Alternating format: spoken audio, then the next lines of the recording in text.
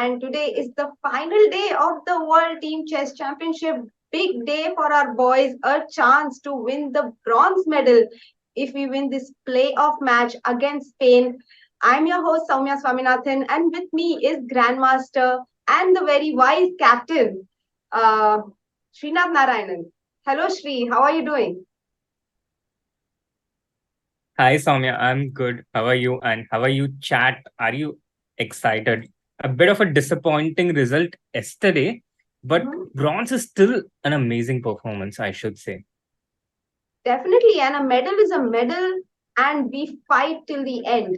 So I definitely am feeling optimistic about today's match, as in the quarters and the semis. Again, this small final, as FIDE has termed it, will also have two matches between the same teams with reversed colors. So first, India is playing white in the first match against Spain. So that means Vidit will be white on top board, Nihal with the black pieces, S L Narayanan white on top board, and the fourth player we are fielding today is Krishnan Sasikiran with the black pieces on board four. Spain's field for the first match is Santos Latasa Jaime on the top board against Vidit with the black pieces, David Anton Gujaro with the white pieces on the second board against Nihal, Shirov Alexei, legendary grandmaster, against the very much informed S L Narayanan on board 3, and board 4 will have a clash between Miguel Ruiz Santos and Christian Sashikiran. So that's the lineup for the round one, and we will also have round two after a half an hour break. And that's how the matches will be decided. In case it's a tie, then we have a tiebreaker in Blitz format. Yes, and the Kerala boys there in high spirits with their captain Vaibhav Suri He and should. the legendary Alexei Shiro shaking hands with our Kerala boys. Oh, that's such a nice moment there, captured on camera. Um, I was going to and say Malayalam Kuttans, but I don't know how many people will understand that. Malayalam Kuttan sounds very cute. And in fact, Srinath, I would like to add that I just realized it yesterday after a broadcast that Nihal and SL are two of the first grandmasters from Kerala, apart from GN Gopal, to represent India. So, not too many people from Kerala playing chess at the highest level, but the ones who play end up representing India, I guess. Yes, Soumya, that is absolutely true. Kerala, for a long time, they didn't have any grandmasters, and then GN Gopal came in. He was the only grandmaster for a long time, Mhm. and now in the last few years, they have not just two grandmasters, but two of the top grandmasters in India who are regulars in the Indian team. Now, the Indian team always had someone from Tamil Nadu at the top for many years, which was due to Anand and then later Shashikaran being in the top three or top two. Mhm. But now look at the team. It's so much lower, the number of Tamil Nadu players. It's Mhm. a bit like in cricket, which was dominated by players from Mumbai for in the Yes, national team for yes, many years. But then the people like MS Dhoni came in, and now we have a team which is represented from all corners of India. And chess is also becoming more diverse within India, which yes. is a very positive development. Exactly. That's exactly what I also wanted to hint and share with our chat, that we have like representation from almost all over India now in the team, and we hope it reaches more corners of our country through the wonderful performance of our boys in this tournament. Yes, absolutely. Do you? And meanwhile, in the chat, Anshika is asking if we have I the song know. today as well. Let's sing it for the crowd, Srinath. I just feel like this would be a good way to open the stream and get the mood going. What do you I'm say? a bit reluctant to give away my singing prowess so easily, Soumya. I feel like they No, have to earn it. we have to. Let's do it. Yeah. Let's do it. Let's give the crowd. what they want. Do you guys want us to sing the song Anshika is suggesting or not? I really think we should go for it. Chat up I your don't want video. to drive away the meager watching that already is. I'm worried that the watching will go to zero if we actually do that, especially with me No, participating, and it might also result in Nihal never coming on this channel in the future. I think it's cool. Come on, Srinath. We should be sporting and let's just do whatever it takes to get the Josh high. Let's get the spirits going. The round is about to start. So here it goes. Fine. I'm going to sing. Srinath, you have to join me. Okay. Okay, okay, okay. If you, So, yeah, for you. dun, dun, dun, dun, dun, Hey, but dun, which song? dun, dun, dun. Nihal's favorite song. Here Oh, goes. yeah. On the road to Trivandrum, coconut oil in my All in my hair, warm warm smell smell of of avial avial rising up rising the up through the air. air. Up Up ahead in the ahead in the distance, I distance, saw a I bright saw a pink bright tube light. pink tube light. My tummy I, rumbled, I felt weak and thin. I had to stop for a bite. There he stood There in he the stood in the doorway, doorway, flicked his flicked his mundo in mundo style. in and I was thinking to myself, I don't I like don't this. like the look of his sinister smile. Hmm. Then he lit up a Need the Petromax, Petromax, muttering, no muttering power no today. power today. More More balloons Malus down down the the corridor. corridor. I I thought I thought heard I them heard them say, say, welcome to the welcome to the hotel. Hotel California. I think we should stop here. Let's stop. This was good fun. And let's welcome our chat to the stream. Once again, the rounds are about to begin, chat. So, jaldi jaldi stream ko like kijiye. Let's cheer for our boys, root for our boys. Rounds about to begin in few seconds. All of them, yes, there we see handshake. And can we get the board on the screen? Yes, and Chad, welcome to California indeed, because S L Narayanan has been winning games after games. Yesterday, even in the semi-final defeat against Uzbekistan, SL won both his matches, and we have the kickoff right there. I I feel that India is a clear favorite in this matchup, Soumya. I I just hope feel that you're India has got a right. stronger team today. Oh, wow. I hope you're right. I personally feel that the Spanish team has also been in really good form in this event so far, having come to the semifinals. No mean feat to achieve. But yes, and I do hope that our boys will prevail over them today. And I think in the Spanish team, the second board, Anton Gujaro, has been their main striker. So definitely their team will be depending on Anton a lot. In ours, SL has been the main striker. I agree with you, Srinath. Let's see how it goes. We will get the boards shortly, guys. Please But stay with us. we can see that it's Ragozin in with its board, Soumya. How many times have we had Ragozin in this tournament? Has it appeared in at least one of the games in the Indian matches? Ragozin has happened a lot actually. Ninzo Indian and Ragozin have been the most popular openings of this tournament. And just give me a minute, Sri, while I try to get the board on the screen. Sure. Meanwhile,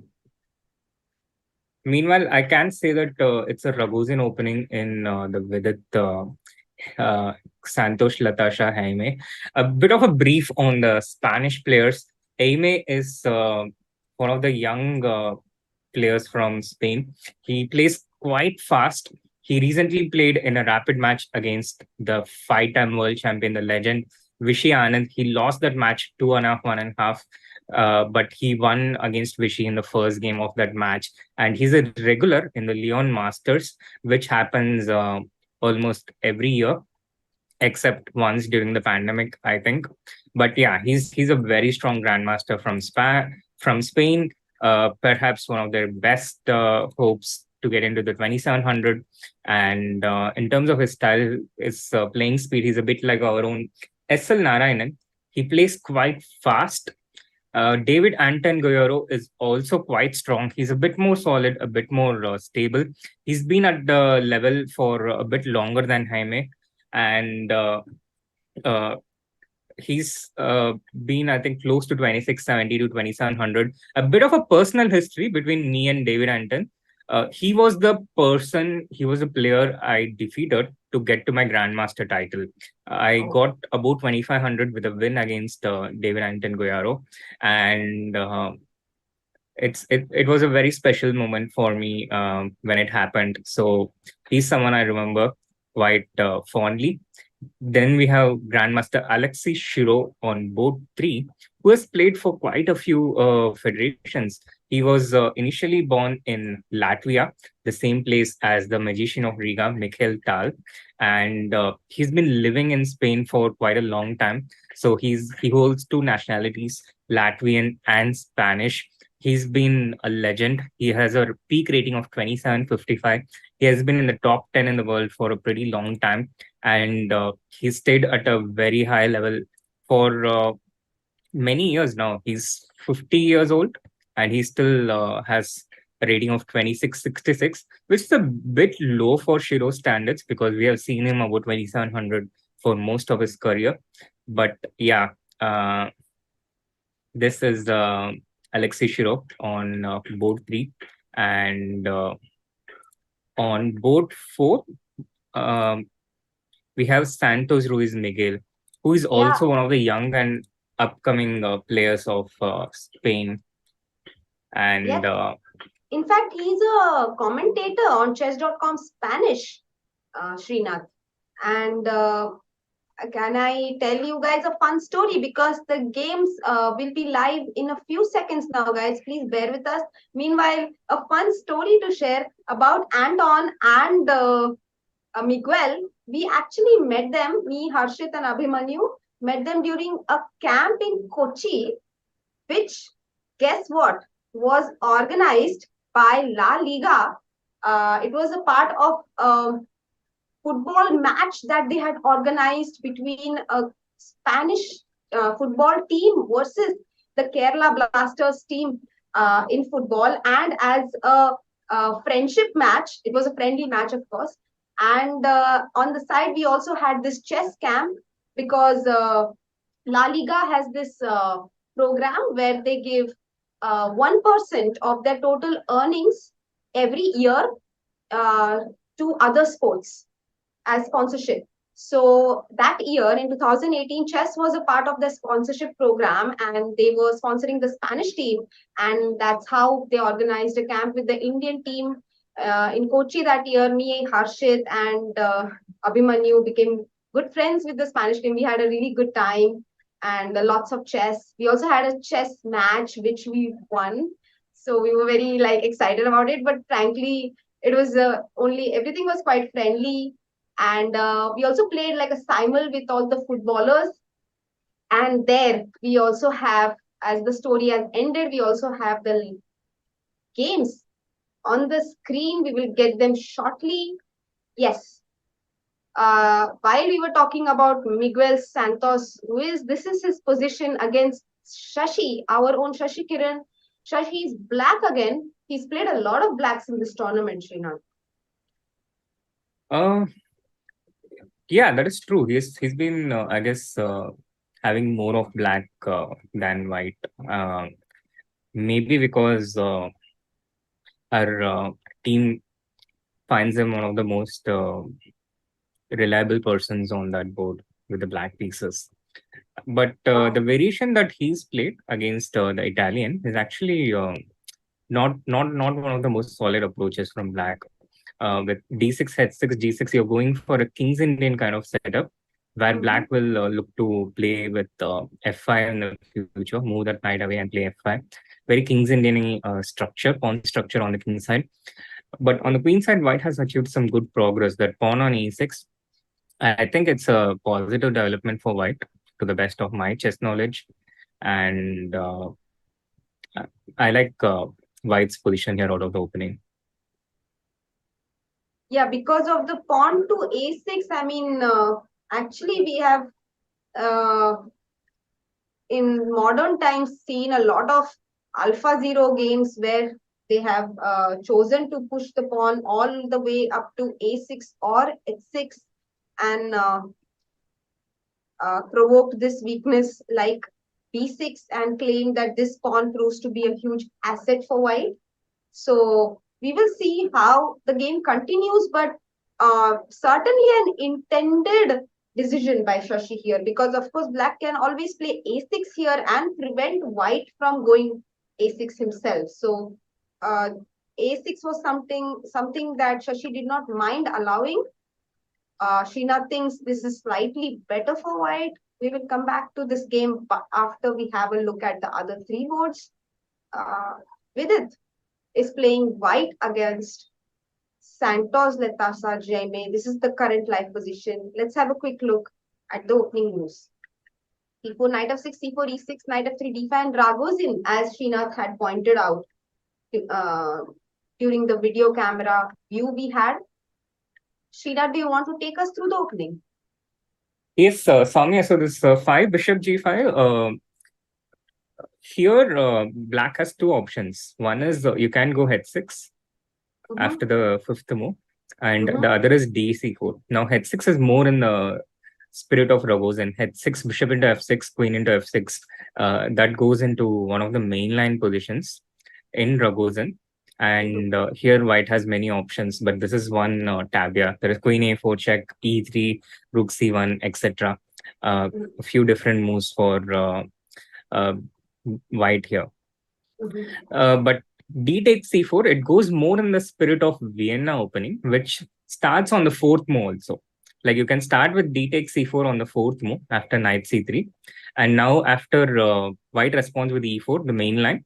After bishop b4, bishop g5, we have this Vienna, one of the Vienna lines. So one option for black is to do this after in a Ragozin model, because now instead of bishop g5, white has an additional option, bishop into c4. And yeah, this is a very dangerous opening. It gives up that pawn, but white gets a lot of compensation. And I think there was a game even in the semi-final in the China-Spain match in this line. It was Lu Shangle against Jaime Santos. So and black avoids this. Win that game, Srinath. Sorry to interrupt you. No, I think they drew that game. Yeah, it was in the first round. All right. So they drew that game. Now, when black starts with bishop b4 on the fourth move, they avoid this bishop c4 line because white goes bishop g5. And now when you take d takes c4, you are already forcing white to go for this version of Vienna where bishop g5 has already been committed. So this is the nuance here, the modern nuance, and why he started the way he did. So e4 happened, and after e4 also there are two main lines. One is the line with c5, which goes into a more which is basically another option, very well explored option, and it is pretty equal for black, but you have to remember a lot. There are a lot of details that you have to remember. The other option is to play h6, where you have considerably less to remember, which is what happened in the game. Bishop f6, queen f6. So white has gotten a formidable center here, but in return, black will have the pair of bishops. And white gets a bit of an initiative here because the pieces are quite advanced. So c5 challenging the center immediately, breaking down that formidable center. Short castle. C takes d4. And now not knight takes d4, but e5, an important insertion. Because if you take knight takes d4, you're basically accepting the breakage of your center, and black will manage to complete the development deficit in one or two moves. So this doesn't set some critical problems. Black will get better here. Black Mm-hmm. will take on maybe c3 and just get bishop d7 and knight c6. Mm-hmm. All And right. black has ample time to do this. So e5 is an important insertion. You play the pawn to e5, get that queen away, and once again, first the knight to e4, not knight takes d4. So what white has done is white has sacrificed a pawn, but we have planted our pawn on e5, and black has absolutely no pieces on the king side. Inevitably, black has to castle on the king side, but has no pieces. And white will try to develop an initiative based on this. So this is the idea of white's opening here. We don't want to take the d4 pawn. We are quite happy to remain a pawn down. What we want is superior development and initiative against black's king. Here, short castle is also acceptable. It's a line. And one of the popular games in recent times is a game between Nihal Sarin against Francesco Sonis in the World Youth Championship 2020, which was selected for a beauty prize award. But yeah, his opponent Jaime, he goes for knight c6 instead. He holds on to this pawn. And for white, the plan is quite straightforward. Queen e2, rook d1, rook c1, and then we try to recapture the d4 pawn. But first, we get our pieces out into the game. Black goes for a different approach. He prioritizes the development of his light square bishop, so a6. And even Vidit is out of book here, so it's understandable that I also don't know how exactly the theory goes after this. But rook a c1, b5. This is the present position that we have, and it looks white has options to regain the pawn. Like bishop into b5 is one move, bishop into e6 is another move. You can take this knight on c6, but probably the opponent knows this. Yeah. Yes. So rook c6, rook a2 would be a huge blunder because of the line that we just saw after queen b5, and we are threatening the bishop and everything. But here, like maybe even castle, and black is the pawn down, but sorry, black has given up his Given extra back the pawn, pawn. but he has safeguarded his king, and he will also get bishop b7 on the next move. So all good. Yeah. Yeah. And so I think I that's why was frozen for a minute, oh, all right. So but I'm that's back. why b5 interesting option chosen by black. Bishop e6 is another way to win a pawn. Again, black will just take it. Rook c6, and here as well, short castle is a move. You have given up your extra pawn, but you have completed your development and safeguarded your king. So that's black's idea here, with it in deep thought, in fact. So we can come back to this game quickly after having a look at what our boys are doing on board 2 and 3. Uh, let's go to SL's game. I think we don't have Nihal's game right now. So let's go to SL's game and we will get Nihal's game shortly. Yeah, we have it. So Nihal's game, Nihal is also black and he has chosen his pet e4, e5 setup. Knight f3, knight c6, bishop b5, a6, bishop a4, knight f6, d3. The closed royal Lopez chosen by white. Bishop c5. So basically, we can go d3 by two more orders. One is short castle, bishop e7 and d3. But in this case, the bishop is already on b7. And the second one is d3. But here we allow bishop c5. But the drawback of going castle is that we also allow the open Spanish, and that's something maybe white was looking to avoid, and hence chose the 5d3 move order. So Nihal goes bishop to c5, developing his bishop on a more active square than e7. Knight c3, d6, bishop c6, pawn into, and bishop e3. So very different approach chosen by white, I would say. Usually white goes for these c3 ideas short castle c3, and these kind of ideas against the archangels, and he wants to get d4 in. But uh, here white chose knight c3 setup, and d6 was answered by bishop into c6 even, giving up the light squared bishop voluntarily to spoil black's pawn structure, and bishop e3. The game has progressed quite a bit, Srinath. So let's continue. Bishop e3, f e3, short castle c5, b3, bishop e6, queen e1, knight d7, rook d1, queen to e7, queen to g3, trying to create some opportunities on the king side with knight h4 and knight f5, h6, preventing knight g5 ideas for one. And d4, white takes a break in the center with his pawn. This is the one of the main ideas in the royal affairs, to break open in the center and take control of the center with e4 and d4. C into d4 taken, e into d4, and e into d4, and knight to d4. So now the position has clarified vastly. White has a piece and a pawn in the center, so he does have more center control. He's also getting his knight to f5. On the other hand, black has solved his problem of a worse pawn structure with c5 and c into d4. And the e4 pawn could be a target in the future because it is isolated. So it is a completely acceptable position for black out of the opening. And with 40 minutes on the clock, I think Nihal also feels so. Yes, a completely acceptable position, Soumya, and a move that comes to my mind is queen g5 here, liquidating the game further.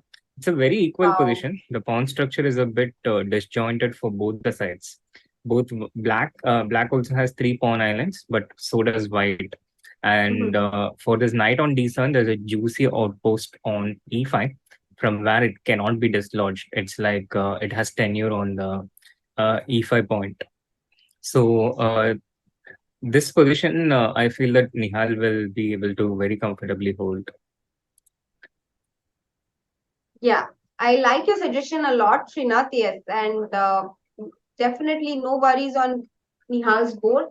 Can we go to SL's board now? SL के board पर भी इतने सारे exchanges हो चुके हैं against Spanish legend Alexei Shirov. Let's just go quickly and have a look at the opening moves. D4, knight f6, c4, g6, knight c3, d5, Grunfeld by Shirov, Grunfeld setup. C into d5, knight d5, e4, knight c3, pawn into c3, bishop g7, and bishop b5 check by SL. c6, bishop a4, castle, knight f3, c5, short castle, c into d4, c into d4, knight c6, bishop e3. The d4 pawn was hanging. We need to support it and develop our pieces. Bishop to g4. Again, black threatens to take and take on the pawn, center pawn. So bishop c6, bishop pawn into c6 and rook c1, attacking black's pawn. Queen a5, queen d2, a2 was attacked. Queen d2 offering a trade of queens. Queen into d2, knight into d2. c6 is still hanging, so but black doesn't support it. Black attacks the pawn on d4 by rook f d8, knight to b3, supporting our pawn, and pawn to a5, threatening pawn to a4, attacking the knight once again and picking up the pawn on d4. So that's the live position on the board. Doesn't look like it's a very SL comfortable position for black, no?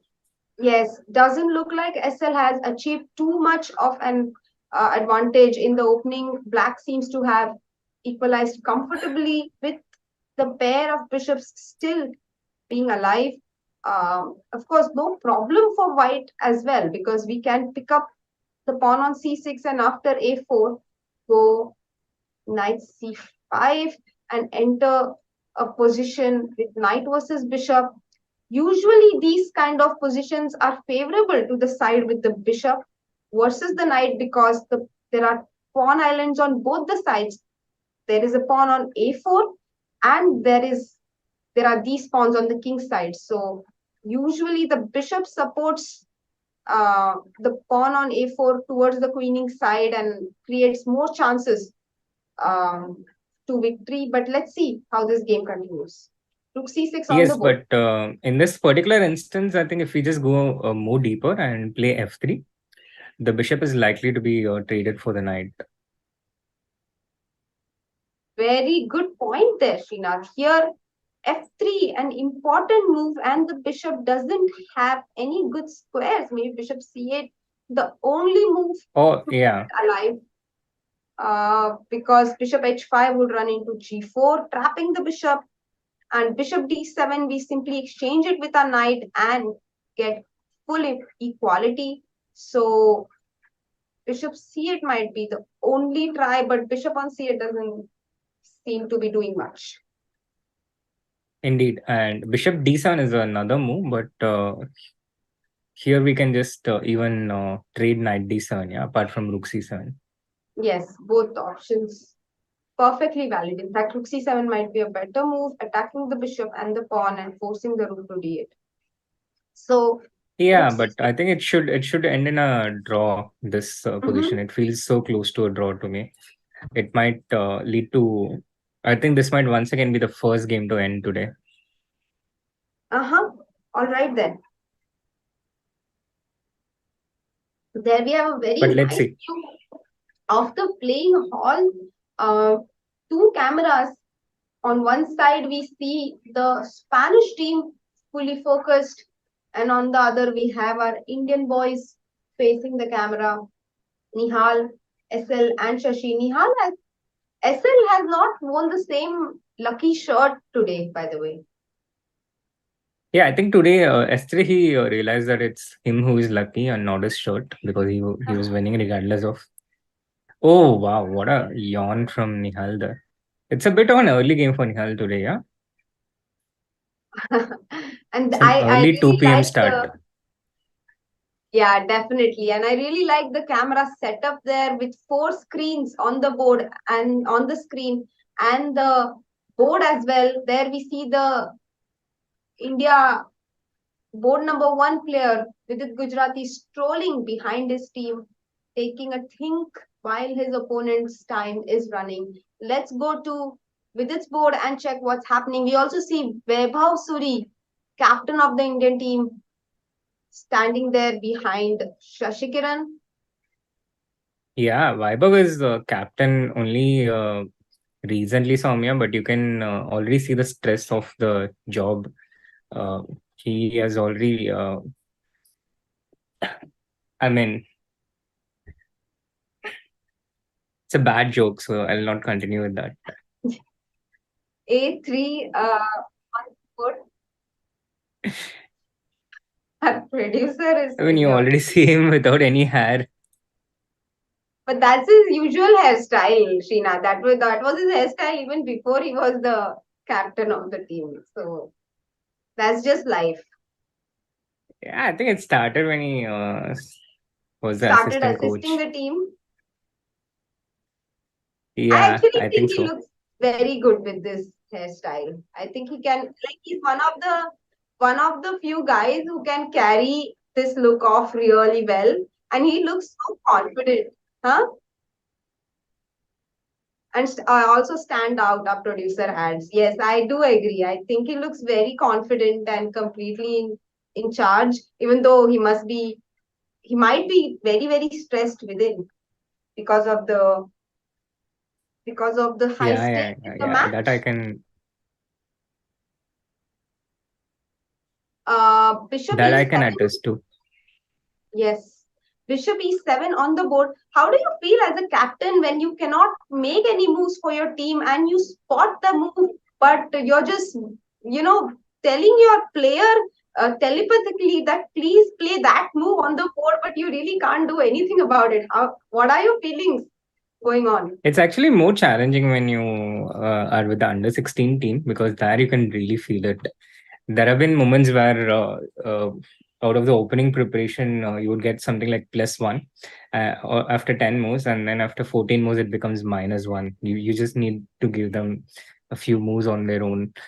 Uh, with with the national team, it's usually, I think, more or less stable. I think being the Indian team coach is one of the most it's better than a lot of other teams because we are quite solid. We don't lose that often. Yes, we do lose sometimes, but it doesn't happen that often. And the level of plays of very high standards in general. Like even yesterday, if you saw, it was not like we were able to point out any obvious mistake. No, like we are here with Stockfish and evaluation bar, and we are able to point out stuff, but it doesn't happen so obviously. So I think being with them is it, it's one of the better things. I see. I always get very stressed out whenever I have been the captain of my team, let's say national team.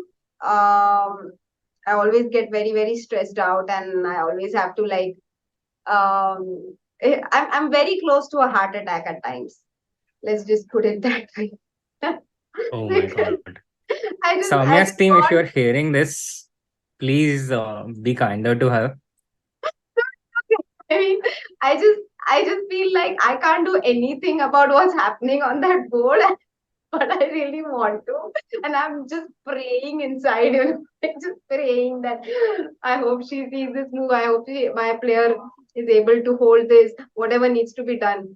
So I get completely stressed out. Rook c6 on the board, Srinath, and white has recovered the pawn which was sacrificed, and the d4 pawn also looks weak. So I feel like white has something to play for in this position going forward. So how does it go actually? Castle, you cannot take queen b5 right away because of bishop d7, right? Oh, is Castle not yet played? Castle has been played. I don't think it's on the screen yet, so probably it's played, but the moves haven't been Yeah, transmitted yet to the server.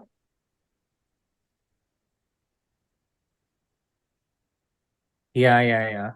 But yeah, Castle Queen b5 cannot be played because of Bishop d7, the skewer. So for this reason, it is it is possible for Black to castle.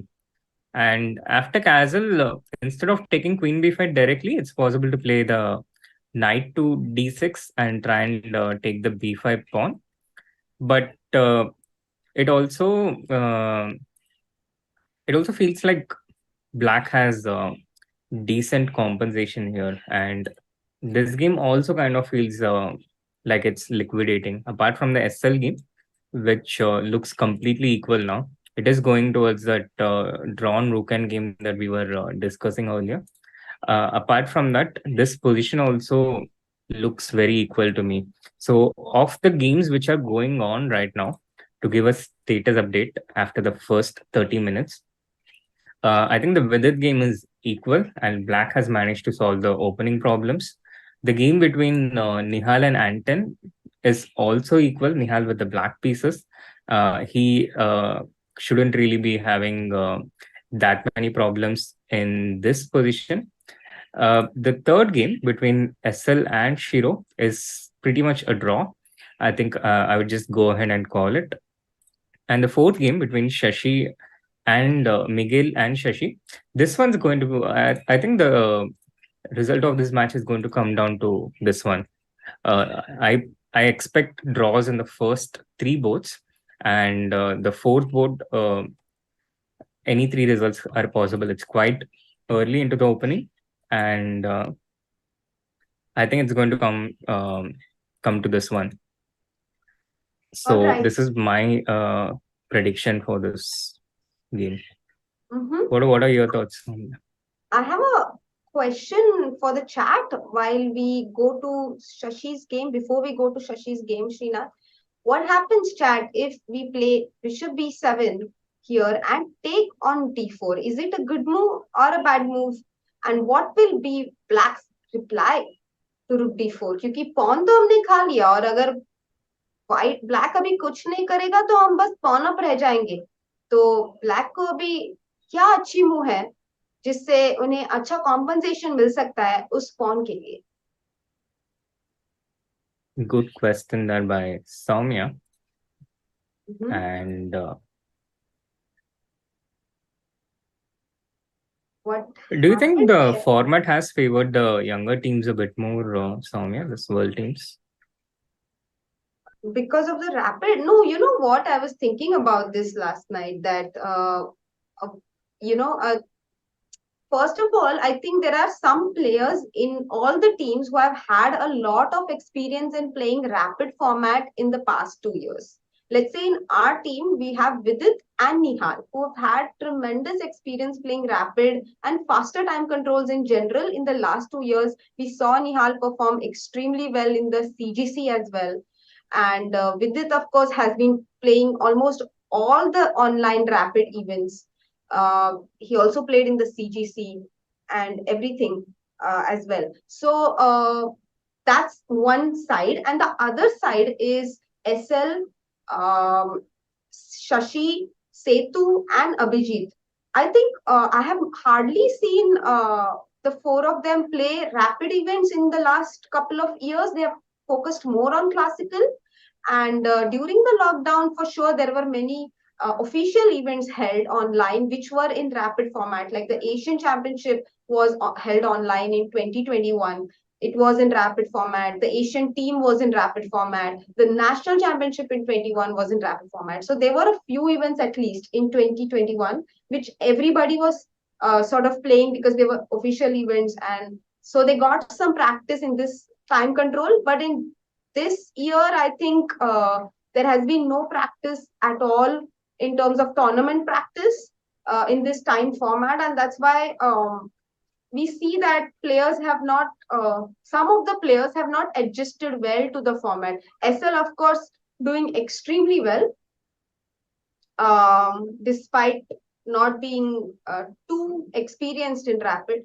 But I feel like some of the players have not adjusted to this format at all. What do you say, Srinath? Uh, I think you have a very valid point there, Soumya. Mm, And for sure, Shashi, Setu, and Abhijit, it's not just that they haven't had a lot of rapid play practice in recent times, but they're also very classical players. If you look at the way they have trained through the years, and just like how Aristotle once told, we are what we do. Similarly, a chess player is basically what they have trained in their years. mm, And the training that these players underwent was very geared towards classical chess. They were very classical players. So, for example, solving positions, taking time, calculation exercises, they were all geared towards playing classical chess. It's the same with Vidit also. He was trained to play classical chess through his formative years, his first 20 years, mm, 25, 30 years. mm, And the other guys, the younger generation, their training has not been exclusively geared towards classical chess. By the time they were grandmasters, already a lot of elite events started in the rapid and blitz format. For example, the Grand Chess Tour, the Tata Steel tournament, which is upcoming, they're all in rapid and blitz format. So their training from the initial years itself was a bit more universal, not just towards classical chess, but towards also towards quick decision making, intuitive decision making. And yeah, I think this makes a lot of difference. So you can't expect someone at 30 years old or 35 or 40 to quickly adapt in 2 years what they have trained for 25 years. And yeah. I think that has a very important effect. Yeah, and one more point I wanted to add, Srinath, on the same lines is actually World Blitz and rapid events became so strong and popular only in the last one decade. Before that, nobody was really, I don't even know whether they were being conducted by FIDE, and even if they were, the prize money was not this high. So they were not considering it as a very important title, But now, ever since Carlsen's reign has started, let's just put it that way, World Blitz and Rapid is an event everybody looks forward to. And so players are of this past decade, are automatically training in Rapid and Blitz also as seriously as classical. So it's more like how, IPL changed how everyone looks at T20. That's exactly what happened. Yeah, but what is your preference, Soumya, as a player? I, of course, prefer classical because that's the format I have trained in the most. And in fact, I did not even play any Rapid or Blitz much, I think, until 3 or 4 years ago. And only now, like, because I have realized that yes, Rapid and Blitz are such a big part of our chess calendar now that I mean, obviously, it's like almost a forced decision that you must be at least decent at it. And if you're not, then you must try to become decent. Otherwise, you will lose out on so many opportunities. So, um, and also, of course, with online chess, I think Rapid and Blitz is the way to go. I don't think online, like all the tournaments that are being held purely online, they will always follow faster time control formats. So if you want to have a chance in playing those tournaments, then you need to be good at faster time controls. Yeah, true, true. Yeah. Yeah, it's very much possible actually. But I mean, if you just look at what happened in cricket, it's very much possible that Rapid and Blitz is the future. True. In fact, I think it's already becoming a bit in the present. Yeah, I mean, in online chess, yes, but even in over the board chess, I mean, I think the number of classical events are going to reduce as the generation shifts. Yeah, I agree. So bishop d3 on the board, and very very interesting. I mean, I just keep on drawing arrows around the a6 pawn because I just want black to take it somehow. Knight e8, knight c7 is a plan, and we just gobble up the a6 pawn for free. Why else have we allowed white to force us into such a passive position with the knight on b8, bishop on c8, rook a8, rook f8? कुछ तो compensation होना चाहिए. सारे pieces पीछे हट गए हैं. That pawn is So like Abhimanyu, no? It going has into gone all the way opponent camp. inside to a6, but yeah, not Puranik, of course. I know.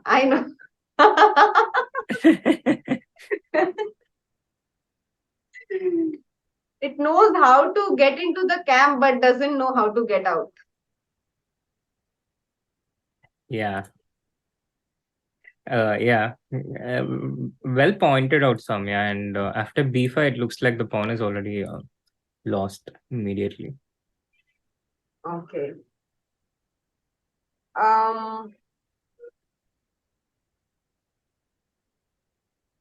There was a question in the chat which Srinath answered on the WhatsApp group. How do these players manage the fitness part? And Srinath was like, mostly they don't. Yeah, it's incredible because our top players, they are mostly under 20 and they can do anything and they still have energy. They skip breakfast, they skip lunch sometimes, and they don't even feel that effect at this age of what they're doing. So it's incredible.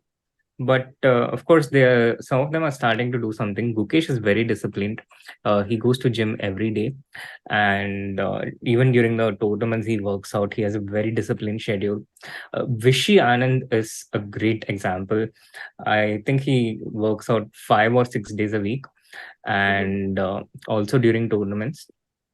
Recently, we all played table tennis with him in the European Club Cup, and his fitness was just amazing. He was just so quick with his movements, his reflex. He just you just couldn't feel his age. It felt like someone in their 20s or 30s, not someone who is in their 50s. So some good examples, of course. Vidit is usually constantly active. He's always very careful with his diet, his exercise. And on the other side, I think we have Nihal, who's the representative of the sedentary class. He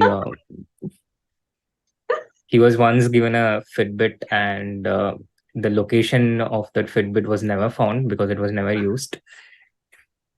And Arjun is somewhat in the middle here. Huh. So this is how the different players manage their physical fitness. But it's Well, I'm producer is not one of the asking, players, what about you? but I'm also more towards the Nihal group than the Vidit group. I have always felt that as you grow older, maybe yes, I do agree. When you are below 20, one of my former coaches used to say this: when you're below 20, you can even eat a horse and still be completely fit the next day. Like it doesn't matter at all.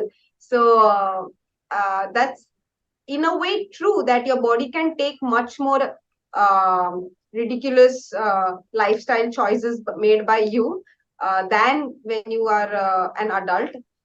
So once you start aging, I feel like about once you're about 20, you need to in fact put much more effort into your fitness than you used to before. So Yeah, I think when you're about 20, you have to put much more effort into everything in life, and your returns are lesser, somewhat lesser. very pessimistic. I completely disagree, but to each his own.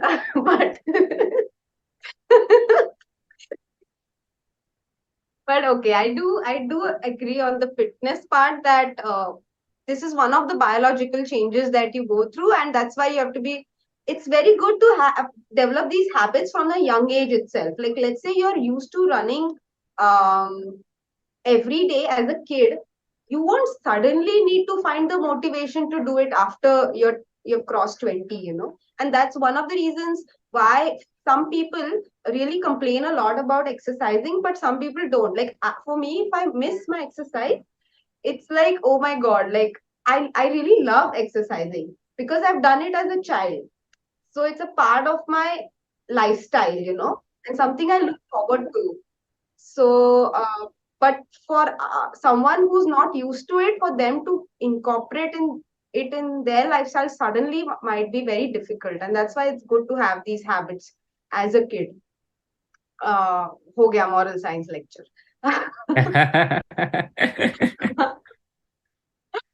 So Nihal Nihal versus Anton का game, ये क्या position है? Night E6 पर आ रहा है, but हमारा night भी तो आउटपोस्ट पर बैठा है. I think very dynamic position here between Anton and Nihal.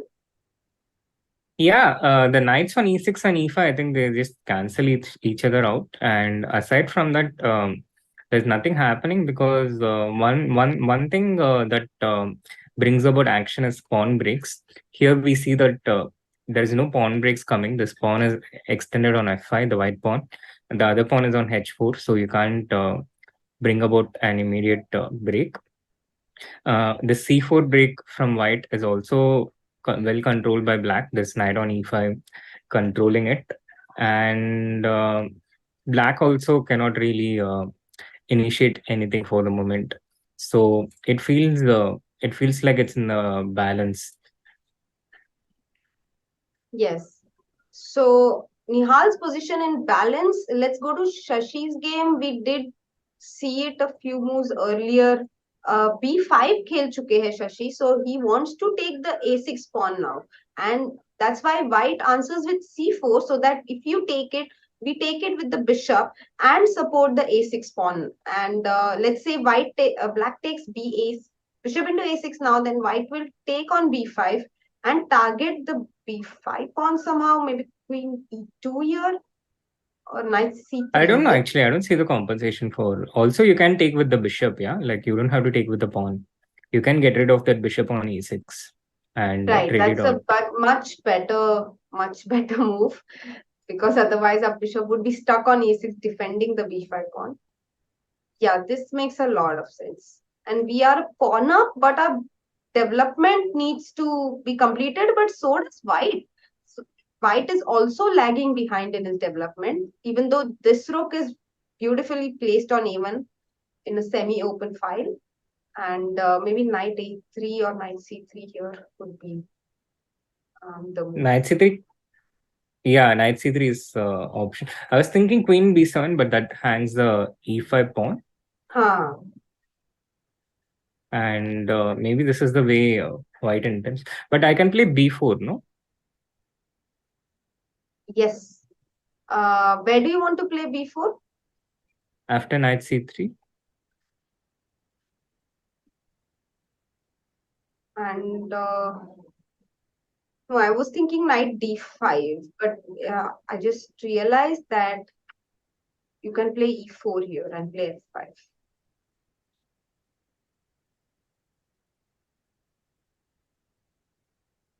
Yeah, this looks uh, this looks fine for black. Mm-hmm. In general, this looks fine for Shashi. I'm curious why he's spending a minute on bishop takes b5. I think it's a fairly obvious decision because c takes b5. Just yeah, he finally takes it. Yeah. Yeah, these are the questions I'd be asking if I was the captain. What are they possibly thinking about? Why isn't he taking? He has only 20 minutes. That's one thing that can drive a coach crazy, that when your player is going so low on time and they're thinking and you're like, oh my god, your time is getting low, please play the move, please play the move, but then they continue calculating and you're just helplessly watching. So bishop b5, and we do like Shashi's position here, but the game is wide open. It could be anybody's to take. We will come back to it. Um, let's go to SL's game versus Shiro. We haven't looked at it for a while. Rook c2, rook c4 played. SL के game में तो रोज हर रोज night versus bishop ही आ जाती है board पर. Yeah, which also uh, reminds me how the tournament hall is beautifully decorated with the pieces, and yesterday when there was a knight versus bishop, oh yeah, that is a possible plan for white to just go and take the a4 pawn. Yesterday, when there was a knight versus bishop situation, there was exactly a knight and bishop in the camera as well. Oh, In I really? think Vidit's game against Yakuba, yeah. And I was Oh. like, wow, so these guys are like amazing at production. They even have a visual representation of the board. Oh, yes, I do like the pieces. In fact, I hadn't noticed them these many days, Srinath. Only when you pointed out, I realized that there are these piece cutouts, and they look very, very nice indeed. Um, and also make for good picture props. You can go and take a picture with one of those piece cutouts and have it as a nice memory. I remember when I first played a world championship uh, match like this. It was this knockout format, World Cup format, basically. This was like 10 years ago in Khanti Mansis, and it was so nice. They actually had a chess themed dance for the opening. So they were little kids dressed up as pieces, and I took a picture with a pawn. She was so cute. I still have it, and it's a very nice memory. So these small things actually add up to good memories much later in life. Absolutely. It's a pretty popular theme also in general to have kids dressed as chess pieces. Recently, there was an event in the Velamal school where everyone studied, Gukesh, Prag, I myself, Setu, Karthikeyan, and Murli, and there also they had this event where the kids were dressed as chess pieces. Very cute. I did see some pictures on Setu's Instagram account. Guys, you can also, if you are not yet following Setu or any of our other players on their social media, do go and have a look at their social media profiles and consider giving them a follow. They would be really happy to see more support from you guys. And also they keep sharing all these nice stories, so you can get a lot of BTS from tournaments if you follow players' Instagram accounts. Absolutely, absolutely. Meanwhile, do you think we are going to have whom do you think will make the first result of the day, Soumya? Are we considering only our team or also China Uh, versus team? yeah, I think primarily our team. Also, I what is think your prediction on the final? so. Our team, I think SL's game will be the first one to finish, and I'm hoping it will be a win for him because we saw this plan, and I cannot see what is Black doing against it, even though it might be. He's already doing something. So he has placed his pawn on e5 in the Uh, present position. And when you go and take the a4 pawn, black will just keep the bishop on c6. So you take the a4 uh, pawn, he'll take the e4 pawn. The okay, other king will be on d6 and bishop okay. on c6. So let's imagine, play some moves. King e7, king c3, king to d6, bishop king b4, just on time to protect our knight on c5, bishop to c6, knight to a4, bishop c3, and knight to c5. Oh, sorry. No, don't We give up want the to g2 protect pawn. our g3 pawn. We don't want to give it up. Yeah, it's So not the b3 pawn. maybe bishop c2 looks, or bishop d3 also seemed nice. Okay, bishop c2, knight c5. Actually, And I would prefer to keep that bishop on d5, just overseeing both the diagonals.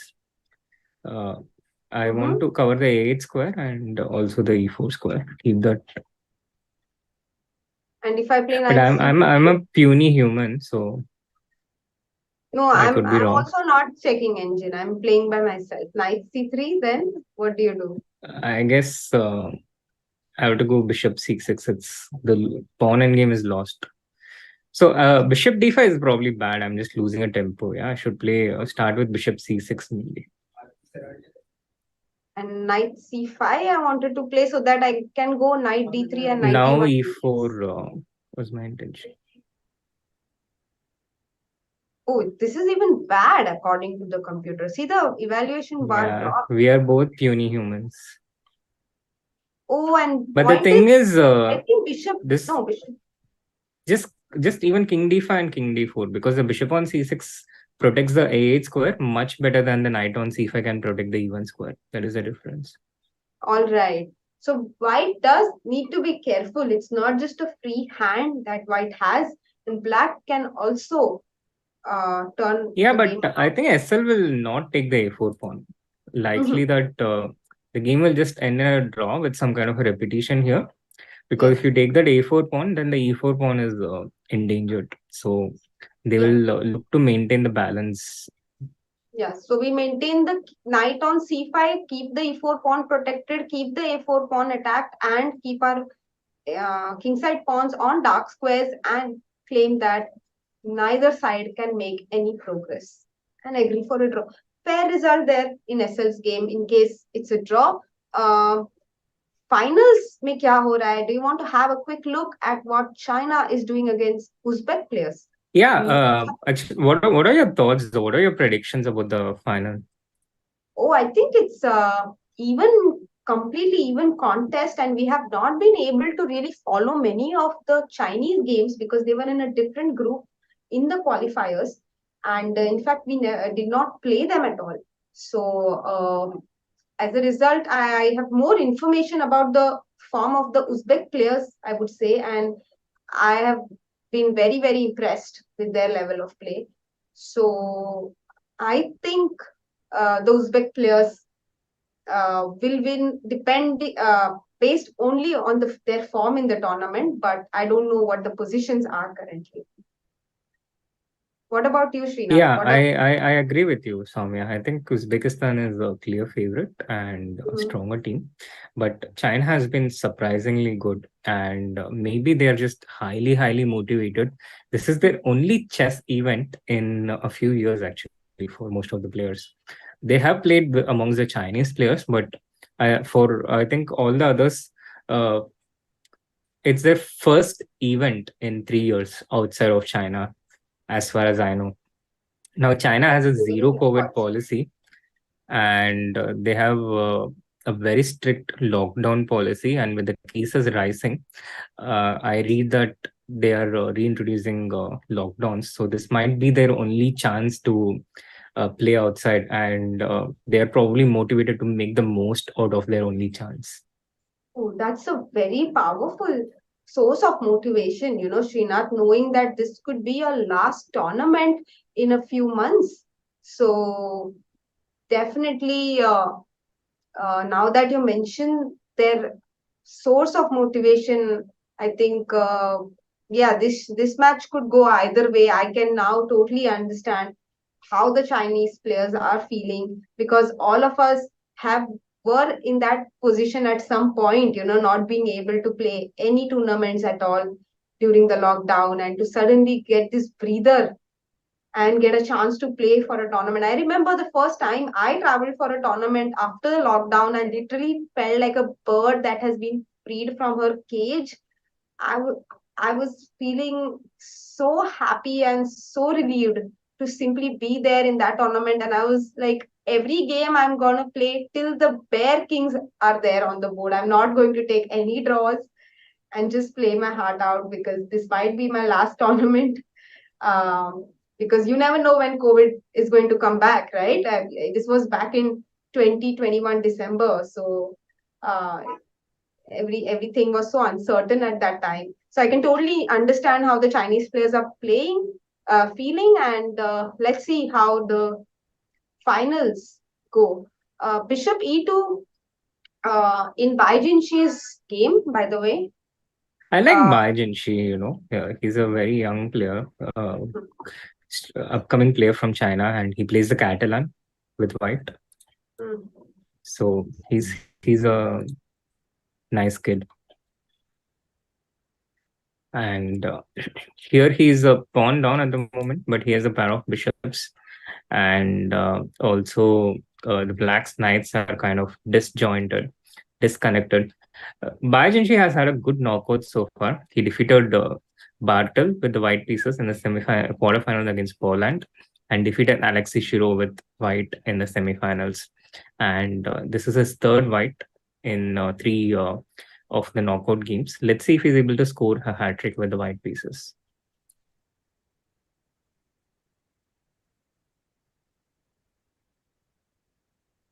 yes. Meanwhile, we have a full view of all the players, and this is the final going on. All the games look super balanced today. Yesterday there were we saw that people had an opening advantage in many of the games, but today at the end of the first 1 hour, it all feels balanced. All the games are in balance. No one particular player in the final is clearly better against the other, which is a bit surprising. Here also, it feels like the fourth board might end in a quick draw. Wakido against Leedy, and Leedy has 30 minutes remaining. He's played super fast. So he has been, I think, one of the secrets of China's success in this tournament. Although he has had a bit of a mixed tournament, he lost in the quarterfinal against Poland, but he won in the quarterfinal against Spain.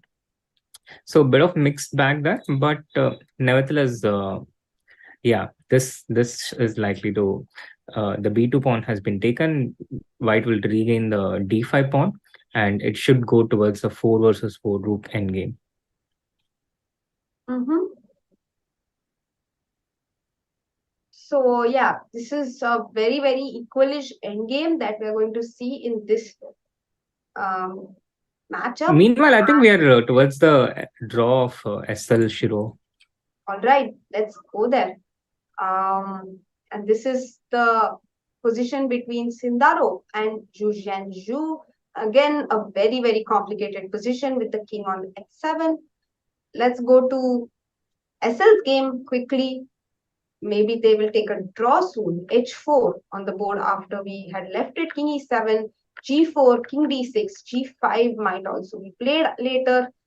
Bishop d3, king d3, king c5, g5, king b5, king c3, king c5, king d3, and there is no break for either side. You see, this pawn controls these two squares, this pawn controls this square, and this king controls this square. So there is no entry for the white king into black's camp, and this pawn controls these two squares. So no entry at all. There is no breakthrough for white or black, and they have agreed a draw.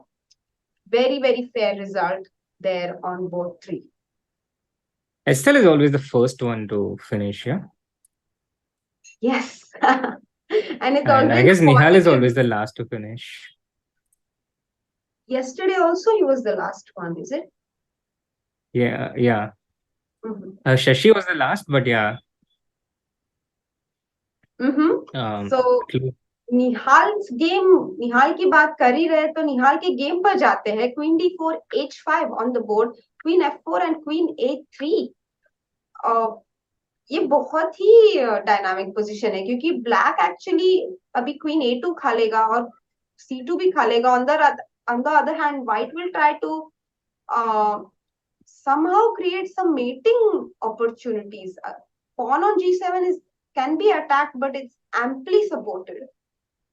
Do you think black is better now, Srinath? Because we want to attack the h5 pawn as white, but there is no square on f3 because of the knight on e5, which guards f3 very well. And going to f2 with the queen could be the only idea. To protect the c2 pawn, but that would still lose the a2 pawn, no? No. Let's say abhi queen f2, queen a2 and queen e2. My idea is to take on h5. If I just prevent that idea with knight g4, then you play rook Yes. a1 and take on a6. Okay. Yes, knight g4 is a good move. Queen rook a1, queen b2, then rook a6 might be the way, but then queen. This feels queen dangerous. d4. Yeah, this feels dangerous for black. For white, I feel like the king side is so exposed. Queen c3 and queen g3.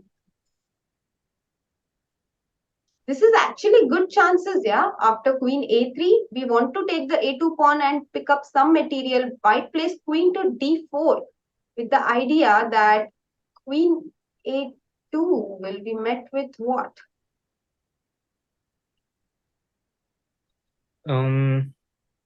Rook a1 is not queen possible c3 here, chat, because queen into c2 हम और एक pawn ले लेंगे और फिर b3 भी hanging है तो हमारी queen कभी भी trap नहीं होगी. And there is always a square on d3, g3, lots of squares for our queen. So we don't need to worry about trapping our queen anytime. Queen d4, queen a2, queen c3 suggested by Srinath. Attacking the c6 pawn, but defending the no, c6 we're not pawn attacking the more c6 pawn. importantly, and keeping the with the threat of rook a1. So maybe queen a3 is the only move here to counter rook a1 with queen d6, and then you take on a6. Yeah, this is a good suggestion, Srinath. Really nice idea for white. Thank you, Soumya. So this could have been what Anton has in mind against queen a2. Does black have any better moves? Because queen a2 हम रुक भी सकते हैं, हमें immediately खाने की जरूरत नहीं है. So we can also play some more useful move in this position. Maybe rook b8 is an option.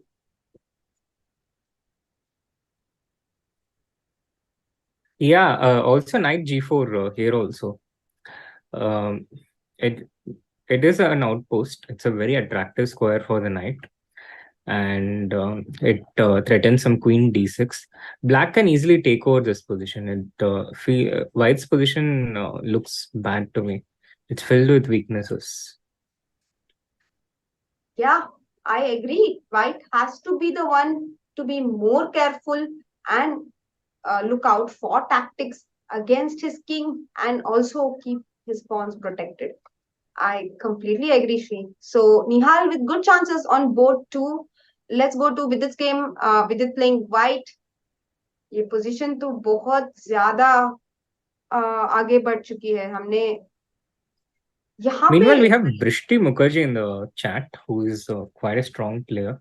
So we have at least two strong players, Aradhya Garg and Brishti Mukherjee. Shout out to them. Also, Padu was in the chat a while back. I don't know if she's still there. And she'll also be joining our stream for the round 2 of the small final match. Yeah, she's still there.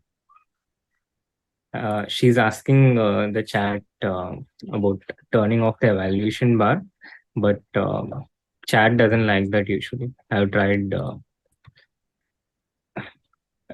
a lot.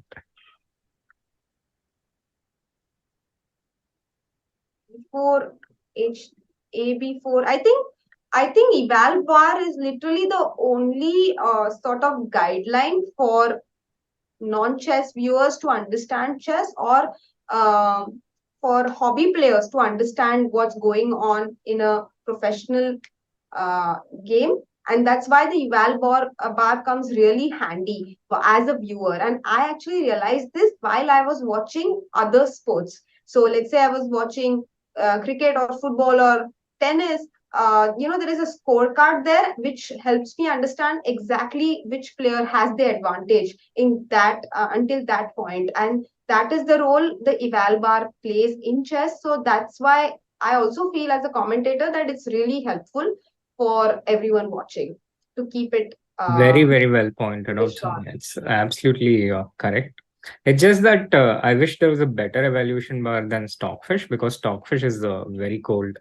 It is it doesn't really give the picture of what is going on. Oh, knight c4. Oh my god. Paddu only is asking question and she's only voting for the answer.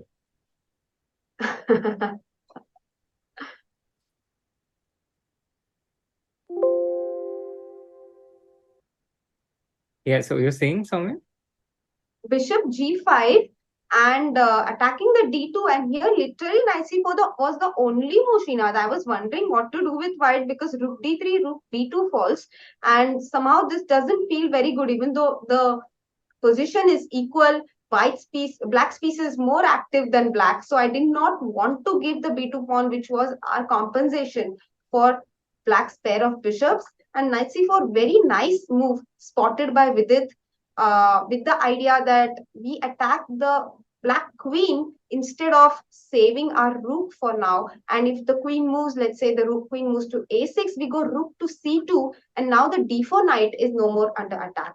In this position, rook c2 was not possible because rook into d4, rook d4, queen d4, हमारी piece जा रही थी. Actually, यहाँ पर भी knight b7 है, but maybe bishop g2 here. Bishop g2 here is possible actually, and this would have been very dangerous. Yeah. Also, I'm not sure if even after queen d4, if black is worse. So maybe even after queen d4, knight b7, it feels like either the b2 pawn or the e5 pawn should fall. Yeah, at least rook b8. Yeah, I was thinking rook b8 and then bishop f4. Both the moves are possible. Rook b8, attacking the knight, and once the knight moves, we keep b2 under pressure, and bishop f4, bishop e5, and even rook a8 looks like a good idea here. Rook 8 actually looks strong, yeah. It looks like a killer blow because rook a1 is a threat. White cannot play rook c1. And if you play something like queen e1 or queen f1, okay, let's go queen e1 and it's black to play. And let's ask chat if they spot this move, because this is a very beautiful. A very very nice question there for the chat. Chat, आप यहाँ पर क्या खेलेंगे? ये बहुत tricky move है. जरा सोच समझ के आंसर दीजिएगा. What will you play here as black to completely clinch the game in your favor? Meanwhile, a bit of a mixed comments on chat. Alan Watts wants it on. Suma Shastri wants it on. Padmini and Brishti, or stronger players, want it off. But I think Alan Watts clinches it with this argument that the streams should be directed towards the general audience and not just the experts, and therefore on. And I completely agree with that.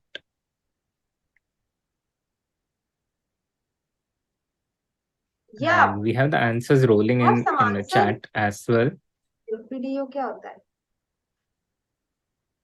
What is LPDO? Loose pieces. Oh, loose pieces drop off.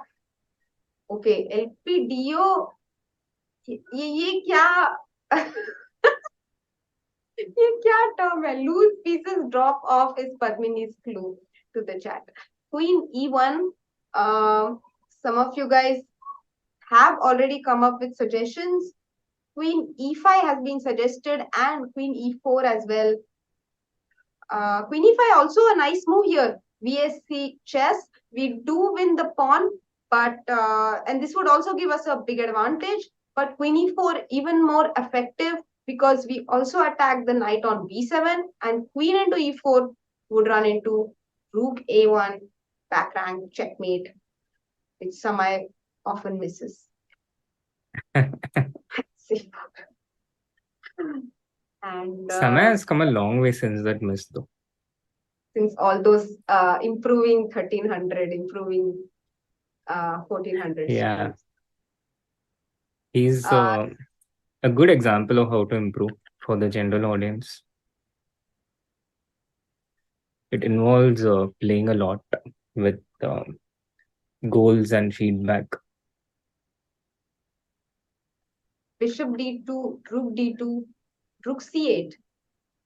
Queen F1 was played, Queen A5, and Rook C2. So Now, none of the variations we showed actually happened on the board, just for the chat, क्योंकि नहीं तो बहुत वो जो variation हमने दिखाया था वो बहुत ही अलग डायरेक्शन में गया था. रूक C2 के बाद दिखा रहे थे हम, but here Vidit chose knight C4 attacking the queen, rook into C4, queen C4 exchange गया है ब्लैक का, पर उनको फिर से मिल गया after bishop D2, rook D2, rook C8 with the idea of rook C1. So queen F1, very important move there, covering the C1 square, queen A5, attacking the rook on D2, rook C2, rook into C2, knight C2, and queen into E5.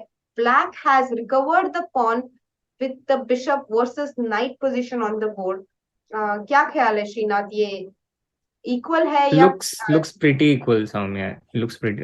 Vidit can still make a few more moves. He'll play queen c1 here, I think, and defend the b2 pawn. And he'll have this outside passed pawn, but this b7 bishop is also quite powerful compared to the c2 knight, which is a lot more limited in its mobility in this position. And Vidit was just looking around at some of the other boards. So I think he'll try to keep the game going for just a bit longer.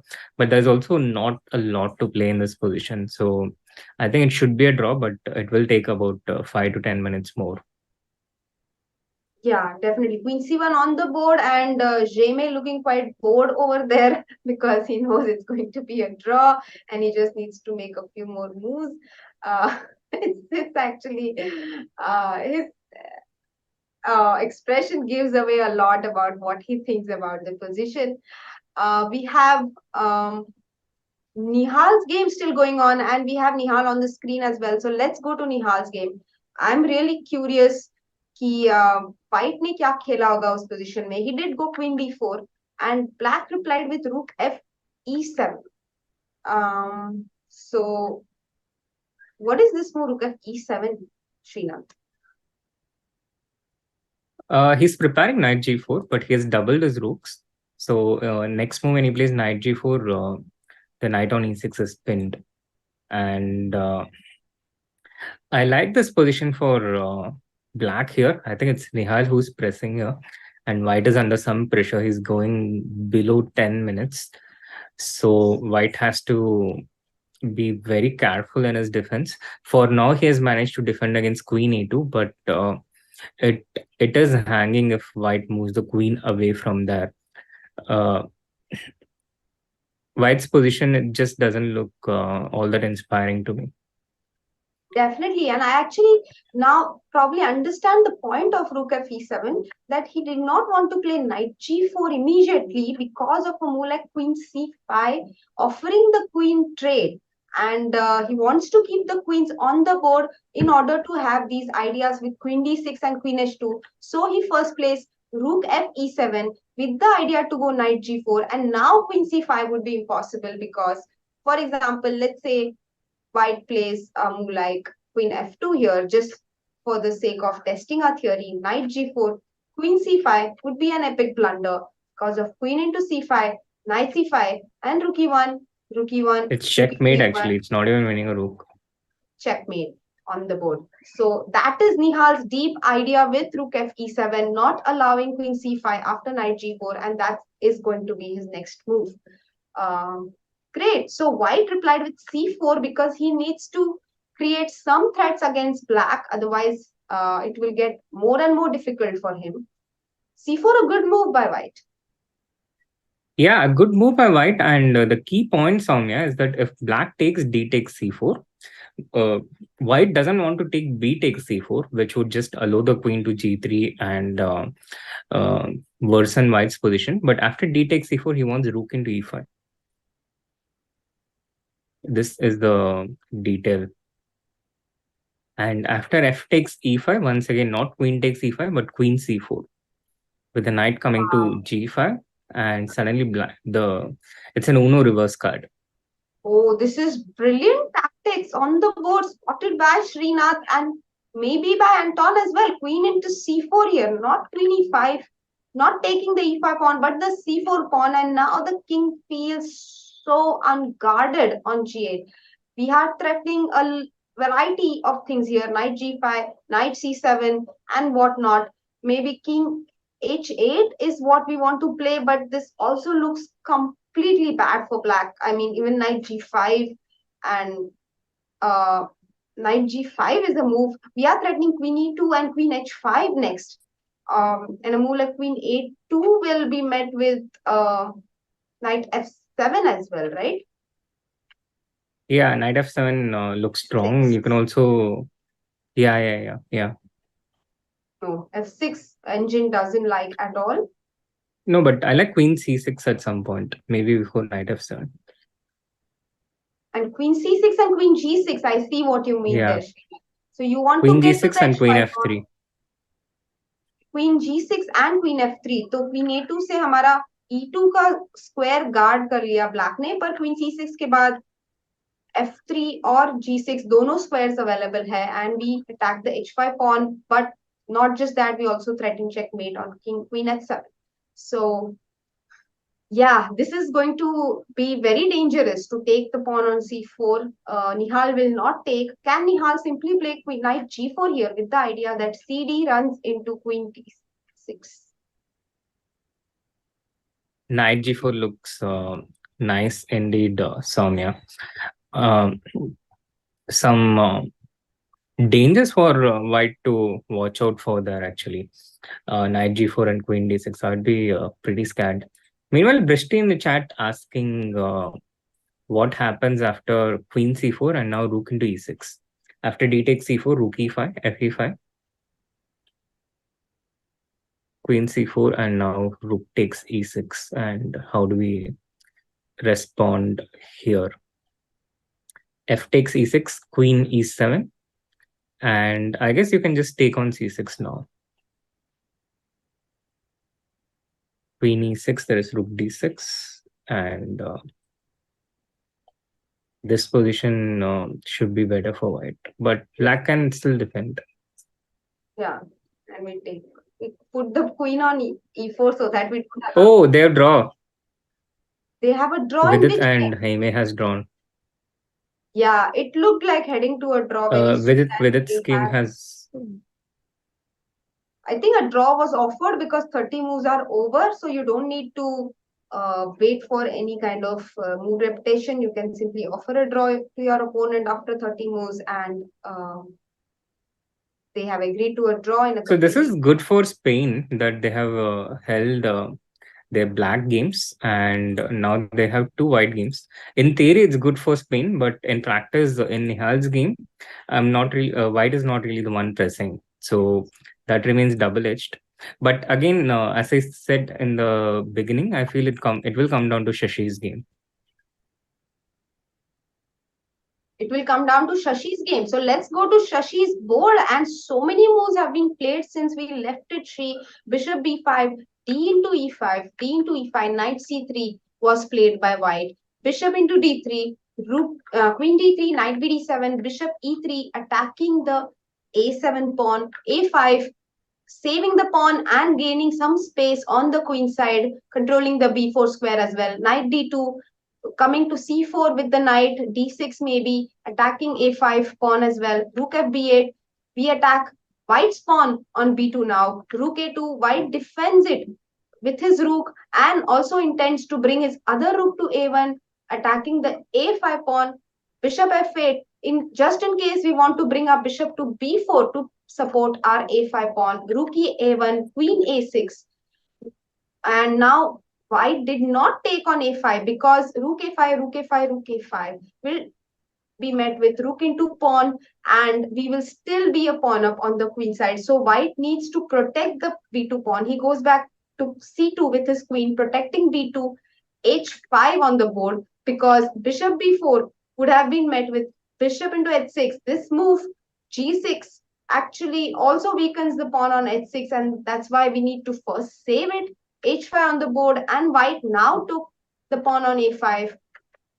Rook takes, rook takes, rook takes, bishop b4, completely equal position, equal material on the board now. Rook a6, attacking our c6 pawn, bishop c5, knight d1, bishop into e3, rook into c6 will be met with bishop f2 check first, so knight e3 on the board, and it's a little difficult to protect this pawn. We play rook b6 with the idea to protect the pawn and exchange more pieces.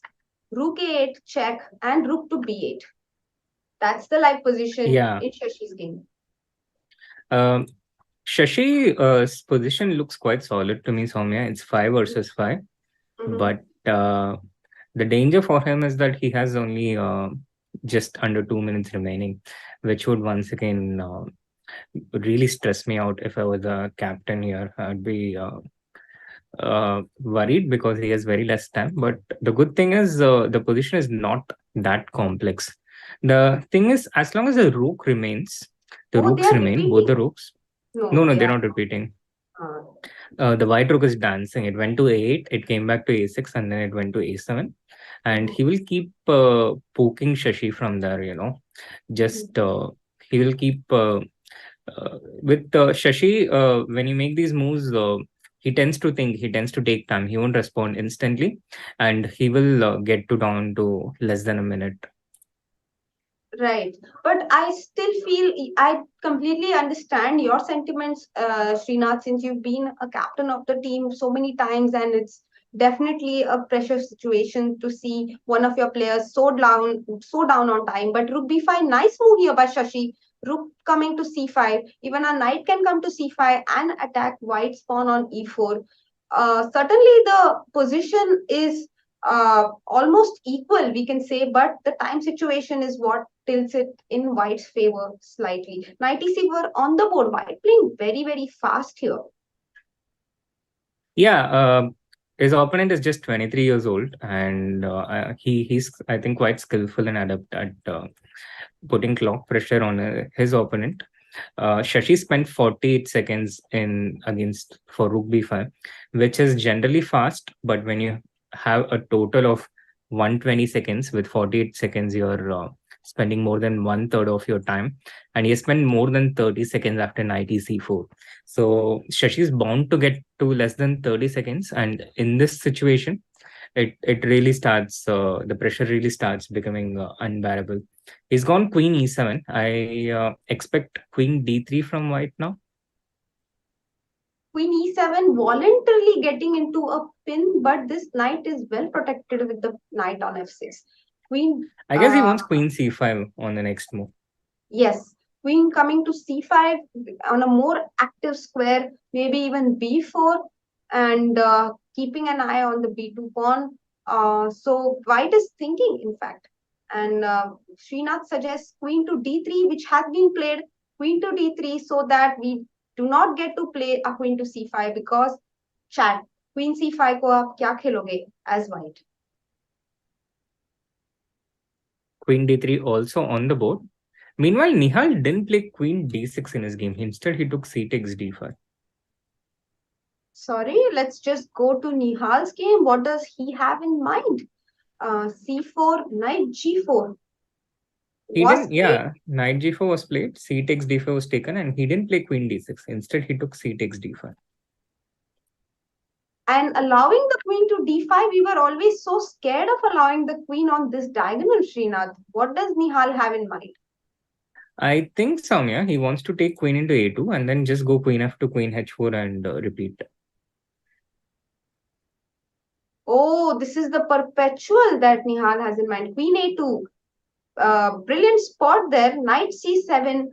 Discovered check. King h7. Rook e7 is one idea, but knight e8 might be slightly better. Actually, this is completely winning for black because chat, आप यहाँ पर क्या खेलोगे और कैसे जीतोगे? आपके team के लिए एक पूरा point, knight e8, and how do you continue here as black? Good question there for the chat, Soumya. Although Nihal is still thinking in this position, so he hasn't taken queen into a2 yet.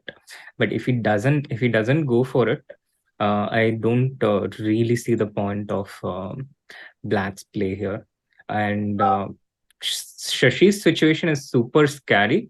So if Nihal asked me at this point if he can take the draw, I would just shake my head very clearly. I would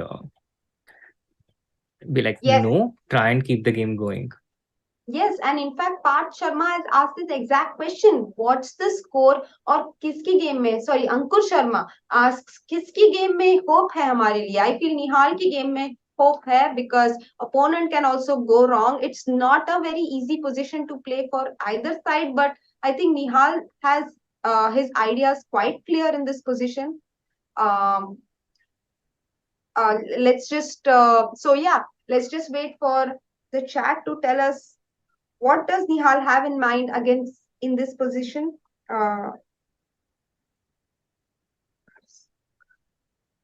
Yeah. With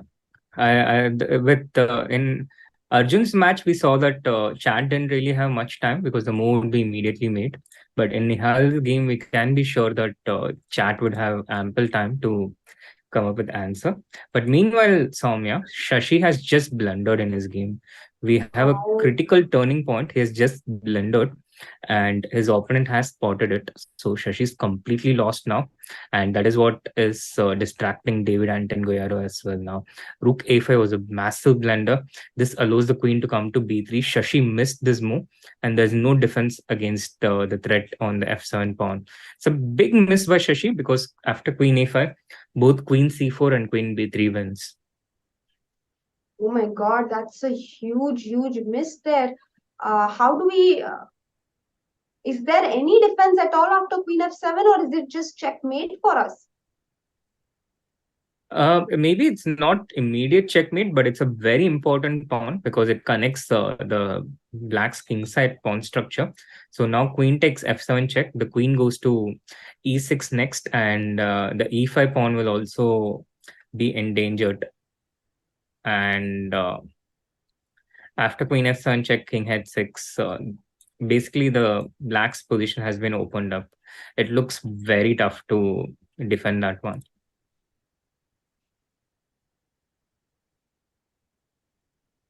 Nihal, meanwhile, still hasn't made his move. He's I don't know. Is he looking for the captain? What is he looking for? He was looking on the other side a bit. He's certainly not looking for the captain because the captain is right behind him. So what is he looking for? He made his move. He took queen takes a2. Now it's David Anton's turn to try and find a way to make a draw, but it's not so clear, no? Maybe the game is still on. I It's completely not a feel draw. this game is on, and Nihal has good chances to win this game as well, because this could be anybody's game, to be honest. Absolutely, absolutely. It can be anyone's game, but white needs to draw, black needs to win. It is clear. And in a way, that's a good thing for Nihal because he knows exactly what he needs to do. If there is any situation where there is a forced draw, he has to choose the alternative now. And that just clarifies things for Nihal. So maybe he can do what Uzbekistan did yesterday.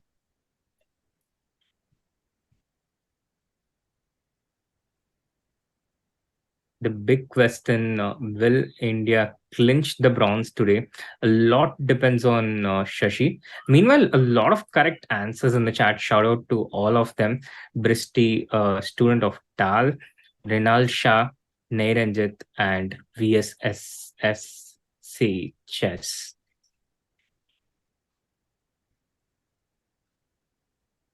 Queen into A2 taken, and it's a long thing for David Anton, which is it's not an easy decision for him. But I think the simplest move would be to play something like Rook D2 and cover the F2 point. You just don't want to allow that queen to F2 and take queen into H4.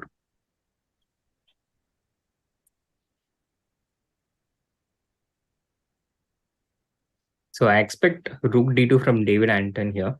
Meanwhile, we can also see the background of Shashi's board. He's completely lost. He's losing his queen, and we have resignation on the board. So it's 2-1 up for Spain. They have drawn the first blood, and it's all on the Nihal Anton Guerrero game right now. Where there you see the finish in the Shashi's game, the discovered attack due to which Shashi has resigned, and it is totally down to Nihal's game. If Nihal wins this, India would equalize. If Nihal is not able to win this, then India go into the second leg at a disadvantage.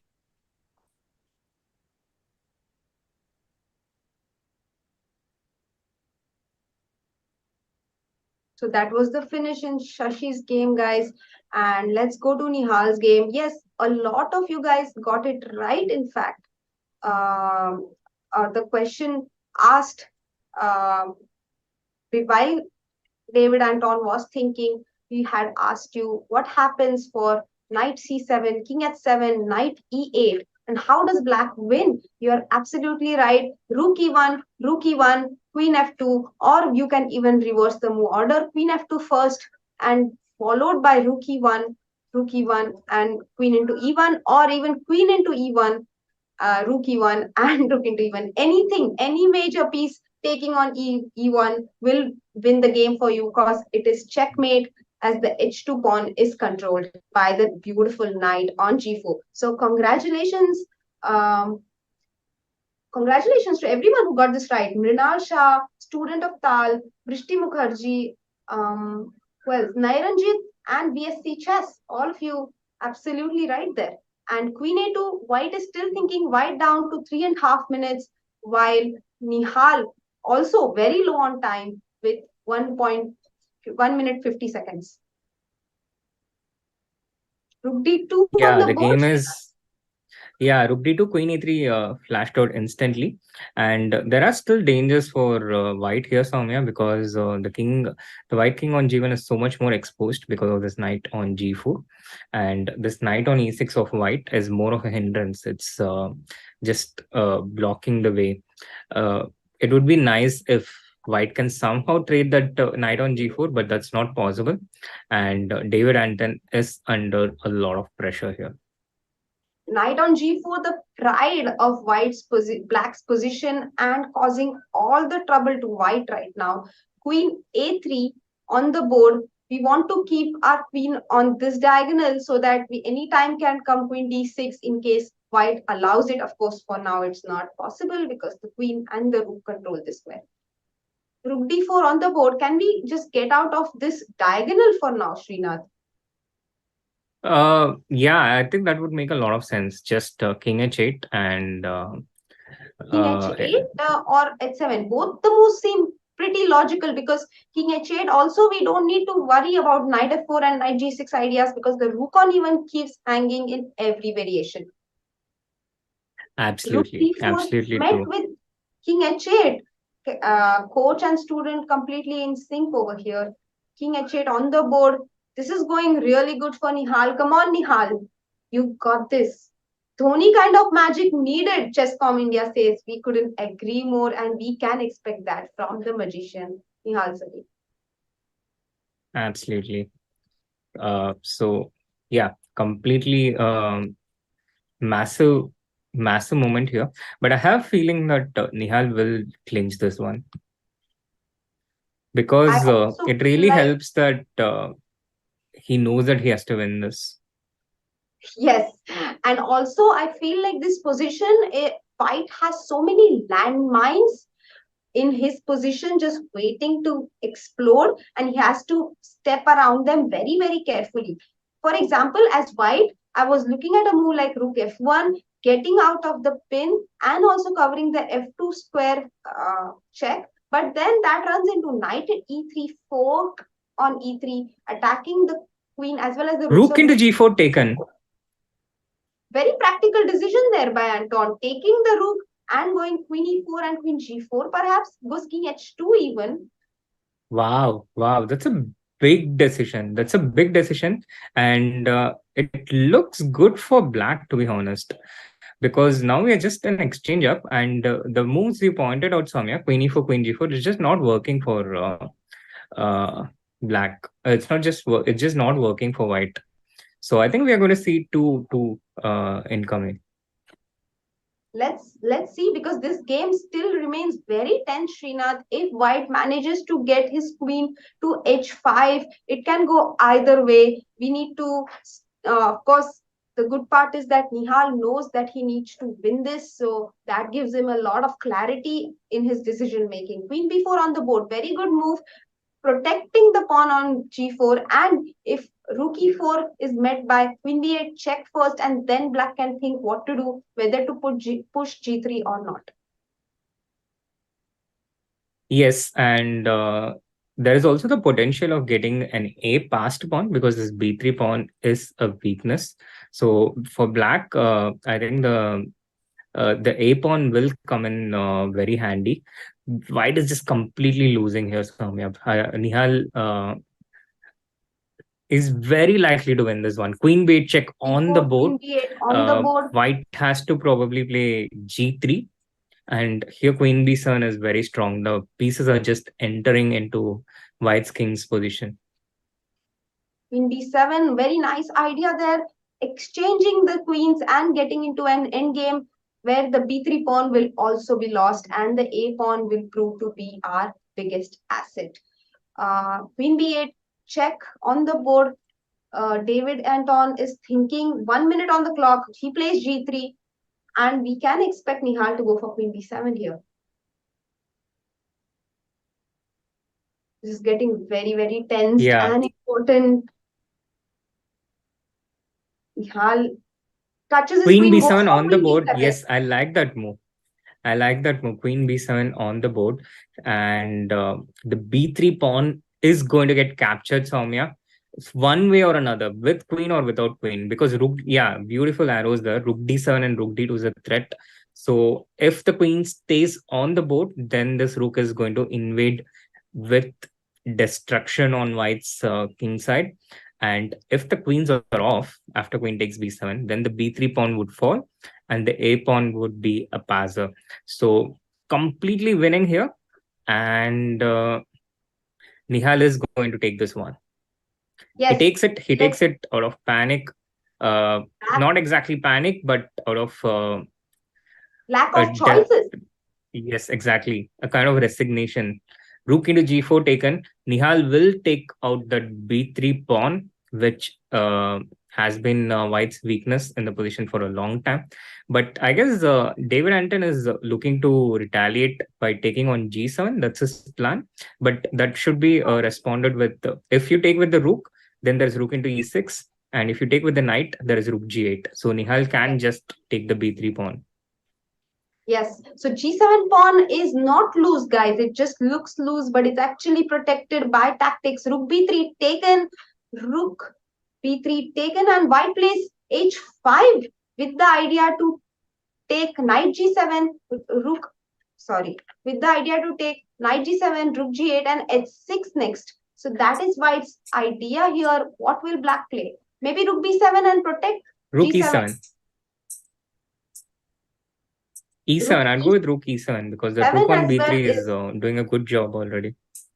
Rook E7, yes, and Rook E7, Rook D4 met with Rook B8 perhaps. So this is also fine. We don't want to give the the back rank entry to White because then it gives ideas like Knight F8, True. Rook B5 played by Nihal. Played by Nihal in 18 seconds. Oh, is he? See, Knight G7. Is there some Rook E2 and Rook H1, or what is the point, Soumya? The point is Rook G8, H6, and Rook into F5, Shri, because Knight F5 runs into Rook G4. And that's well pointed. Yeah. Perhaps even F5, A5 here is actually a better move because we play Rook B4 next and A4. There is just no way for. Meanwhile, there's also a result in the final, the big final. Bai Jinshi, a boy, has defeated Shamsuddin Okido, and China has a 2-1 lead. And in the first board, it is a dead draw position. So China is set to take the first leg. Chat Bai Jinshi, good example. He plays the Catalan, and he has won all the knockout games. Defense by Anton there. He has found Rook A4, Rook F2, King H3 on the board, and now the A6 pawn is hanging. Oh, and King H7, beautiful. So Rook A6 will be met with King into H6, and the knight is forced to go to E6, and after Rook F3, we also pick up the G3 pawn. He had to find King G1 here, Srinath, and this was apparently not so easy to win, but King H3 again. Yes, but who would willingly go to the back rank when you can move the king forward? Yeah, King G1 feels so. And with such less time on the board, it's impossible to calculate. You simply play on intuition. All of these moves on the board, Nihal completely winning. You got this. Yes, I chat. If anyone is feeling nervous in this situation, I can tell you that Nihal will absolutely take this game. He will 100% win this. I can guarantee this. We know Nihal quite well now after all these years, and Nihal will clinch this. It's the kind of Dhoni kind of situation with a 6 required, and if anyone in the world is suited for this stage, it is Nihal. He will play Rook G2 check now, not only any Knight F5 check. Then Rook, the knight is on D4, yeah, he will play Rook G2 check now, and give another check, and then finally there will be a Rook G6 on the board. And Nihal is 1 minute 15 seconds. Are you serious? Or that's a wrong clock situation? King H3. Yeah. On the board. Rook G2, King H3 on the board. Knight F5 coming in. Even Rook G1 would suffice. There is a cute mate. He's going for checkmate. Rook G3 check, Rook G4 check next, King H3, and now King H5. Oh, wonderful. That's a very nice checkmate idea spotted by Nihal over there. King H4 on the board. Anything but Rook G6 here would win. Because Rook G6 runs into Knight F5. And even this is winning perhaps. But why? Why should we get into stuff? But Nihal will not play a move like Rook G6 even in Ultra Bullet. He can. He's in Nihal's hands. 20 seconds is a lot of time.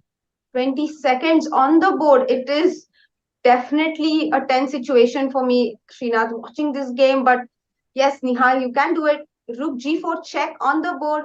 King H3, Rook G3, and King G6 played. And just like that, he gains 30 seconds on his clock by repeating twice and going King G6. An absolutely safe decision. The F6 pawn is protected. Now the rooks will disentangle themselves, and the rook and the pawn are clearly superior to White's knight.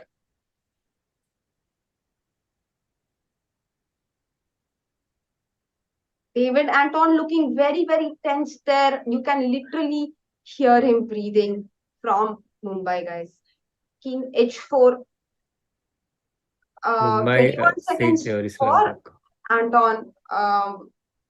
Rook A seems like the only try. I don't see any other moves. Maybe knight e6 and knight f4 ideas. This is so lost for white. This is so lost for white. Because Yeah, it is so is it lost for white, exchange and up and the pawn up, knight e6 on the board with the idea to play knight f4. David not giving up at all.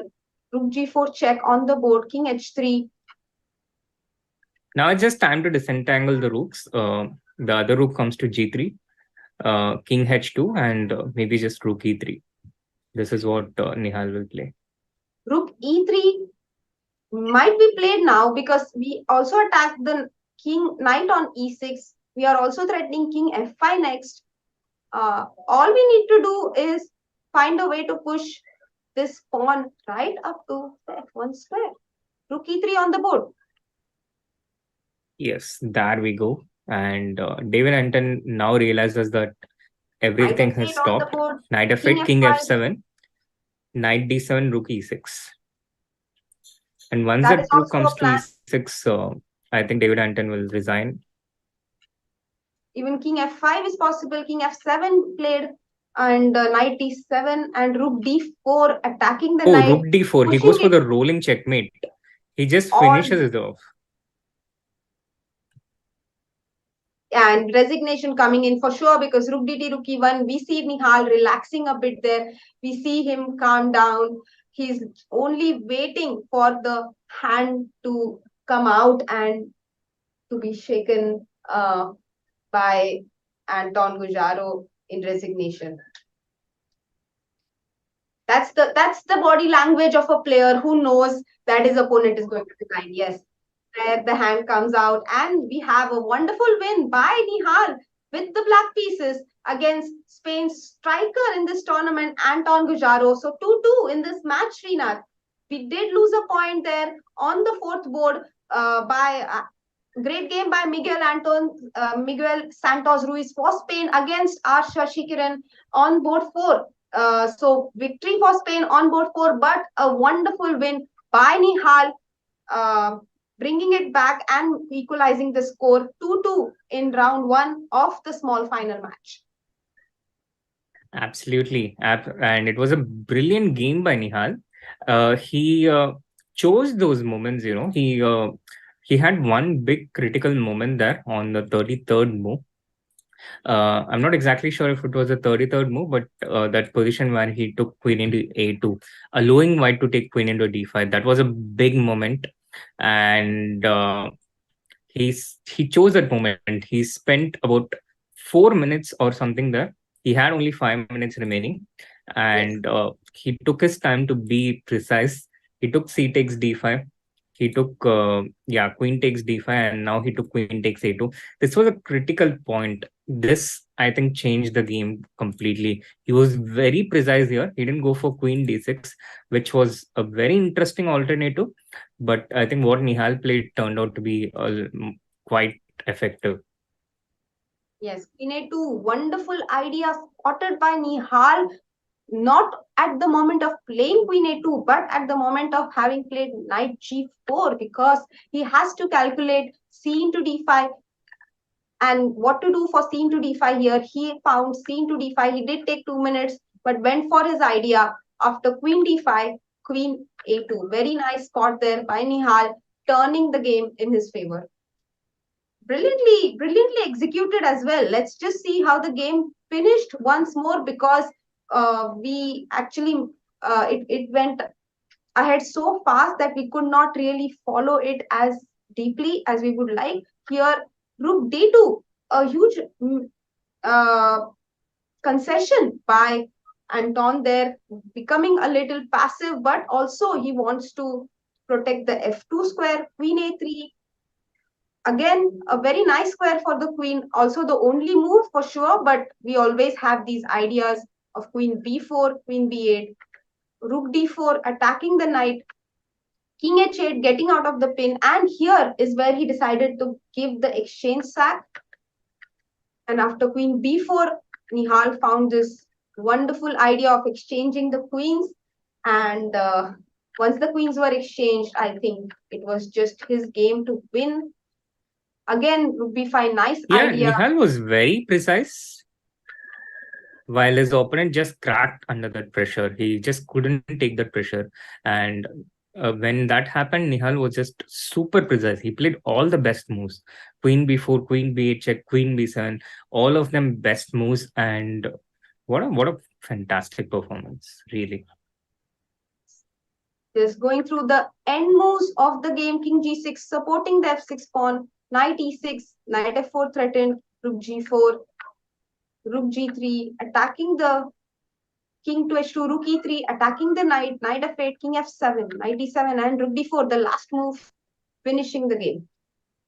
Very, very beautiful game by Nihal here. Chat, मजा आया कि नहीं? So the next I don't know about the chat, oh, but I had a lot of fun. And meanwhile, chat, do hit that like button so more people can tune in. We need all the support we can get for the second leg. Let's get those likes past 100 for starters. And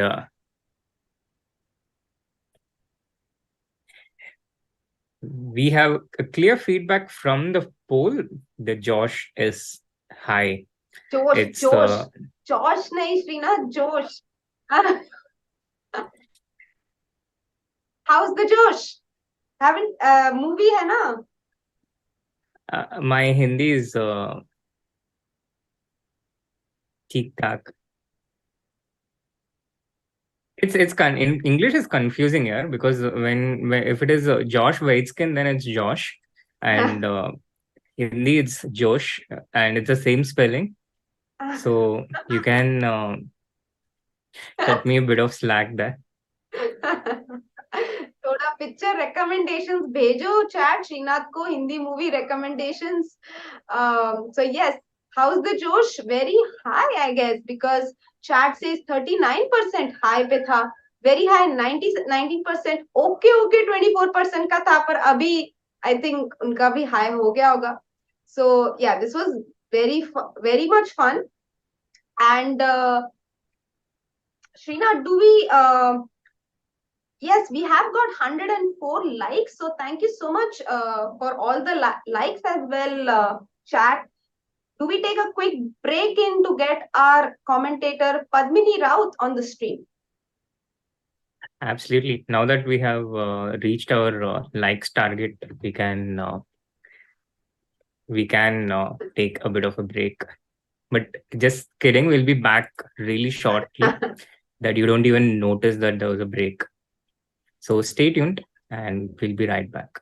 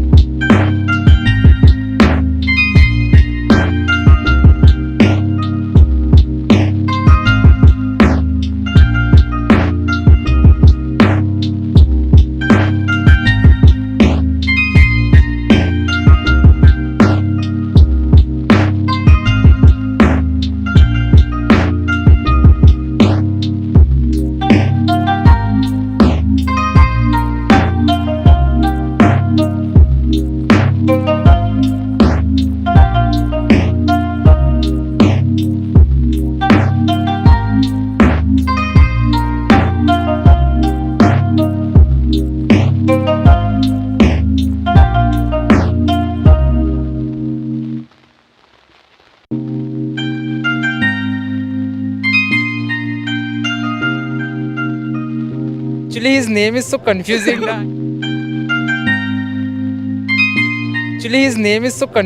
I keep on forgetting. I'm sorry. Fourth one. Oh no, what is this?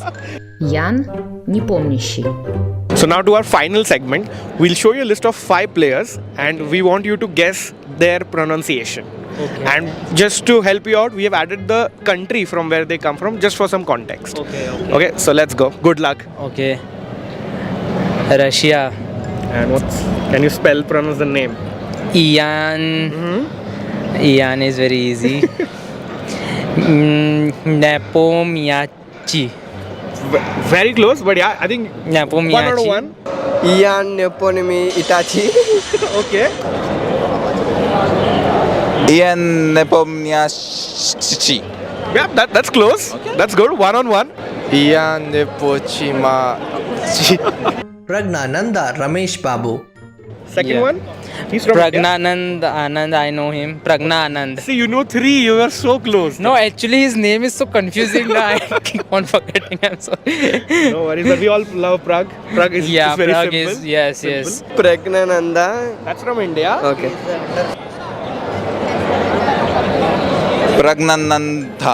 Pragnananda. Yes, that's correct again.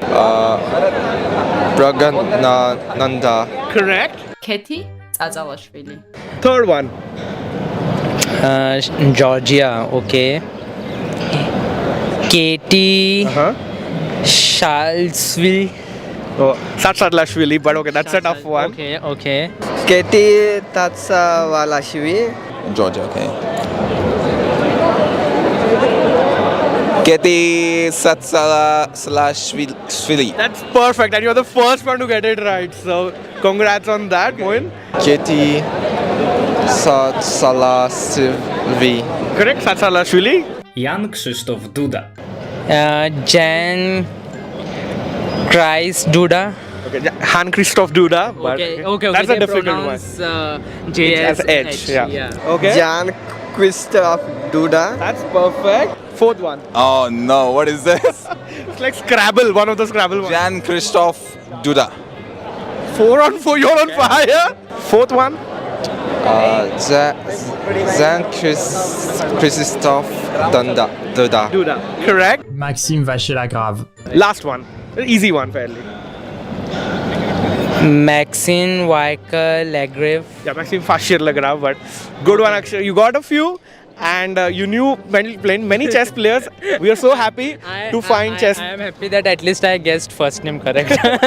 Maxine Vacher-Lagrave. That's good. Last up, a easy one. Maxim Vacher-Lagrave. That's a good. Hey, no, you know chess players, I think. No, I don't. I'm just going with the accent, friends. Like. Maximine Vacher-Lagrave. Yeah. All right. Thank you so much for your time, and we hope you have a great time at DreamHack. Thank you. Great costume, by the way.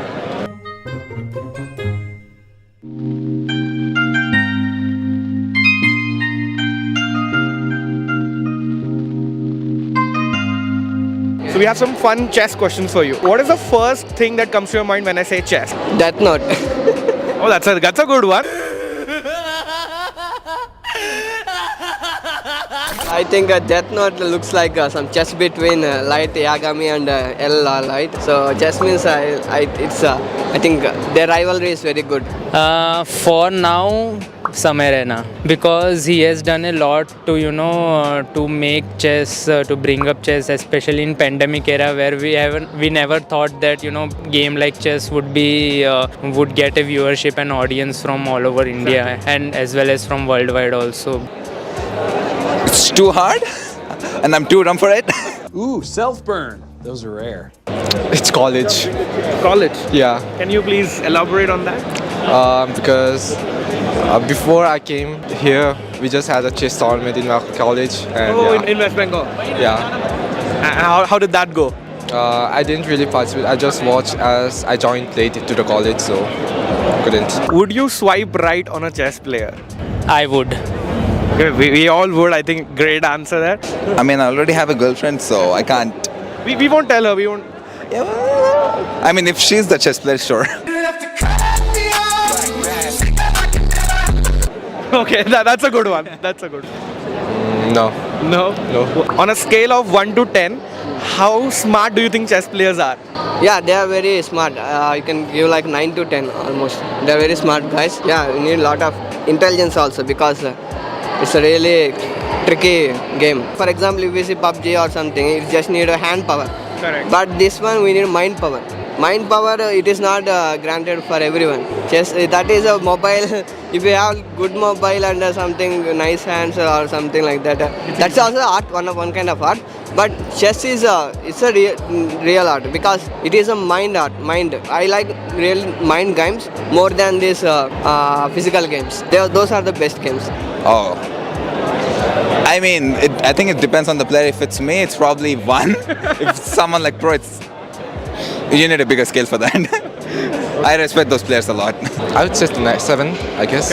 I would like to. I didn't personally meet any one of them, but what I saw on the screens, I would like to rate them 8 out of 10 because the smartness and the intelligence was getting reflected in the way they were speaking and responding to questions and how they were interacting with the host. So it was really great thing to hear about. Can you name one chess player? I know Carlson. Do you know Carlson? Yeah. Yes, of course. Yeah, Carlson. I remember him. I know him because he played with Vishwanath Anand, I guess. Yeah. So that's 2 chess players now. Yeah. So I just know those 2 because the 2 played. When I was, I think maybe in some 11th grade or some time, the championship was held. So I really don't follow chess that much, okay? But the only guy I know is guy name. I cannot recall his full name. I can only guess his surname Gujrathi. Vidit Gujrathi, right? So I know him, and then I also know. Wait a minute. You said 1. If you give us the name of 5 chess players, we'll give you 500 rupees. No, I can I name comedians? No, they are all chess players. I think it's just feed. Maybe you had a chance to look at the players there, if by any chance. No. Like I only watched their gameplay, but I really didn't follow up much on the leaderboards and how they were performing. I don't know, maybe Magnus. I don't know if that's the right name. That's correct. Magnus Carlsen is the world champion. Do you know any more? Because if you say 5 of them, we'll give you 500 rupees right now. India's best. I have no idea. I do not follow chess.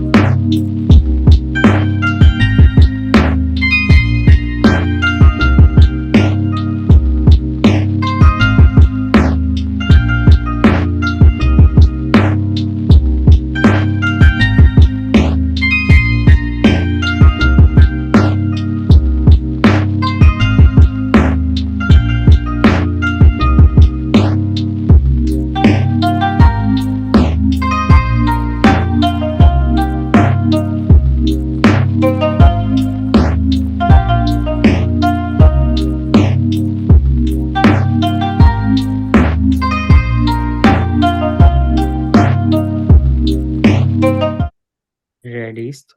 Hello, welcome back to our stream, and it's the final day of the World Team Championship. India is fighting for the bronze medal, and the first round was tied 2-2 against Spain. और अभी थोड़ी देर में second round शुरू हो जाएगी और उसके लिए हमारे special guest international master Padmini Raut has joined us. Hi Paddu. Hi everyone. Hi chat. I was there in the chat throughout and it's been really exciting and I'm really looking forward to the second match. And yeah, I'm fine. And good to see you both of you again. Yeah, it was great to have you in the chat, and also we really need all the lucky charms for our Indian team in this final match, and you are here, so already a very good sign now. Yeah, like I was saying in the chat, as fans, we are always thinking, oh, if the team wins with us wearing some shirt, we will also continue wearing the same shirt. Definitely, I actually completely agree. And for Arjun's match against Fabi in the SCC, I actually wore the same dress that I had worn when Nihal won against Anish. So I was wearing something else, and then I remembered, no, this dress was lucky for Nihal. Let me try it for Arjun. So I completely can relate to that sentiment. Yeah. So everything is revolving around the fans. Fans mean a lot, guys. We bring a lot of energy to the players, so let's keep the energy going. Also, we have some time for the round to start. So, Srinath, हम थोड़ा puzzle rush खेले क्या? Yeah. Sure, Soumya. Let's go for it. Let's do some battles, and I already see a fearsome battle on the screen. Someone scored 44 but still lost despite scoring 44 because the opponent scored 45. I feel that none of us are going to reach such heights there, but let's try our best. Yeah, we compete to learn. 45 is my highest ever score. It's my peak. Mine is, I think, 43 or 44. Oh, that's nice. Mine is 38, I guess, which has been... Yeah, but I did it only once or twice, max. So, Paddu, I've sent you a challenge. Yeah. And waiting to be accepted. Let's go. Yeah, it's starting now. Challenge yeah, let's go. sent. Challenge accepted. Challenge accepted. Oh no, I didn't. Players are racing through the make the first board few small yes, again. Me neither. It's totally fine, but me neither. And some blue thing is coming in front of my screen. I don't know what it is. Challenge has been cancelled. Okay, some challenge has been cancelled. You're doing fine. You're doing fine. In fact, there's just so much cheering right now that people are playing drums in the background, you know. I'm so excited for this puzzle battle. There's a band and a procession going on. From last time, I know that I need to keep my... I should not make just keep making the moves. I need to make them right also. Yeah, that is a good advice, not just in the puzzle battle, but also for those who are appearing in competitive exams, for those who are in the chat. Mistakes can become very expensive. And minus markings, no? Huh? Minus markings are there. Yeah, negative markings are there.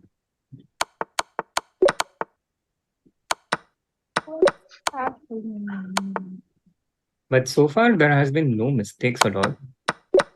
Which is a bit scary for me, seeing that I have to play against him next.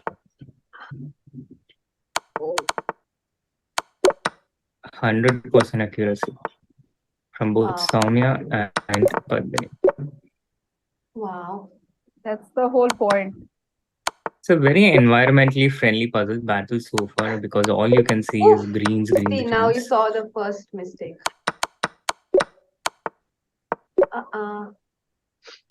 Soumya making the mistake, but she's still ahead at the lead. So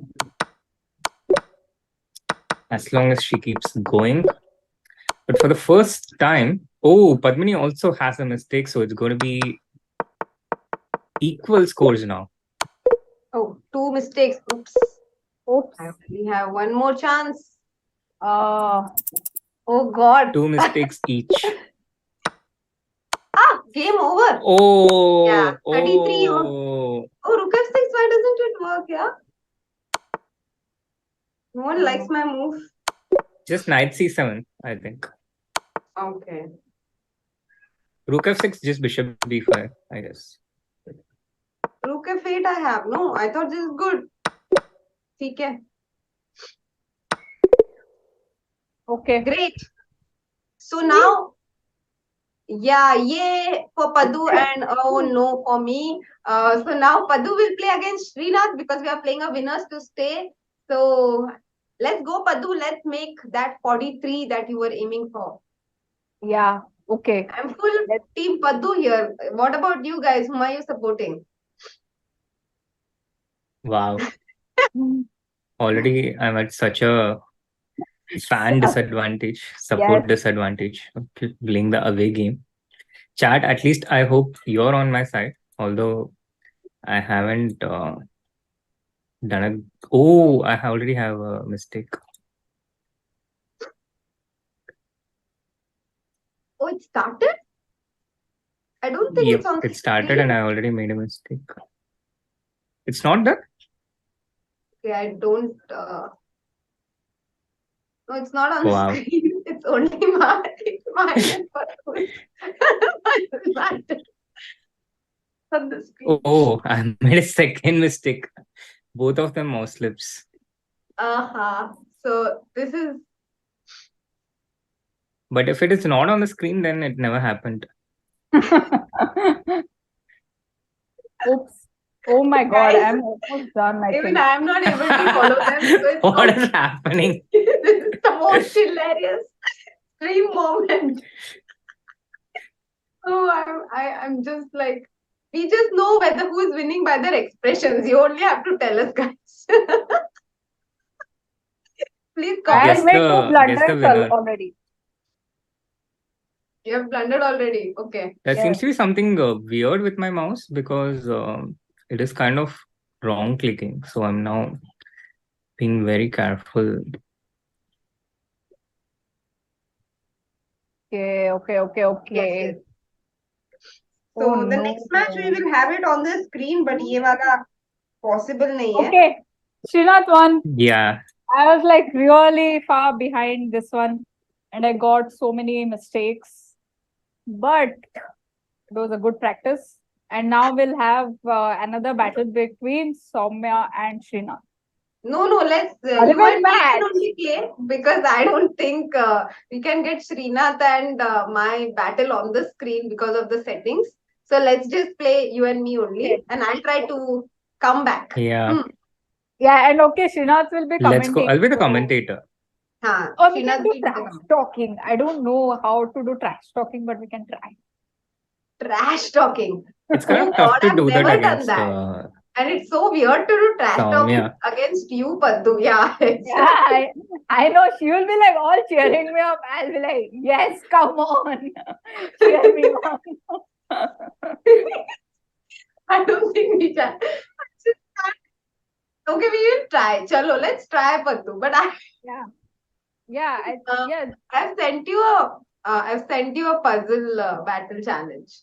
Let's see if we can get it on the board, on the screen this time. And if it doesn't work, then we just chit chat. Is it on the screen? It's starting. No, I don't think it's there because I'm someone in the. It started. I have not started. I have not started. What happened? 2 It minutes. started. It's there on the screen. It's there on the screen. Sorry. Start. Sorry. Who's move? Yes. It's there on the screen. Soumya has 1. She has 2. Oh. Paddu, Who has 1 plus 2? I think Soumya has 5. Paddu has just started. What? Oh shit, Queen at 7. I could have played. Oh God. I already made a mistake, Paddu. So okay. Enjoy my advantage. Trash talking.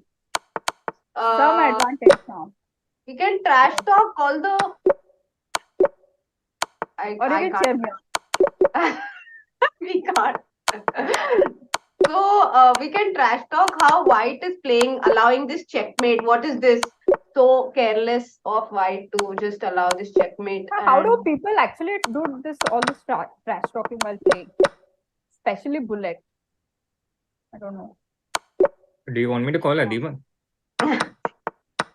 So that there, I'll white put him on just hung speaker a and you knife can for ask no this question. reason. White should really improve his tactics. White is missing a lot of tactics.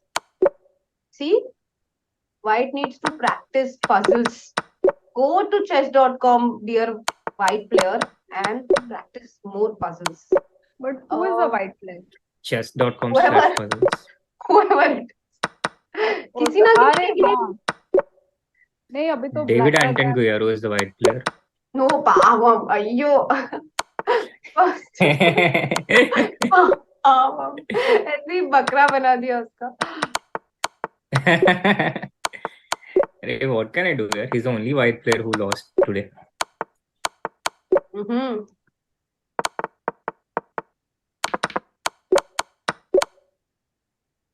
Soumya keeping the edge, keeping the lead.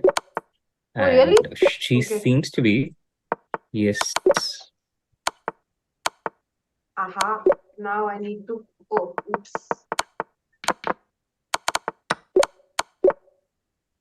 Right then. Another powerful Can you solve see in when I make Soumya, an illegal move? but those. Huh? Can you see when I make No. an illegal move? Okay, good. No, we can't. Illegal. But Padhu's catching up fast, huh? That's Oh, was there a mouse slip? It's one mistake each, equal score. And Soumya has a slender lead going into the last 15 seconds. Let's see who can channel the spirit of Nihal better. Oh my god, that's too much. Neck-to-neck contest. It's 36-36. Yeah, see, this is just Oh, pressure both of them now. made a mistake. Oh, What? both of it's a draw. Like, how do we tie in a puzzle battle? Yeah, that's. We very need interesting. a super over. Unexpected. Like, how can someone make a time? And we made the same mistake, but Are we have the yeah, that's like really. No, I think we'll our time run out. time also ran out, and the previous puzzle also we made the same mistake. So all the puzzles. No, not all the puzzles. One, I made One a of them. mistake on the fourth move. वो Queen H7 checkmate नहीं किया मैंने. Oh, bless you, Srinath. Srinath is having a sneezing bout. Oh, he is It's having okay. tea. Wow. You can go and have tea. Yes, you can ask your I'm mom. having a what? What are you talking about? Tea in the house, but I need to heat it. I had Yes. made tea before the stream. I thought when we take a break, I'll quickly heat it in 2 minutes. Like, so well prepared. See. Yeah. Awesome. I just drank tea. I started sneezing after drinking tea. So one more we'll play. Kya? We have some Yeah, more time okay. till. Let's play a tiebreaker, Paddu. Yeah. Okay. Huh? Yeah. Chalo. Let's do So it. I'll send you a rematch. Yeah, I think you have to keep on encouraging me for me to win. What Yes. is this? Let's go. I And think we should encourage Soumya because you're leading by one win, Padmini. No, but she will encourage me and then only I'll do well. If she doesn't encourage me, I'll not do well. But I was focusing on trash talking fight. Yeah. Yes, let's go, Paddu. You can do it. And me too. All the encouragement. Double encouragement. And then what? Okay. Oh, we won a piece. Actually, it's very interesting how all the puzzles are different. I mean, they have some similar tactical ideas, but the puzzles don't get repeated. I think if we keep on doing, we will keep getting better, yeah? Or worse.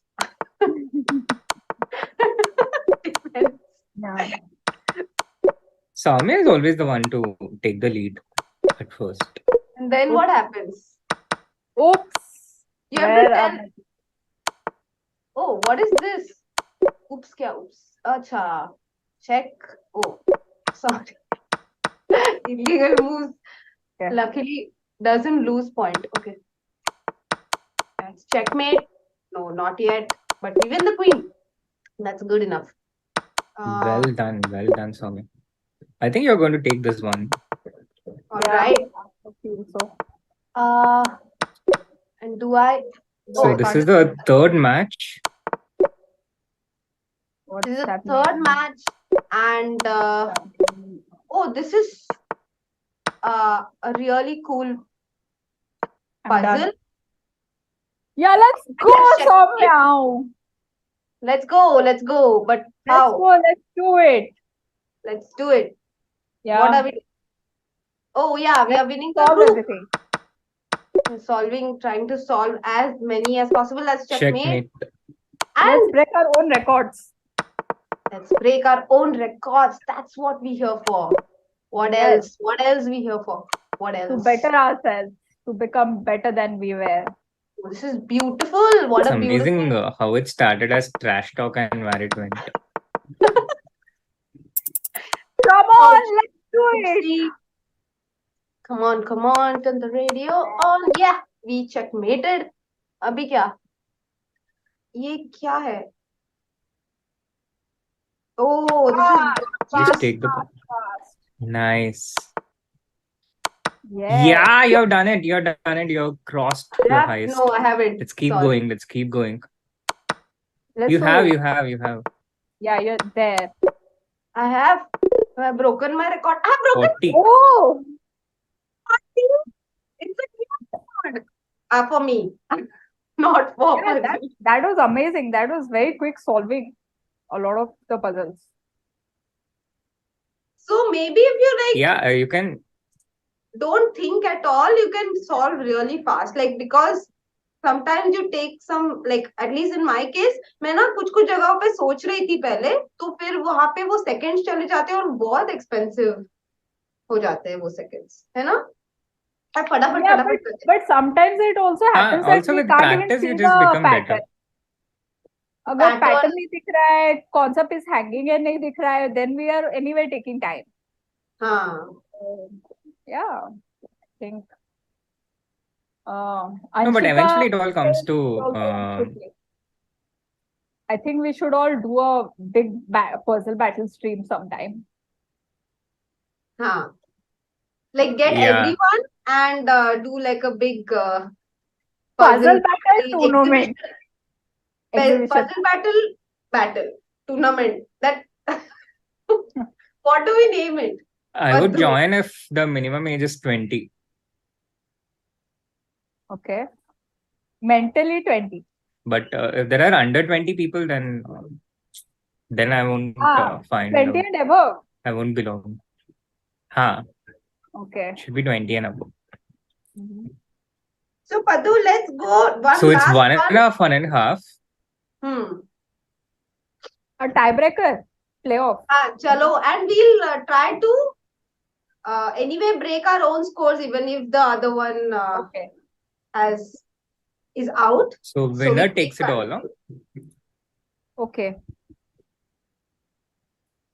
So Chalega? हाँ ठीक है. All right. Let's do it. So the last one, guys. You can predict what scores we'll make. The winner takes it all. What will be our individual scores? The chat can predict. Have you sent me a request? I have sent you. Where do I see it? I can't see it. It's there. Priya Agarwal in the chat saying that puzzle battle tournament will be fun. There is actually a puzzle battle world championship which happens on chess.com. What are you saying? Do you know who won it the last time? No. Yes, there has been a puzzle battle world championship. And chat, this one's for you. Also our co-host, but this one's for you. Who won the last puzzle battle to world championship on chess.com? What will I get? Give us options. Give us options. And we want prize also. Sankalp Gupta is challenging me to puzzle battle. Inko dekho. He just doesn't have enough of beating me.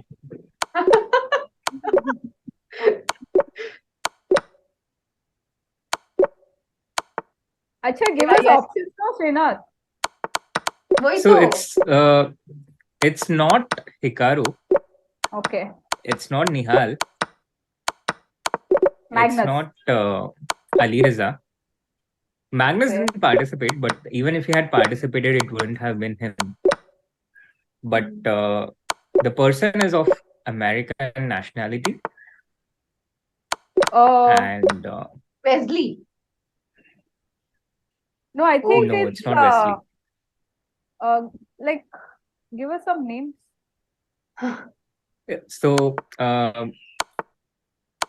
his name starts with R, and in a popular English phrase, of hope is preceded by this word.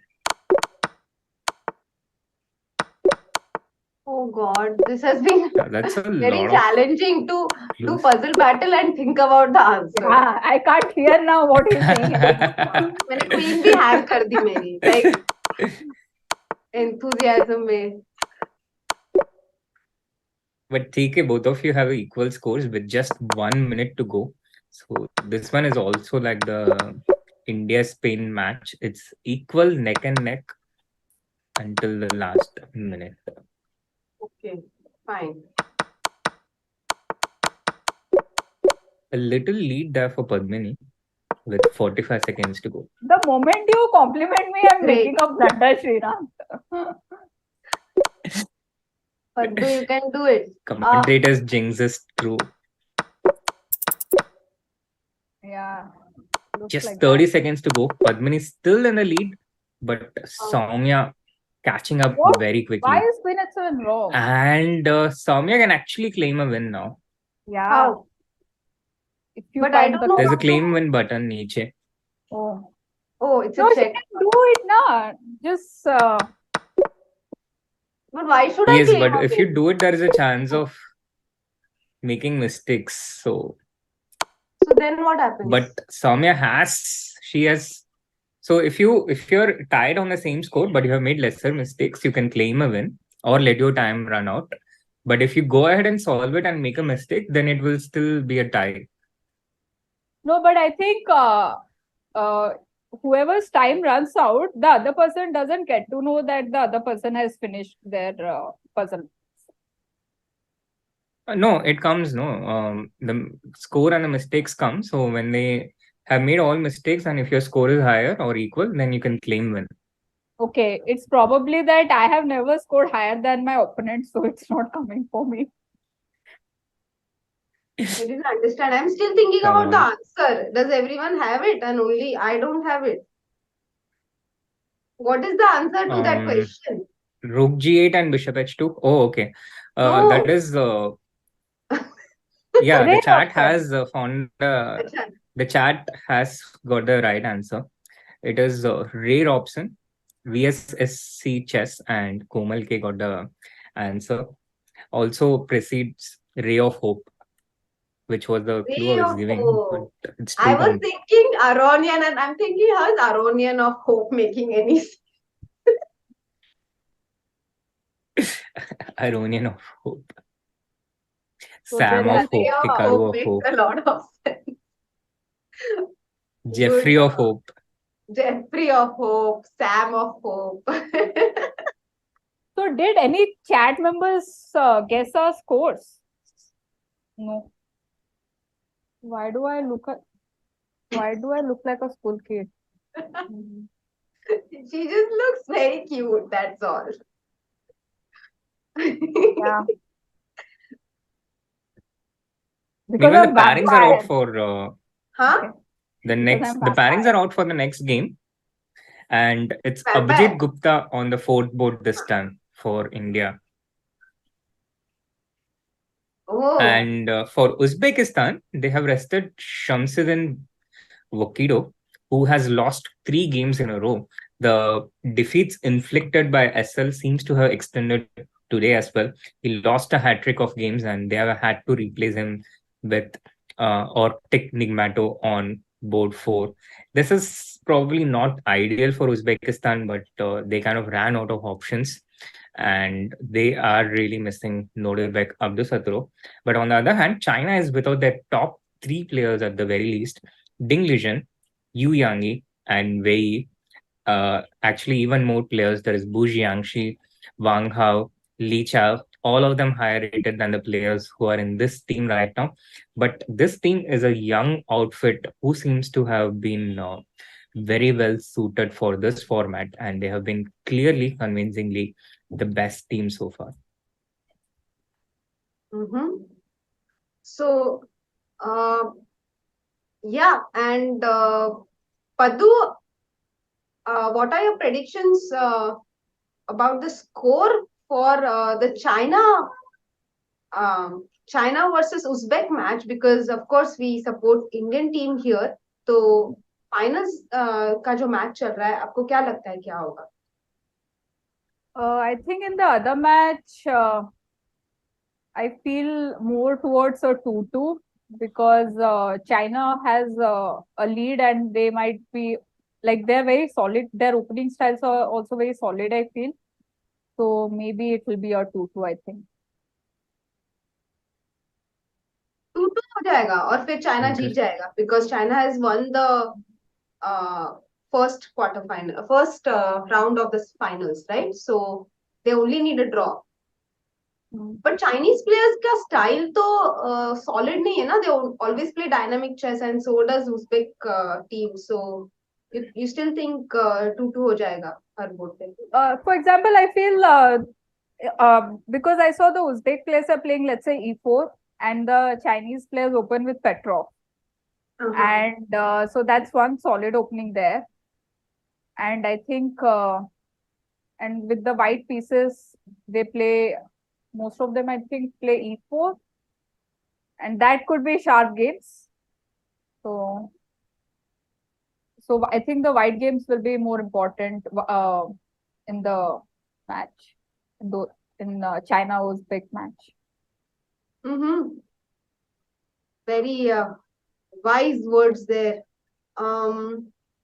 Chat, let's get the likes going. If you have not yet liked the stream, do like the stream. We will be starting shortly. The games will be starting shortly. We also have a view of the playing hall here. Players are not yet on their boards, but they'll be arriving soon. So let's get the likes going so that the stream reaches more and more people, and a very, very crucial match here for India. Bronze medal in the World Team Championship. The players are not here, but we see the rook, knight, and bishop, and the other important players who will be playing on the board, the pieces. And we also see the arbiters moving around here and there. And there was one Indian arbiter who was moving around, if the chat was observing. Who was it, chat? Who is the Indian arbiter who's out there in Israel right now? Can anyone guess that? Yes, very good question. And it is also related to the song we sang at the beginning of the stream. Yeah, I have a feeling that he might not be such a big fan of the song, but okay. Yes. Something melody says Narayanan of Hope.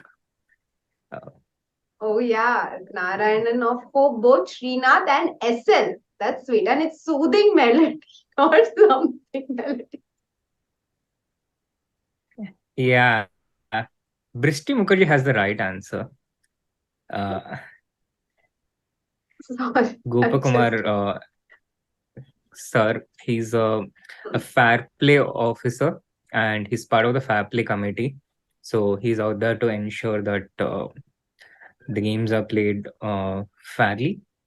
And he also has a background in the armed forces, working for the Indian Air Force. So that will also add to his observational ability. And Shika, dear friend, if you fall, I'll pick you up, but only after laughing at you. Had a face that would be very close to Srinath sir's. Yeah, I can see where why she is saying that, and I sort of can understand her. It's okay, Anshika. It's okay. Yeah, We have Srinath is Vidya. very serious in general. Yeah, like Srinath. I, yeah, Yeah. Um, yeah. So, yeah, so it's good to see him. I feel he's a little bit chiller side in the streams. Because we always see him in the role of a captain, no? So he's always like Yeah, running around, and he has a lot of things to do and a lot of responsibilities during tournament. yeah, moving around, looking after everything, taking Hmm. care of everything, Hmm. making sure the players are fine. So Srinath does a lot of things. Making sure the players have woken up Yeah, and for the game. and are carrying their yeah. necessary things like ID card or something. Yes. Do you give a wake up call Chat to seems Nihal, to. Srinath, during tournaments? So back in the time when I used to travel with him, yes, I wouldn't dare give him a wake up call because he doesn't like to be woken up before he wants to wake up. But I had to make sure that there was something to eat when he woke up because the buffets would definitely close by the time he woke up. So I remember there was this time in China where I was the Indian team ka coach, and I used to wake up, go to the breakfast every day, and pick some things in my tiffin box and bring it back to the room. I was staying with Nihal at that time, and yeah, that was also the tournament where Nihal won the Asian Blitz. But talking about that, Nihal is also very encouraging. He's a great company to be. I remember I once told him something like, "I'll never be able to get past 14 puzzle battle," and he was like, "Come on, what nonsense! Of course you can. It just takes practice." And I got past that in 2 3 attempts. Yeah, So that's really he's nice been he's story. been Yeah, yeah, I feel and I know Nihal from since he was a very little kid. Yeah, so he was also there when I was going through the struggles and trying to become a GM. I had all the norms, but not the rating. And he used to advise me on stuff like how I should just focus on playing chess, not worry about ratings and stuff. And he was just 12 years old when he gave me those words. wise words. He's a very nice and kind and well mannered kid, actually. Even yesterday during the broadcast, some of our chat noticed also, even after he lost that game, a very crucial game, and as such, they crashed out of the finals. But even then, Nihal stood there and arranged all the pieces back, and that, he didn't just leave, he had that presence to actually arrange all the pieces back and only then leave the board. These are good habits that you choose to inculcate in yourself. If you don't, nobody's going to come and scold you that why didn't you rearrange the pieces, but that's something you yourself decide. And yeah, that shows how well mannered he is. Yeah, definitely. I think all Yeah, these kids absolutely. are really very well mannered and well grounded despite achieving so much. And I think Nihal started so young that Srinath was like a father figure to him. And like they say, when the kid grows up little, they become best friends. Hmm. And similarly, even at 12, Nihal was giving wise words Hmm. to Srinath. Like already, like they say, these days kids are growing up fast, so he's already become the best friend from Huh. the yeah. Yeah, very nice. Very Yes, well growing put up there, Patu. quite fast mentally. Yeah, yeah. I But think yeah, Nihal was quite carefree when he was 12. It starts getting a bit more challenging when you're, I think, going through your teens at 15, 16. When you're younger, you have a kind of tunnel vision, narrow vision. You're just having fun playing chess. Uh, it started getting more challenging for him through his teenage, especially post the lockdown. And he has fallen a bit behind other juniors in terms of rating, but all the experiences, the struggle that he's going through, I think will also be very handy for him in the coming times, because everyone goes through that struggle. Everyone hits a roadblock at some point. It's just the order changes, but everyone hits that roadblock, and it probably happens for the first time as a teenager when you really start worrying about things. It's one of Yeah. the most challenging phases for them. Yeah, I think even though the kids have grown up and they're like on their way to becoming super grandmaster, whenever I just not looking at them, or I imagine them to be still 9-year-olds, and but they're leading up so much responsibilities, and trying to live up to everyone's expectations. I think it's huge. And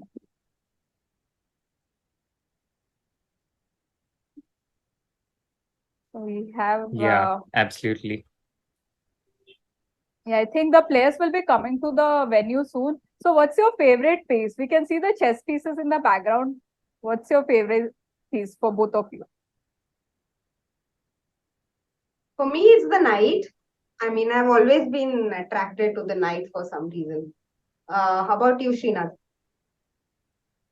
I also like the knight from my childhood, but maybe as I grew older, in some cases I tended to favor the bishop a bit more, and just to have a variety, I'll go with the bishop. Yeah, me too. I think we are team knight here because it like jumps and it is such a funny and interesting piece. It can go anywhere it wants. Yeah, absolutely. And it is the most unique piece on the chessboard, right? Because no other piece moves in the same way as the knight moves. Every other piece has a friend, who is giving them company, but the knight is a loner. It goes wherever it wants and jumps however across the board. So maybe that's why also, like, because it's the most unique piece on the board, that's why also everyone is more attracted to it. Yeah, true. Yeah, it's a very tricky piece. And talking about that, we have Nihal and S L on the screen. You saw them together just now. Yeah. Nihal and S L were right there, but now they have disappeared, seeing that no one else was there. But the players have started arriving into the tournament hall. What is your favorite piece, Padu? Yeah, I'm also with you guys, and Night is my favorite piece. I find it very fascinating because I don't understand. Yeah, because I don't understand how to always play with it, and it can move around the whole board. And I think Knight is a piece which will take some time mastering. Playing, being able to go everywhere and make all the tricks. And this mate, I think it's called smothered mate, right? Where knight f2 check, knight h3 check, queen g1 check comes. Yeah, yes. So that's like my favorite mate. Yeah. It's called smothered mate. Yeah, I think it's a very nice mate. And I also used to love it as a child. When my coach showed it to me, I was like, wow, this is so impressive. ये तो magic ही हो गया. Yeah, it's my dream to get a smothered mate in my team. I got it. I'll show you that game. Recently, like in 2021, and I was like so happy. And my opponent was also so impressed. He's also like, what a nice mate, Yeah. So it was a very good. Yeah, these things, they make us so happy, like small ideas when they actually happen on the board. So guys, I think the game is about to start. Chat, आप भी बताइए आपका favorite piece कौन सा है, and do get the likes going. You have Padu and Srinath as your hosts here. I must excuse myself, but I will be watching you and cheering for the team. This has been a lot of fun, Srinath, to commentate with you after a really long time, and I really hope that our boys bring back home the bronze medal. Yeah, it was really Absolutely, fun Soumya. for me Thank you so much. watching both of you. Thank you. And thank you so much, Soumya, for the commentary during the World Teams, the Speed Chess Championship. We will miss you in the bronze medal match, but I sure hope we will have you with us during the match. Thank you so much. It was a lot of fun. Yeah, And we will all be seeing see each you other soon. again, like with the chat and all of us together. So it is not like really a bye. And yeah. Kabhi alvida na kehna, chat. Kabhi alvida na kehna. Enjoy the games and cheer for India. Bye bye. Bye. Bye.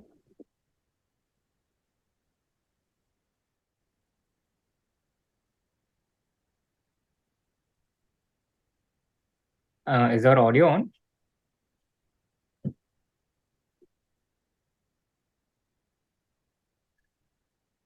Yeah, so I think the players will be. I see. I think the players have already arrived because I see a jacket on a chair.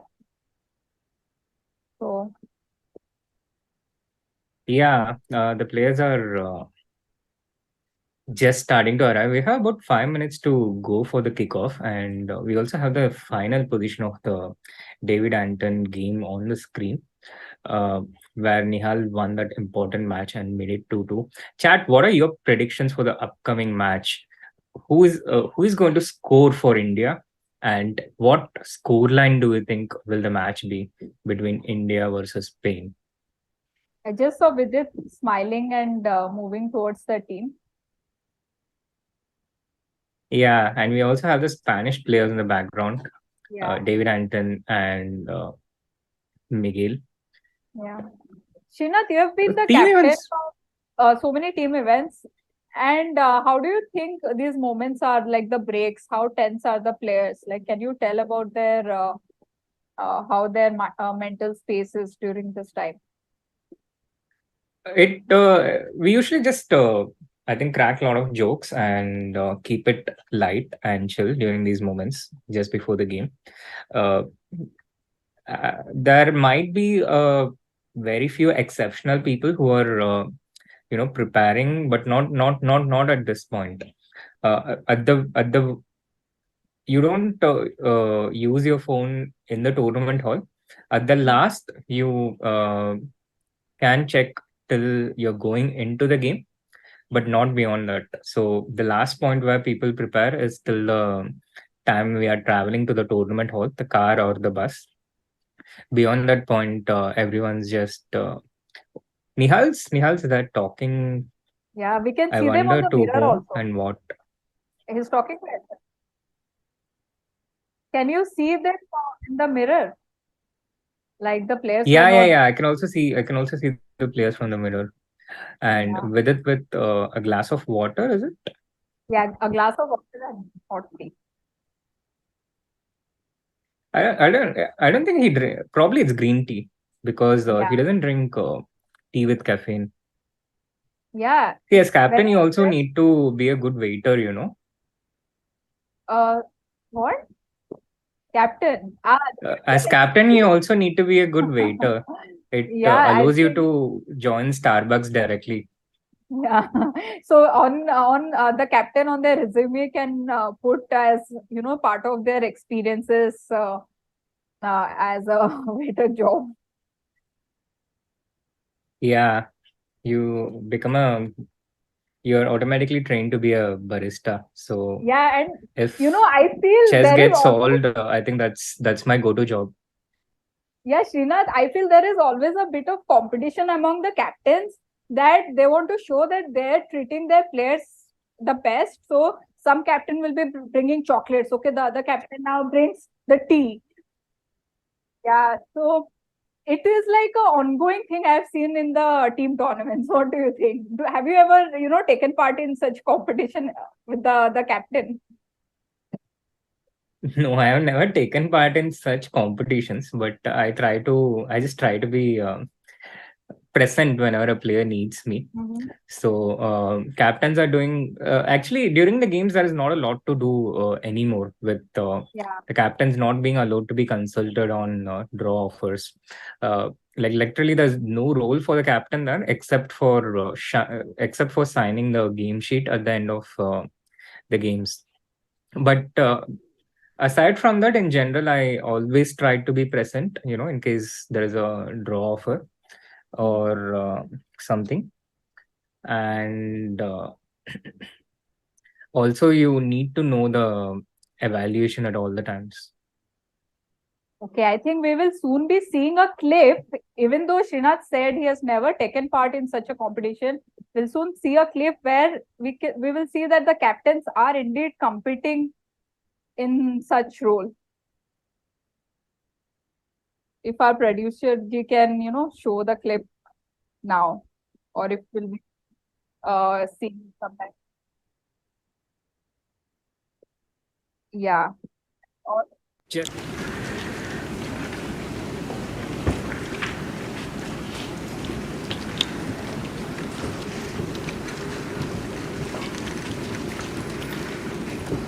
Here. And here is the captain of this is I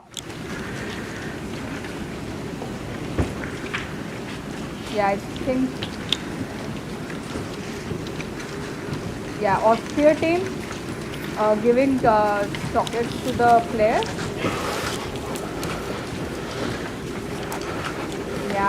Giving Kit Kat to his team members. So I think during the team competitions, it's a really nice sight to watch the captains, trying to, even though they cannot consult the players, they cannot tell the players anything, but they're still trying to make the players as comfortable as possible.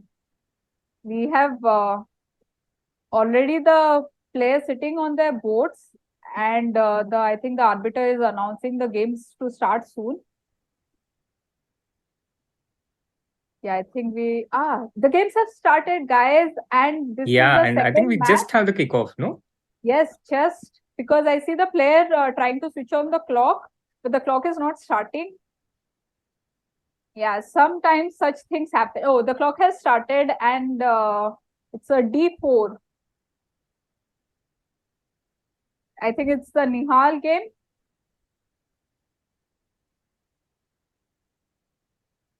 Nihal started with D4, is it? Yeah.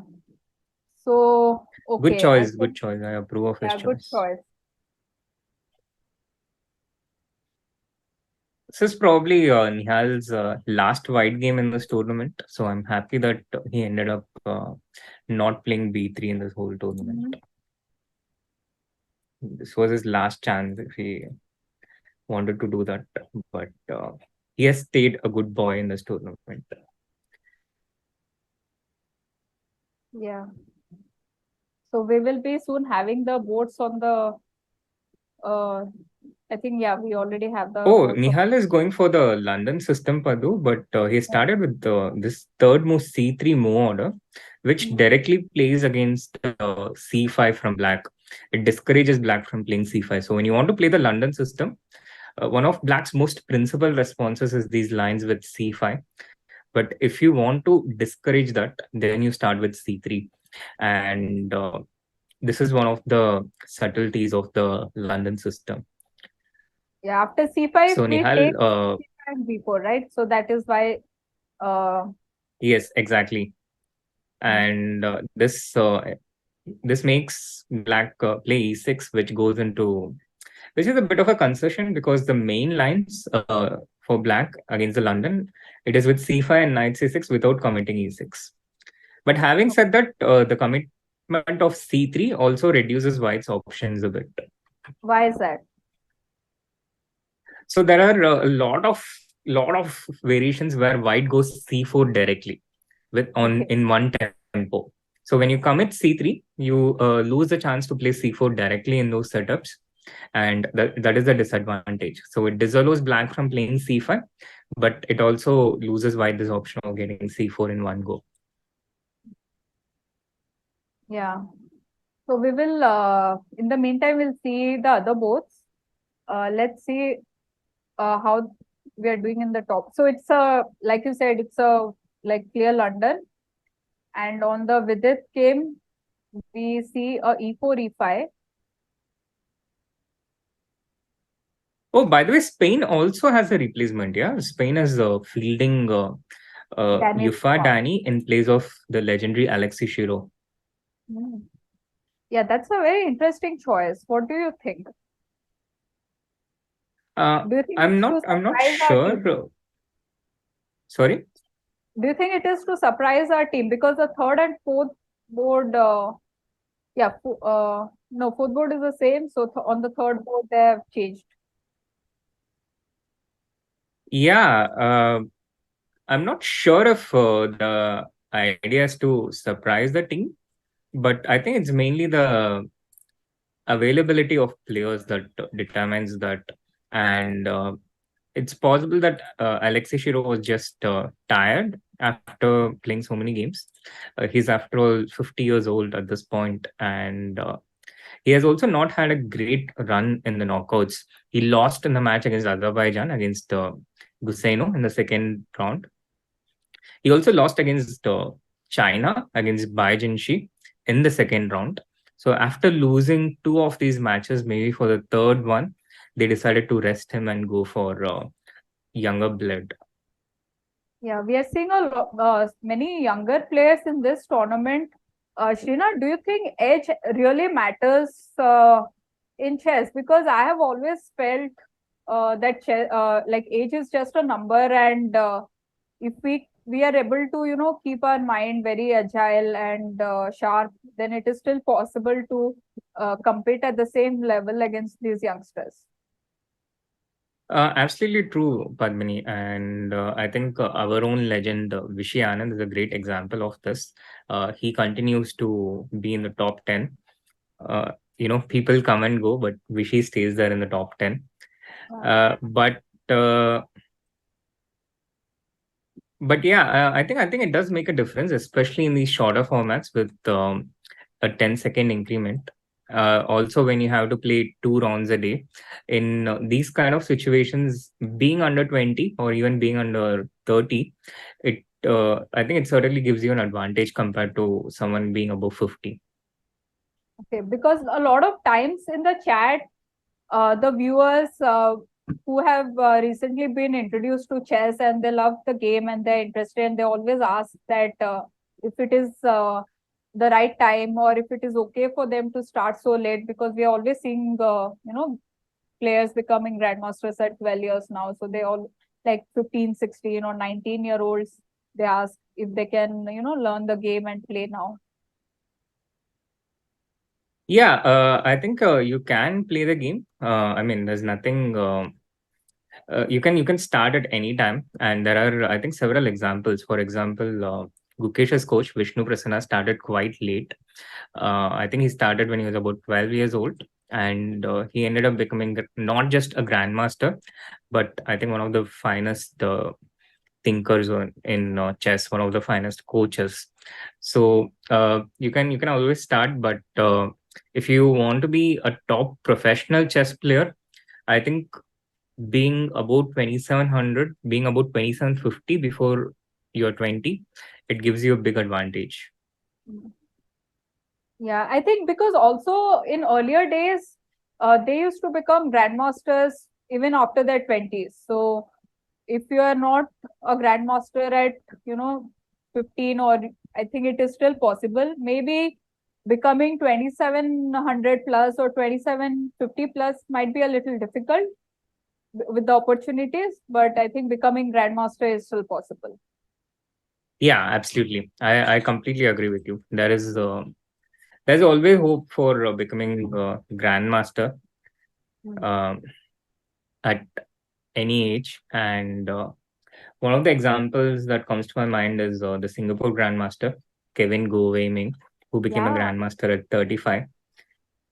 He's also a certified financial accountant. Documented, yeah. Sorry? He was, he used to post a lot of about his journey also on social media and all. Yeah. He I think he did write an article. He's also not a complete professional. He's actually a financial professional. He's a certified financial accountant. He's also the CFO of a major diagnostics company in Singapore. So he has that full-time job. And despite that, he managed to become a grandmaster after struggling in the 2400s region for many years. So that perseverance and resilience, it certainly pays, and it is always possible. It really depends on the it really depends on how much you're willing to give, how much you are willing to keep up the effort. And how we prioritize Meanwhile, our time. we have an instructive moment in the Vidit's board, yeah, right now. Chat, can anyone tell what happens after knight into e5? Why can't white take knight into e5? This has been hanging for a long time, so I think this is a very instructive point. Sorry to cut you off there, Padmini. Please carry on. Yeah, bishop g5 knight. Did they play knight e7 and knight into e5 is indeed hanging, so why not? That's a very good question. And as we were talking, I think Kevin is a great example, and all those viewers who are having other professions, they can have Kevin as an role model, because despite having such a full-time other job, he still managed to become grandmaster, and it is very impressive.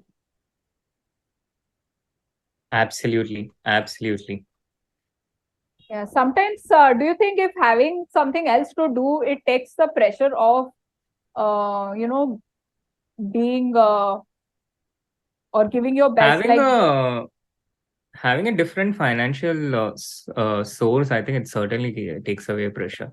If someone is playing and their only financial source is the prize money they're winning from tournaments, then I think playing chess can carry a lot of pressure, because especially at the below elite level and in tournaments which is not like the chess.com global championship, the amount of prize money is much lower, and very often you go into the last round. If you win a sizable amount of money. You make a draw and it already reduces by about it is only 30%, and if you lose you get only 10% of what you would get if you win. So everything rests on that one game, and this happens almost every month, at least once or more than that. So having a secure financial position, I think it's a very liberating thing. It's actually not just in chess, even in other professions, when people are financially secure, it takes away a lot of stress. Yeah, that's very true. I think as we grow up, we come with a lot of responsibilities, and it becomes more important to fulfill those responsibilities first before we can continue with something which is we are passionate about, like a sport like chess. And some of the chat members are suggesting bishop d4 here, which is very interesting. Attacking this pawn, and knight c4 can be made by maybe c6 is not possible because of knight d6 check. So a6. Yeah, a6, bishop a4, and there's b5. b5. So in this the is game, probably yeah. This is probably the reason why white did not take knight into e5, because of bishop d4. And in the game, white played c3. So white did not take knight e5. Now white is threatening to take on e5, I think.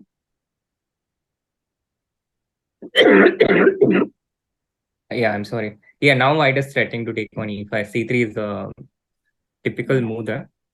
And now white is threatening to take on e5, but black can respond with black cannot play d6 to support the e5 pawn because of the pin on the b5 e8 diagonal, but black can insert c6 first and then play d6.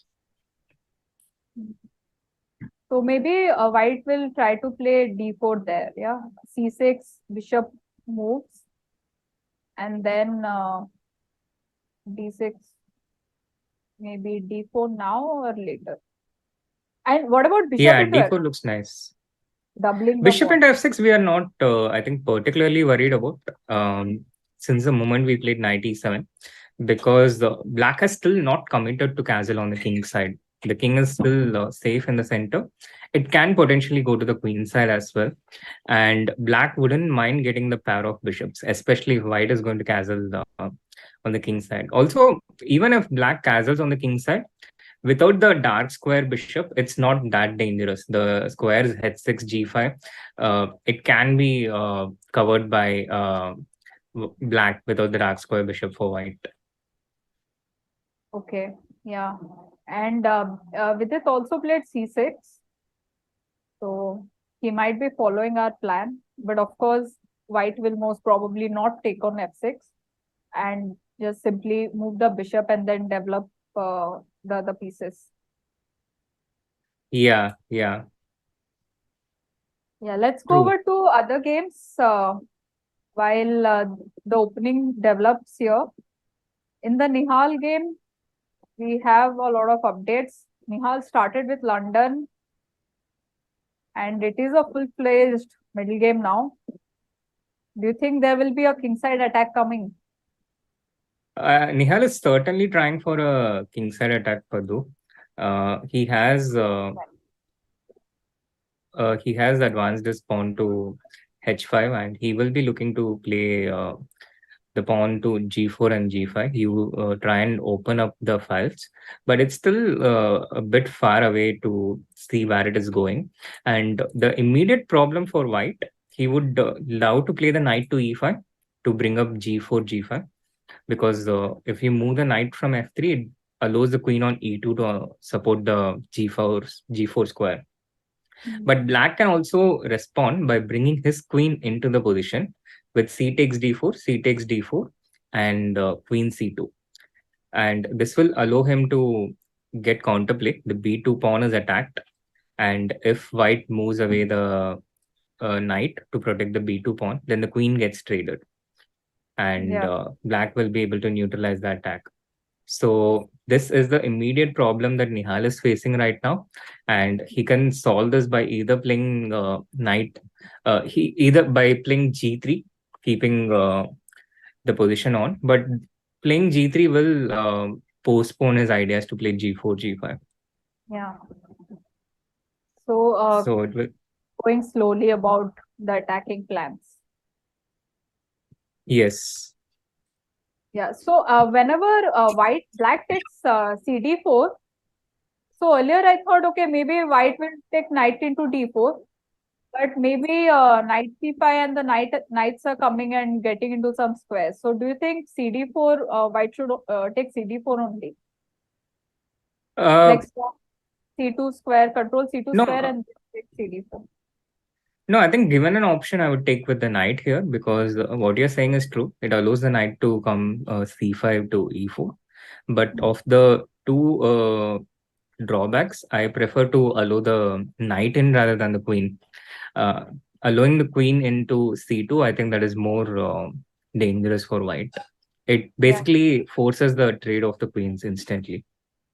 Yeah, that's a very valid point. And since black structure is better, and it is, I think, like you said, it's better to keep the middle game and not go into an end game. And, yeah, exactly. White did play g3. Nihal will try to keep the position complex.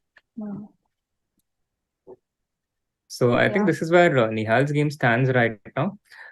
It's a bit of a complex position, and Nihal has chances, but his opponent also seems to be having adequate counterplay for the moment. Yeah, let's check SL's game. SL's game stands at a very concrete situation. Yeah, there has been a mass of exchanges, and do you think he's going to take everything on? Let's start from the beginning. It transposed into a Sicilian defense from one knight f3. Oh. And at this point, SL went with d5. He just challenged everything in the center. He wants to trade everything. And I think he will play knight into f3 in this position. Bishop into f3, bishop into f3, queen into f3, and queen into d5. And this looks completely equal to me. What do you think? Yeah, just exchange everything. Yeah, this looks like a good outcome from the opening, and Black will be very happy, I think, with this variation. And SL did play knight into f3, so I think we are heading towards it. Yeah, it's almost like a forced variation. Yes. Yeah. So in the chat, someone was just asking if there are any good bad news in any of the games. I think this position of SL belongs in the good news category. Yeah, that's true. Do you think White SL will exchange the queens, or White will just avoid the exchanges? I'm not entirely sure what White will do here, but either ways, I think we are okay. And also, I think Black has ideas of queen h5, knight g4, so maybe White will exchange the queens. Yeah, it really depends. But if he wants to try and win, then I think he has to try and retain the queen. Because queen into d5, knight into d5, the alternative, it really goes into a position where I just don't see how White can exert any pressure at all. Bishop f6 is also incoming next. And those bishops might also get traded. This is basically a draw for queen into d5 without verbally asking. So if he wants to have any way to pose problems, he has to do it with queen e2. But that is also fine for Black. I think Black can just castle here. But castle might turn into knight c3. Yeah, knight c3, queen e6, I was thinking. Or queen c6. Yeah, like queen e6, there's some queen f3, yeah? Okay. Yeah, we might play... yeah, so threatening d7. Yeah, this just has a little bit of pressure. Because... so queen c6. Yeah. Not giving any chance. Queen c6 with the idea of bishop c5 next. There is just a little bit of pressure for White here also, I think. So queen e2, maybe we need to... Black needs to be a bit precise here. But yeah, castle, knight c3. And here I'm not entirely sure which is the best move. Queen e5 also exists. Or queen f5 also, no? Maybe queen f5. Yeah, queen f5 also exists. This is the choice that SL has to make. And all of them look approximately equal to me. Or is bishop a7 a bad move? Bishop a7 is a problem, yeah. We can, from the evaluation bar. Yeah. So I think queen f5 is not an option. Yeah, queen f5 is not an option, but queen e5, queen e6, queen c6, these... although it's not clear why bishop a7 doesn't work after queen c6. Yeah, that's a very good question. So bishop a7. Just rook e8 maybe. Yeah, bishop a7, rook e8. And if we can get a knight to e5 and try to give a check here. So yeah, that would be very... that would be counterplay. And in the game, Daniel Yuka played king g2. It's not giving any extra tempos to Black. Okay, this I'm happy with, because I think this is just going to be a quick draw from SL again. SL is always the first to finish. Yeah, I see a player checking the leg. I think it's Nihal. Is this a fine defeat contest? Yeah, I think it is. But so I don't think Nihal will have such finely polished shoe. This is just too clean. You never know Yeah, there. whether he got new shoes. So what does the chat think? Whose shoes it was? It was the Uzbekistan player's shoe. Vakiro, right?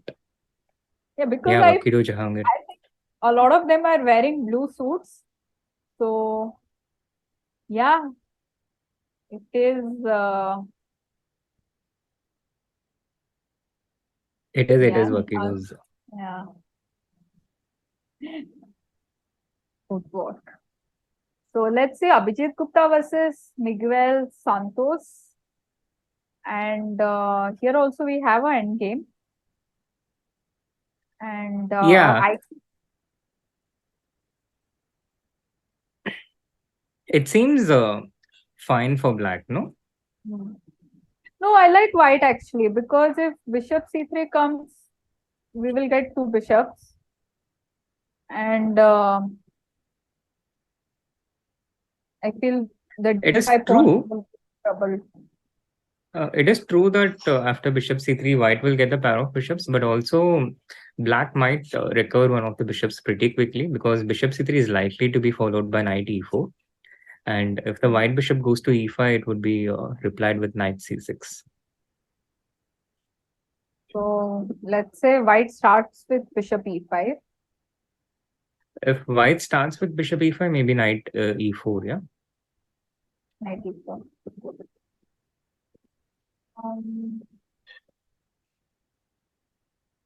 Black's counterplay here is usually very concrete, and white usually has a strategically nicer position in these setups, but black has these very concrete ideas like knight e4 and bishop c3. Black wants to just trade everything and neutralize the position. So far it's been it has worked well for black. It's a very solid semi-terrace variation, and the opening has worked fine for Abhijeet's opponent. So I thought white wants to exchange also. Which ones? All of them. I don't have a preference. I think white will keep this bishop and a knight, maybe. So that ideally yes, but also the pawn structure will change if there is an exchange on c3. So that's an additional variable.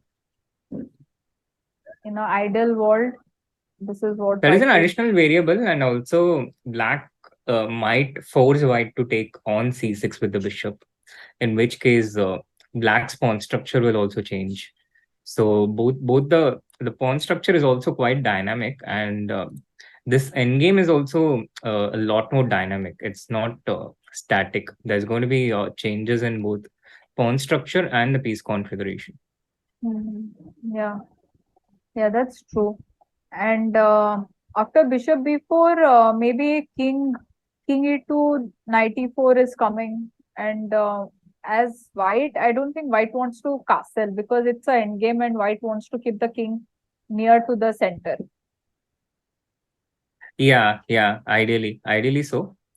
But against this knight e4 threat, it's not easy to see what would his reply be. What would the ideal reply be? But one thing I'm quite confident about is a draw on board 3 in the SL game. So on board 3, this is one game which we think will be a draw. There has been a few updates. Yeah, this looks completely equal. Yeah, this looks completely equal, and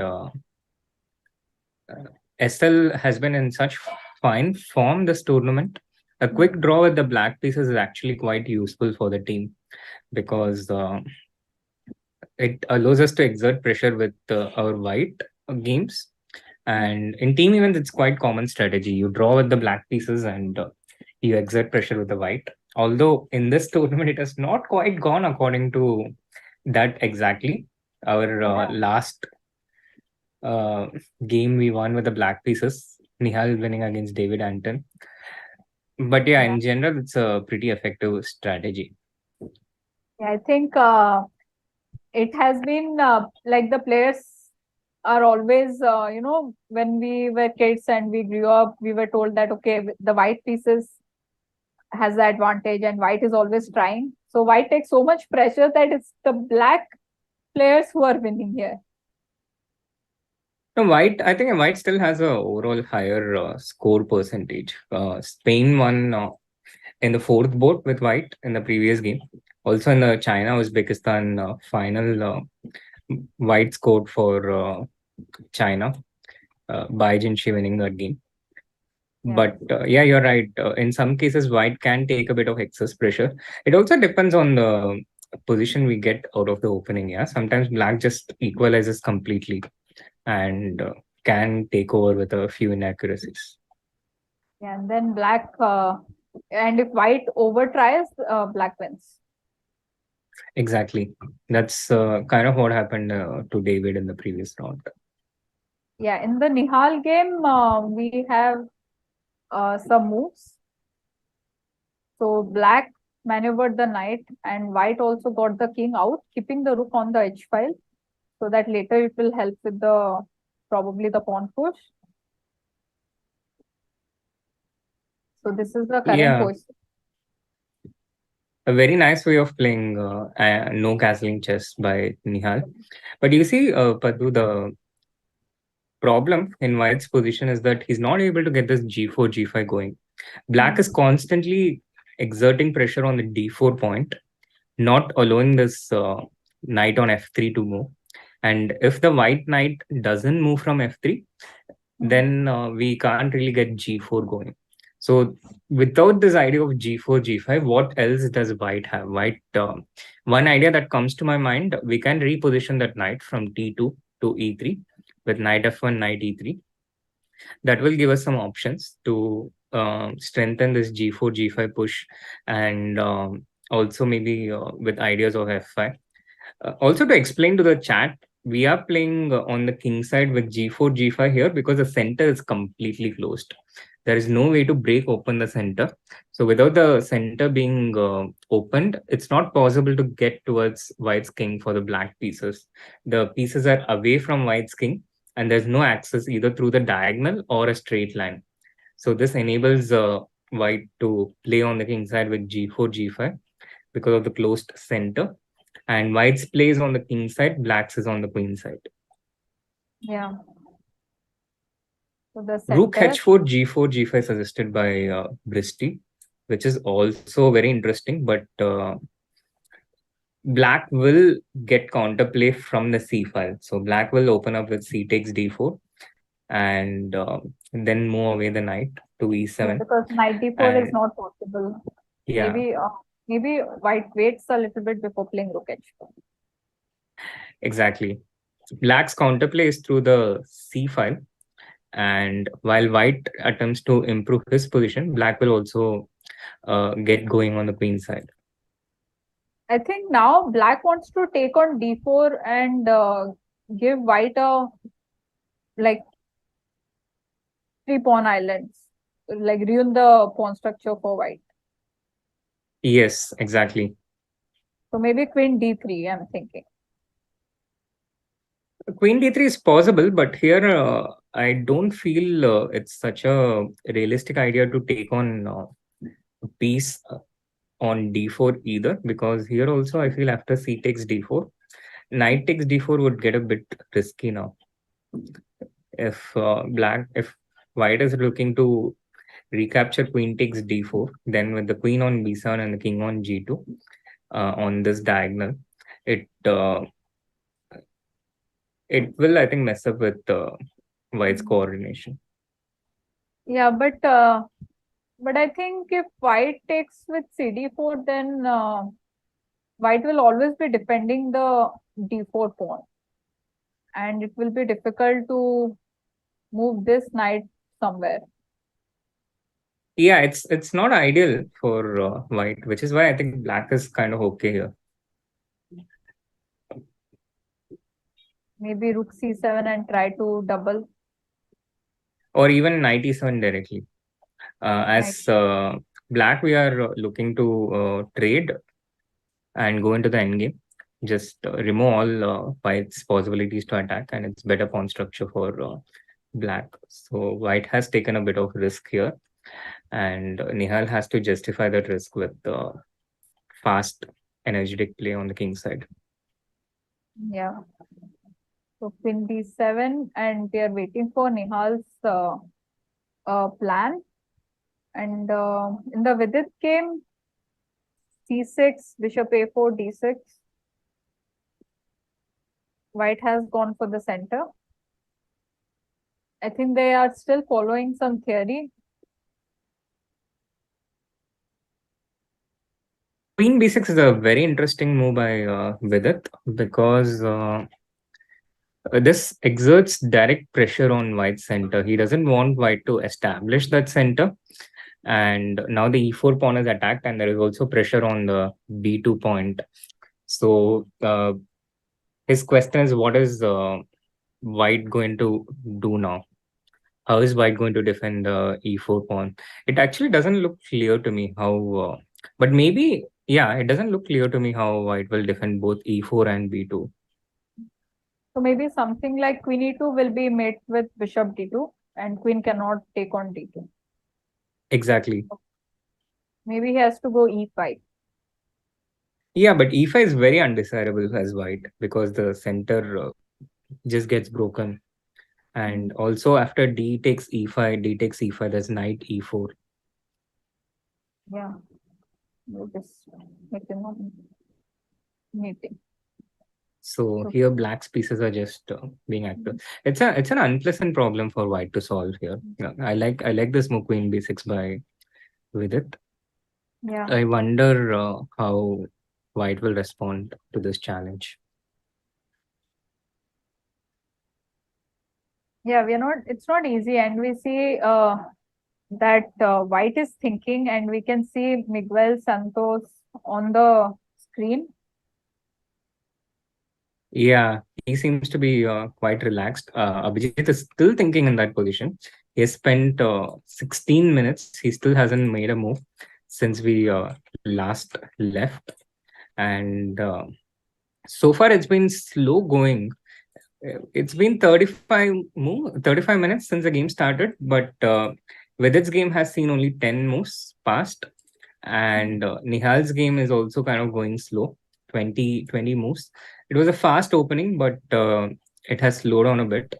SL's game is the one game which is going to be a draw anytime soon. And Abhijeet's game has seen only 14 moves. So they have started slow here, both all the players. Yeah, I see Miguel is moving around, and all the other players are sitting on the first board. Vidit is keeping an eye on the other boards. Yeah, Vidit is just watching over the team, like an experienced senior player. So he's waiting for white to make his move. I think Vidit is also by far the tallest in the team today. So he's literally standing tall, looking over the team. Yeah, literally and figuratively. So, yeah. Which one is the most complicated game, do you think? I think Abhijeet Gupta versus Miguel is the most complicated one. I think Nihal's game is the most complex one because of the true nuances there. But Abhijeet's is also quite complex. We discussed black's options here after bishop e5.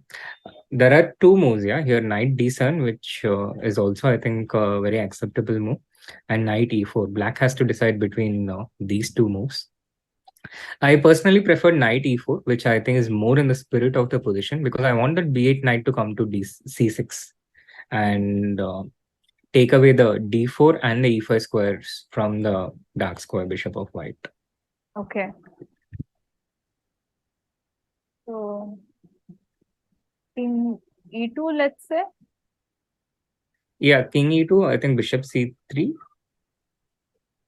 I wanted to take bc3, but Now I don't know. BC3, knight C6 will come.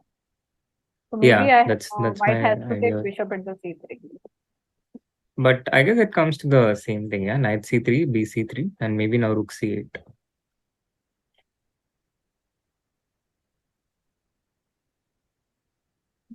This position should be holdable comfortably for black. It's a typical position in the structure. Knight D4 is interesting. Pawn sacrifice on C3. Yeah. A very Because, interesting and challenging move. Black's pieces are still on the last rank, like this rook and knight especially. If white can take advantage of it. Yeah, knight D4 is a good move, which poses problems for black. So bishop But E5. maybe Rook C8 is not necessary. Maybe black can also start with knight C6 in that position, in this position. And may go knight D4 still. yeah, knight D4 is possible. So knight There D4. are still some problems to solve for black. I see that. Yeah, knight D4, CD4, rook C8 I think is equal.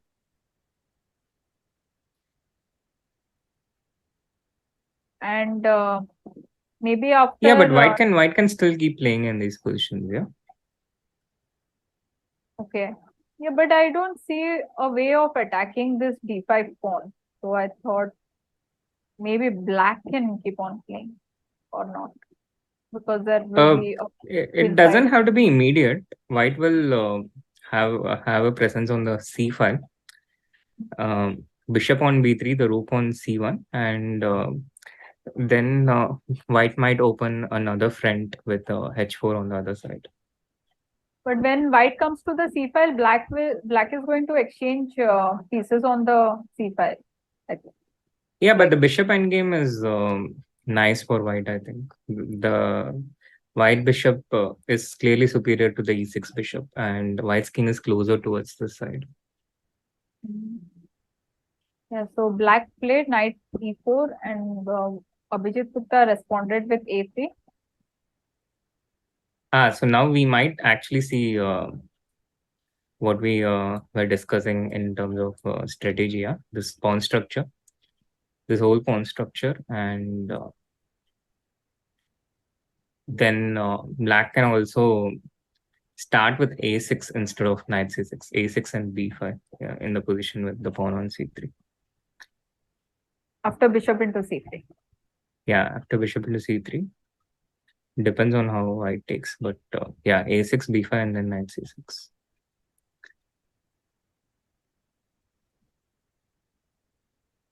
So A3, bishop C3, white will have to take bishop takes C3. And yeah, A6, B5. Can I play this move? And knight C3.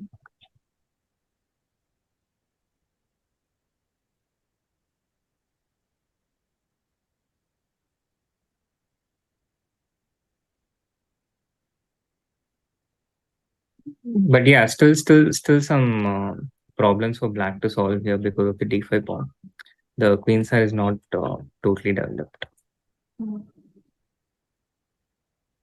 So yeah, A3 is a good move, I think. Like forcing black to make a decision now, how black wants to play. And Vidit's pose is of a person singing in chorus, says Anshika. By the way, we have some good news. The chess kids shining at the Asian Junior Chess Championship. In the standard format, Harshavardhan GB has won the gold medal and Rakshita Ravi has won the silver.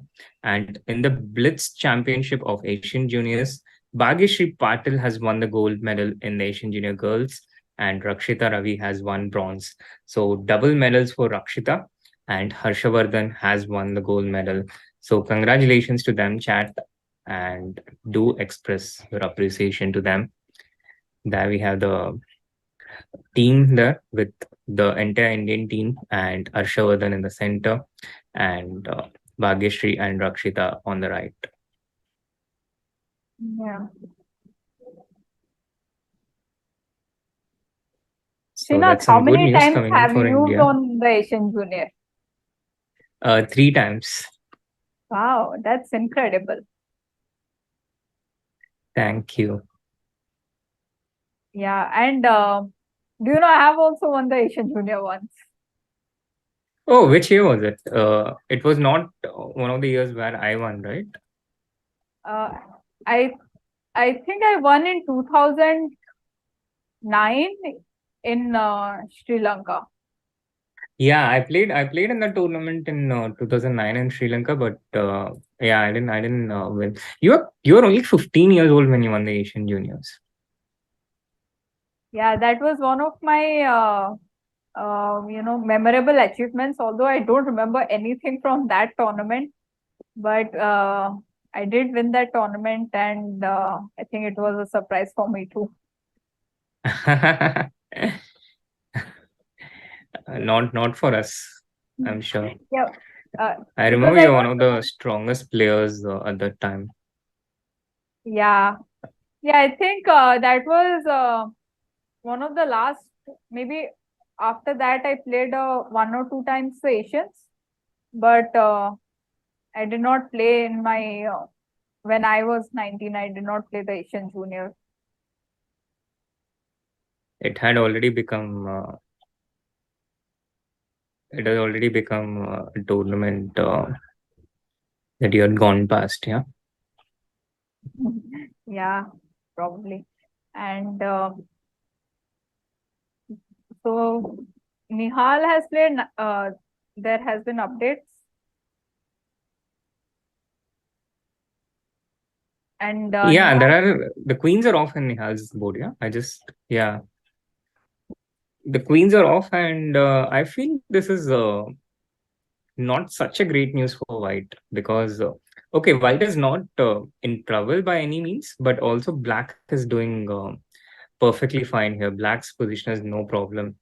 So it looks like Black has neutralized the game here. yeah.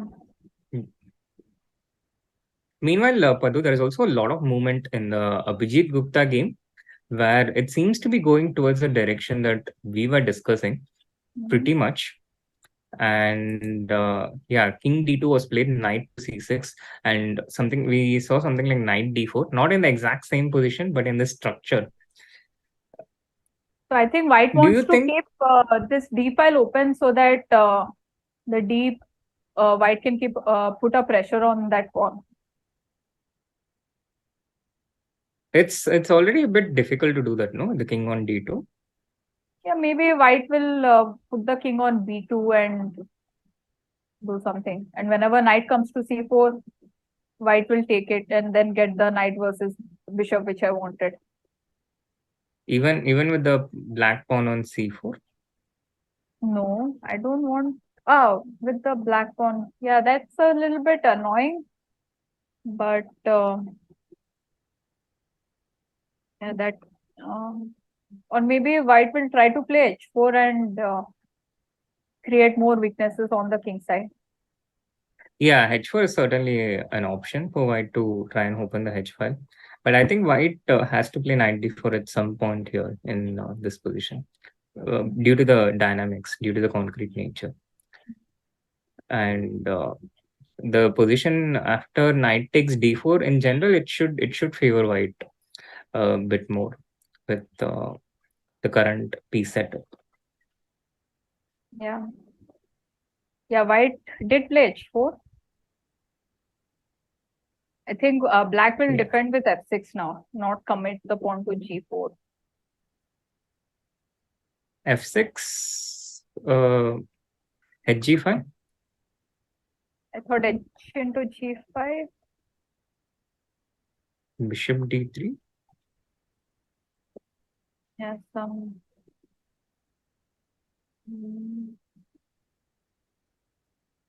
This is something. And you're planning some rook h7, yeah? Rook h7 or rook h6. Yeah, rook h7 or rook h6.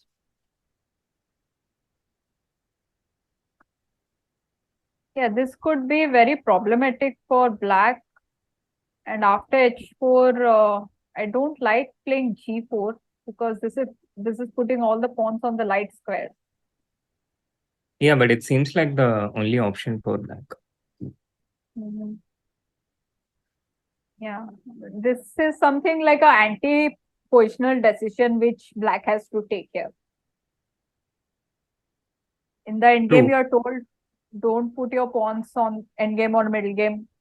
Don't put your pawns on the color of your bishop, but maybe black has to play. Yeah, absolutely. I think there's definitely some practical chances for Abhijeet here, although black is concretely doing quite well, but but practically it's not strategically so sound the way black has played here. Yeah, let's check the other games. I think SL's game we had some updates. Is it already a draw? Yeah. No, it's not a draw. Seems so. I see both of them. Their SL is looking at Abhijeet's board. They have. Yeah, but this is a draw, right? Yeah, they have repeated. Probably they are, for the 30 moves rule, the arbiter is a bit. They repeated 3 times, I think, but I don't know if they did it properly. I think they just need to repeat one more time. Yeah. Which is. Yeah, it's already a draw. I can see now. Yeah. They agreed for a draw. They put it on the board, but maybe the 30th move was not made. Only 29 moves, and the third time repetition didn't happen. So the arbiter. This also happened in the Olympiad when Arjun drew against Cornet from France, and they drew before 30 moves. So then they had to call the arbiter and claim a draw, even though it was a 3-time repetition. And they didn't complete the 3-time repetition. So the arbiter gave a warning because, it's happening in front of the camera and you have to be exact according to the rule book. Yeah, because here we see first position, the second position, like on the 26th move and 28th move. But it is not the same time 3 positions yet. Yeah. So, but yeah, regardless of what happens, it's a draw in that game. It's a split point. And I think once again, we are going to come down to the 4th board to decide the match, because the first 3 boards are looking quite equal. But somehow I feel white, third board looks equal to me now, because the bar is also saying it's equal. Yeah, and Nihal's game, there have been a lot of exchanges, and white has managed to exchange a few pieces. I think it's favorable that white was able to exchange these knights, knight on f3. Yeah, and now I think he has covered this entry onto the c file with the knight on e3, covering both the entry points c4 and c2. And I think he will also play f3 in order to prevent the black knight from coming on to e4. So I expect this to be Nihal's next move. And then he will try to expand a bit on the king side, try and get some g5 break or f5 break and make use of his advanced pawns. He will also look to bring his king to the d3, centralize the king, and to make doubly sure that black cannot invade down that line on the c file. And then he will look to try and press with either g5 or f5. So this is Nihal's game plan, I think. And it's a safe position for white. Once again, he's not risking anything, which is Nihal's comfort zone. and he will just look to keep playing moves and try and create some pressure. Yeah, yeah. This plan sounds great, and I also like this F5 and G5 ideas after bringing the king. So, yeah, Nihal's position looks good, and in Vidit's game there have been a lot of updates. Some pieces flying here and there, but this position looks equal. Yeah, at the end of it, it has turned into something quite equal. And once again, Vidit is very safe in these types of positions, so he's not going to lose here. He will. It will probably be a draw in this game too. Yeah. So it will come down to the fourth board, like you said. No, it's Yeah, not the although fourth board. Nihal's game, I wouldn't completely count it out. I think we have like a minor pressure in both the second and fourth board with the white pieces, and in our black boards, first and third, we have completely neutralized it really well. So far it's good going for India. Very solid performance, and it is looking smooth out there. So we are playing for 2 results in the match, yeah. Yeah, I think the Spanish players will be feeling a little bit of pressure because one board already we have drawn as black, and on the boards where we have got white, our players will be pressing. Yeah, absolutely. On the whiteboards, we will look to press a bit. I'm just curious if Nihal will play f3 or something else. He's spent already a few minutes here at this point, and yeah, it is very interesting that in this match, most of the all the boards have gone into end games. Do you think the players are trying to be very solid and safe and take the match into playoff? it seems so. Because if they make a mistake here, there's no second chance. Yeah, it's the match for the bronze medal. It's the second leg. The first leg has been drawn 2-2. So this is the final chance. Till this point, if you lost, you still had a second chance. But this is the last possible situation. So this is the this probably explains why they are going with a safety first approach, and just looking to create some chances without risking anything. It also feels like the nature of the players, because on the other final, I mean the actual final between China and Uzbekistan, that the position seemed to be a bit more complex. But nevertheless, it looked a bit more complex yesterday compared to today overall. Today's game seems to be a lot more equal. So it seems like both the finals, both the players are playing completely safe. I mean, players from both the teams in both the matches. It has also been slow so far, and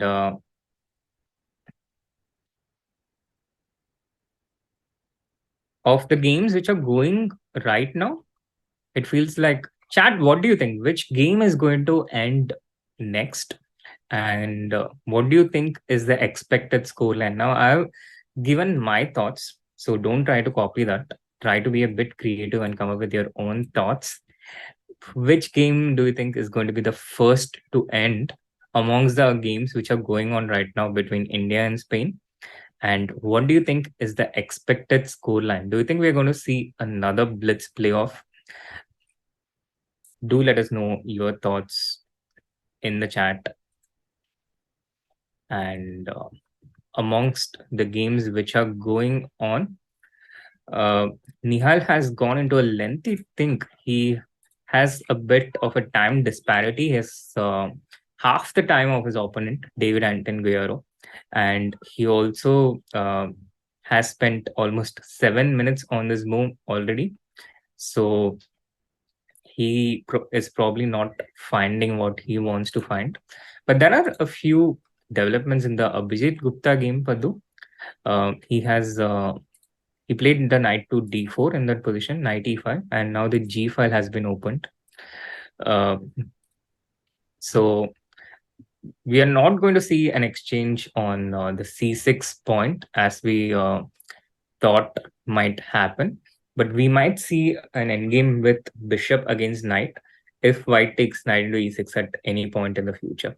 The time situation is approximately equal here, and knowing Abhijeet, he will try as much as he can to get something going here.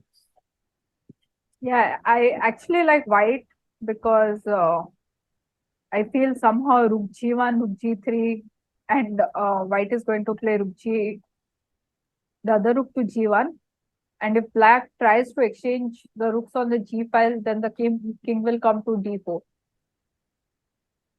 Yeah, that's a possible entry point for white. White has a few possible plans, and yeah, so king g7 and rook b1 has been played. So they're not going with my plan. Probably it's a dubious plan because king f6 and black doesn't really have to exchange pieces on the g file. So both the teams indeed. are being very solid and safe. And but I feel in Nihal's game, although Nihal had been thinking, I think it was a crucial moment, and it's important to make all the correct choices here. And he went with king f3. I think he first wants to bring the king out before playing f3.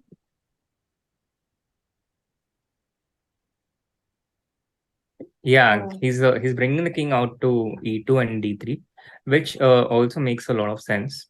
And I guess he's not worried about knight e4 because he can always evict it with f3 in the future. Yeah. Chat seems to be a bit optimistic. Meanwhile, VSSC Chess thinks that we will win this match, so we are not going towards a tiebreak. But chat, whose game do you think will be the first to end?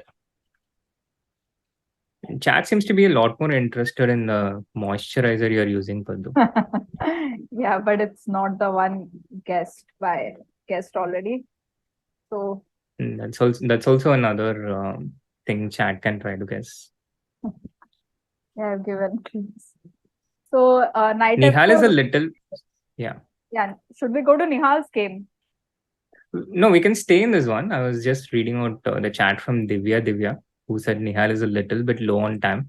But okay, 12 minutes in Nihal's hands is equal to 12 hours in my hands. So I'm not really worried about that. Rook c6 played by Vidit, preparing towards a mass exchange on the c5. And white has responded with g4. He's basically trying to put his pawns on h5 and then the other pawn on f3. So he gains space on this side. And this position is just a little bit better for white because of this light square bishop. The bishop on f7 is limited by its own central pawn on d5. And white is exerting pressure on the d5 pawn. Black is defending. But since black has only one weakness, it's very easy to defend. You can just put these two pieces in charge of defending the d5 pawn against white's two pieces. And white needs another area to attack. So generally, the way to do it is by opening up lines on another side and trying to exert pressure simultaneously. So the opponent is not able to defend. But here, white doesn't have a lot of leverage to, make that happen. Yeah. I think after h5, black will play h6 and still it will be very difficult for white to create a weakness on the king side. And on the queen side, black is very solid. Yeah, I completely agree with you there. Yeah. And like you said, black is continuing with his plan. And black is not afraid of all the pawn advances on the king side because after g4, h4, h5 and black plays h6, white's pawns also get fixed on the light squares, isn't it? So True. black played f3, and if white tries too much, these pawns could come into trouble. Although I read somewhere that when there are weak structural weaknesses, although both sides have this d4 and d5 pawn, it's better to have knights. Yeah, I completely agree. Because especially when one is a light square bishop, white's knights can play around on these dark squares. Like for example, the c5 square, which black can defend with b6, but white can also try and create weakness on the e5 square by breaking with g5. By breaking with g5, yeah. Yeah, I was thinking to play f5 to force some, pawn advance, but f5 is such a terrible move. Straight away playing into opponent's wishes. So Yeah, I think true. black will go for h6 and g5 maybe. I'm not sure if you want to touch anything there, because g5 for g5 is also a bit provocative. It also allows knight f5. So we don't, as black, I don't know if Vidit will touch anything on that side. So black will be very solid and keep the pawns like this. But do you think black should play h6 before white has played h5? Because after h6, some knight h5, okay, bishop h5, gh5. When exactly? How? Okay, in the game, b6 was played. Vidit is controlling all the squares, but I thought, let's say h6, some knight h5, bishop h5, gh5. Interesting idea, but again, it gives up the f5 square, and the h4 pawn is also a big weakness. So this might just play into black's hands. From f5, the knight defends the g7 pawn as well. So it just allows a lot and gains, I think, relatively less. So yeah, black is skipping, not trying to make any unprovoked weaknesses, and black will try to exchange the rooks. Yeah, I think so too. He's played the pawn to b6. Yeah. So he will, I think he'll not touch anything on the king side, and he'll just try to trade. And it's not so easy for white to press on the king side, because h5, as he said, after h6 we block everything, and if white goes g5, then it allows knight f5. Yeah. So let's see Nihal's game. King e2, knight e4. Now chat. Now don't play f3. What happens if white plays f3? We have been discussing this idea a bit, but this is not the right situation to play f3. But why is it not a good idea to play f3 here? What will black do? Meanwhile, Ashutosha Mohanty in the chat, very high class analysis. So good. Thank you so much, Ashutosha. Thank you, Ashutosha. So this here also we have a b6. Yeah, b6 seems to be the waiting move of choice for black. Yeah, the all-round waiting move. Yeah, here also we have some similar piece configuration. Yeah, this bishop and knight. Although the pawns but are a little, instead of two knights, white has a knight and bishop. Yeah, that's correct. Our chat is incredibly good. Yeah, everyone has got the right answers. VSSC chess, knight g3 check, indeed. And Krishnансhu and Arun Das pointing out that it's a fork. I see a lot of Odisha surnames in the chat. Paddu. Yeah. In the second half. Your fans? Yeah, I hope so. I hope you guys are my fans, and that's why also you are here. I hope they convert to my fans as well after today. Yeah, I'm sure they're all of our fans, And it's really nice to have all the viewers and everyone who's participating in the chat and trying to suggest moves. Absolutely, absolutely. And chat, feel free to ask any questions at any point. Mostly relating to chess. We can talk about moisturizers and other things later. But yeah, thank you so much for all the support. And what is a horse cross boat? What? Horse cross. What is this chat from Brishti? Knight cross rook, I think. Horse. Okay. So sometimes they say that the rook is actually the elephant. I used to think the bishop is the elephant.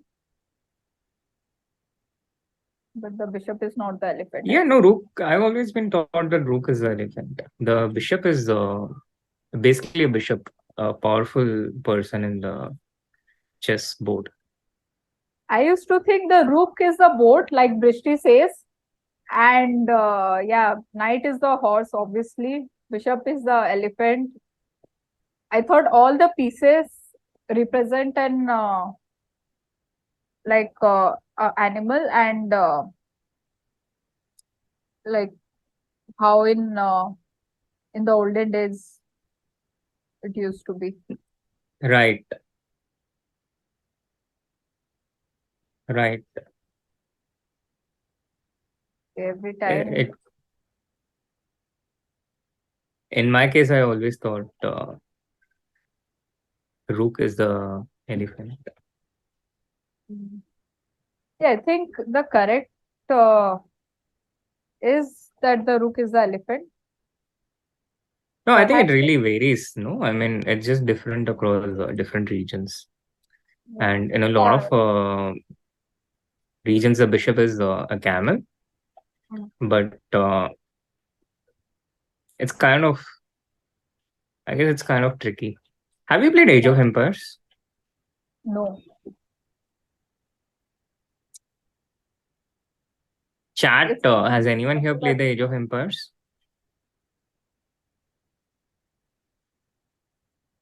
In the Age of Empires, the camel was not there is a camel unit and there is a knight unit, and in camels have an advantage over the knight, if I remember right. So the camels have an advantage over the knight, and then there is a special unit called Mamluk in one of the civilizations, one of the empires, which was very effective against the knight. So I used to play Age of Empires with some of the other chess players, and there is this international master called Abhijeet Gupta, who used to just stack up on knights. He used to just create so many of these units, and I just read up on the internet on how to play against it. And this unit of camel, a special unit of camel, used to be super effective against it. So I used to just stack up on them and defeat him every time. And yeah, so in chess also we have a lot of fights between the bishop and the knight. A lot of interesting dynamics. Yeah, it sounds interesting. Maybe I hope to try it someday. That would be fun. A lot of people in the chat as well have played the Age of Empires, the Conquerors, which was a legendary game, epic game actually. Yeah. So Krishnansu Mahapatra asked how to improve positional chess skill.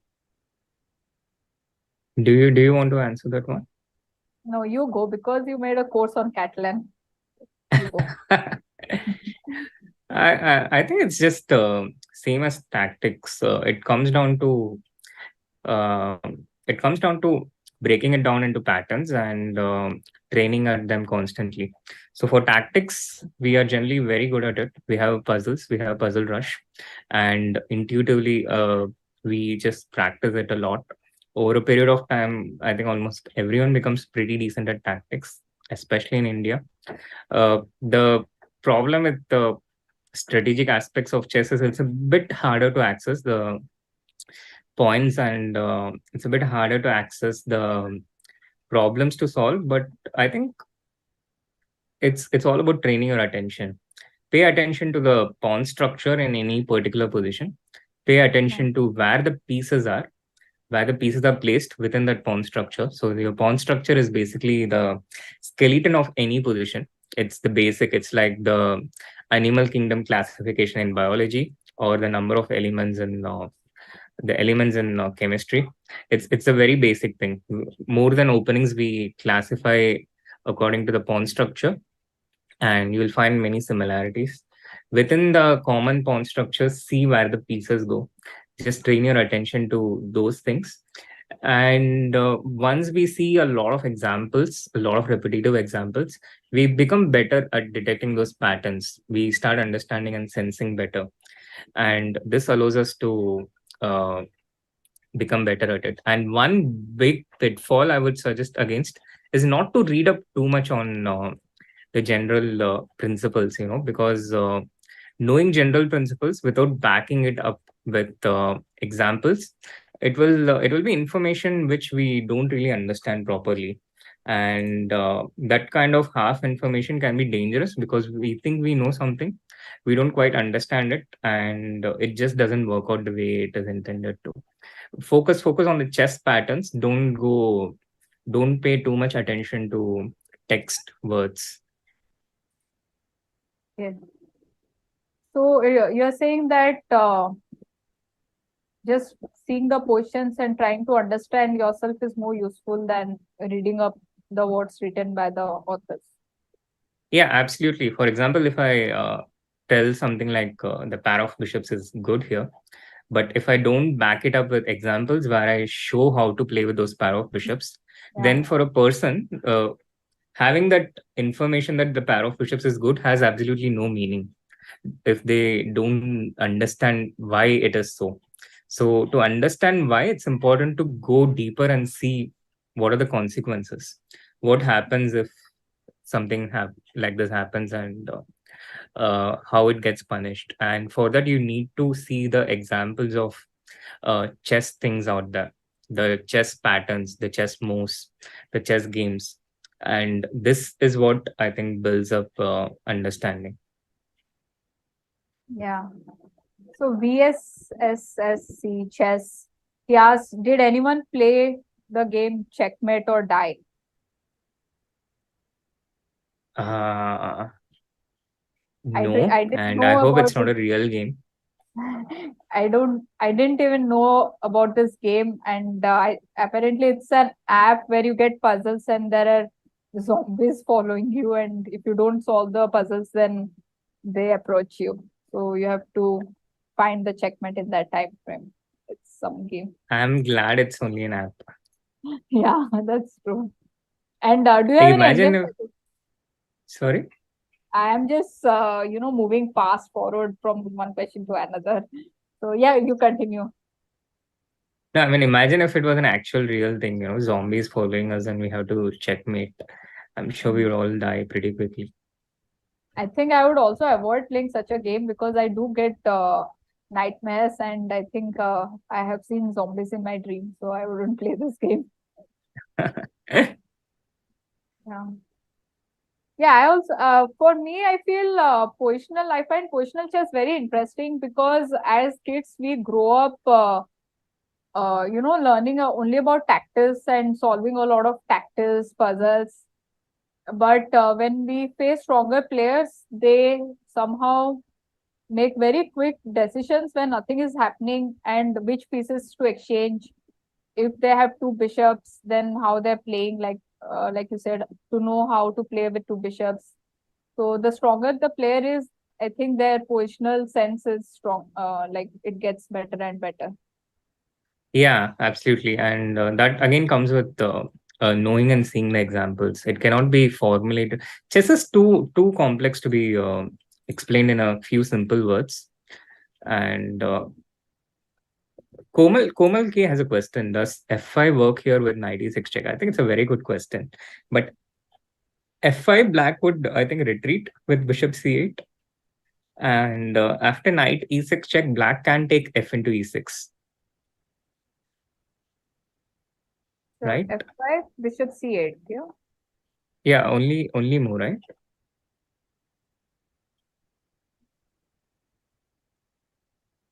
F5 is actually a very challenging move, no? It's a good question from Komal. Yeah. F5, maybe bishop d7 is better. But it's a very interesting suggestion. Abhijeet didn't play it. He played rook g1. He's probably looking to get some version of f5 working, but he wants to try and take the pawn on g4. So bishop e2 is his idea, I think. Okay, so should black start with knight e6 or directly bishop e2? Directly bishop e2 because you're keeping the option open. You can take knight e6 in the future, but also you have the option of f5. So flexibility principle. For example, now f5 looks tempting, no? Because of this pin.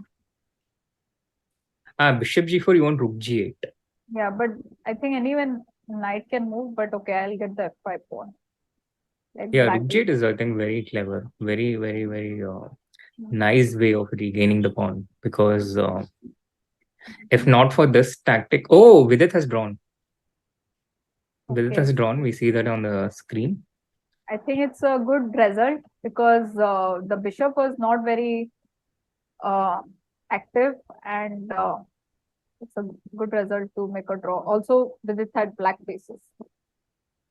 Absolutely. But I was also pretty confident that Vidit would make a draw there because his opponent is not the type who is, who is particularly strong in exerting pressure in those kind of quiet positions. And Vidit is very good at those.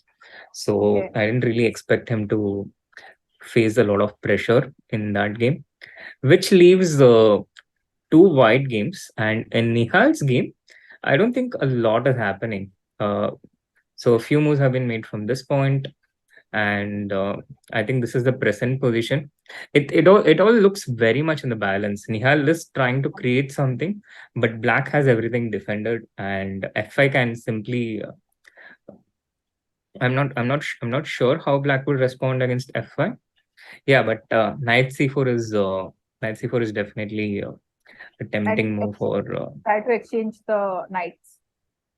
Absolutely, and it's also good that it comes with a check. So white can't really recapture knight into c4 because black will take with the b pawn and open up the b file for the black rook. Yeah. So I think white will play rook b1 and not capture. Yeah, or rook e2. Or rook e2. Yeah, but rook e2 I did not want to allow knight e3 and rook c1. Okay. But rook b1, then it's difficult to find a future for the white's pieces, no? Yeah. Or maybe after knight c4, white can go knight d1, rook e2, and knight c3. What do you say? And then white has to do something like that. Yeah. Not allow black to enter into the position. So actually, this checkmate or die is a game by Chesscom only. And if you're not afraid of zombies, you can go check out this app and this game. It is both on Android and iOS. I think it'll be very interesting. But probably it's not for me, but maybe you can check it out. I just want to avoid my dreams. There is enough consequences of not checkmating in life as it is. Yeah. So, in Abhijeet Gupta's game, we have bishop e2, king f6, and bishop f3. The bishop has rerouted to a better square. Yeah, it feels like we're not understanding some. But we did discuss f5, and he was not happy with it because of this rook g8 idea. right? Yeah. But I feel like we're not understanding something, because that did feel like White's best chance to me. At least, at the very least, you're creating an passed pawn on the H file, no? Like knight e2 now. No, I thought black will get the f5 pawn, and I was not sure how this h pawn is going to move forward. Yeah, rook g4, rook g4, rook g4. Bishop f5, rook g3. I'll cut off the g file and I'll try to push the h pawn. I felt like White might have had some chances here. Or Knight f4. okay, White has to keep it. And h5. So black's king is near the pawn. h7 square is controlled. Maybe instead of rook c8, if white, let's say black had gone for rook c4, knight f4, bishop e4, h5, can black and now play rook a4. Yeah, yeah, there is some counterplay, and here it can probably turn towards black's favor. No, this wouldn't work because there's rook a2, rook h2. Yeah. So this might have given some counterplay. Yeah, against rook c4, maybe knight f4 is... Yeah, but in any case, we are going a bit too deep here. But yeah, I felt this could have been a possible direction for Abhijeet to try. But this also looks to be in the balance. But also in the game, feels like black has things under control, no? Black has things under control, and it is only Abhijeet who is going low on time. Maybe he just doesn't want to risk anything here. I feel this game is also going to end in a draw, and the players are already looking to go into the playoff. Because rook will have to move from the c file. And no, but I would. It would be nice to, I think, have a result in rapid portion, because in the Blitz, all of these Spanish players are, I think, white. Also, computer is showing a very nice option here. yeah, Paddu. the bar F5 for white. F5. What is F5? Yeah. F5. F5 is a very strong move. Will Abhijeet find this, chat? Bishop Can F4? Abhijeet find this? Bishop F5 is rook F4. King. Rook F4. F5 is very interesting. But this is incredibly hard because it continues with knight into e3. And here white has to find a super strong move, bishop e2. This is, I think, quite tough to find from far. Yeah. This is a very tough move, but... do you think white can... But I wouldn't rule it out. Rook e7. I'm sorry? Do you think white can intuitively play a move like f5 without calculation? Because Abhijeet does have only 3 minutes. So yeah, exactly. You can intuitively play it because it is it does create the tactical chances. King into f5 is not possible. It forces bishop into f5. King into f5 runs in. Now knight d4, rook c7. Yeah, one repetition done and another repetition done. Knight b5, rook e7 on the board. What are the odds? Oh, okay. Yeah. It is a repetition. It is a draw. Yeah. I'm really sorry to disappoint you, chat. I'm really sorry to disappoint like this. Is it a clear win? After clear better, I think using the word win is a very strong word, and generally winning positions are also not easy to win. So, but how much? And they have made a draw, haven't they? Yeah, they so have. So we are going towards a Blitz tiebreak, and to answer your question, Paddu, it is not a clear win. It is +1 though, and it is very tough to find. It is very tough to like if I tell you that there is something to find, then it is findable. But during the game, if you don't have that prompt, then I think it's very tough to find. So what Abhijeet did is very, very understandable. But it was just a hope, a kind of blind hope. Yeah, bishop a2 is such a a quiet and sneaky move, and most of the time when we are going into tactical variations after giving up pawns, we are not really looking for quiet moves. And bishop e2 is such a move. Like after knight e2. Exactly. Like I would consider a move like rook g5 putting another pressure on f5, but not bishop e2. Yeah, you're completely right. It's not the kind of move that we would look for.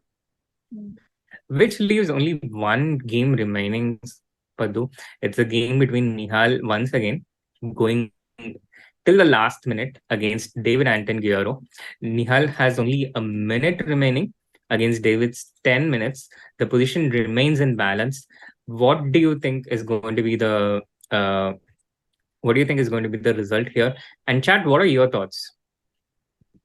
I feel it's going to be a draw. And you said that the Spanish players are very good in Blitz, but I think our players are very good too. And India has won in the quarterfinals in the Blitz playoff against France. So I think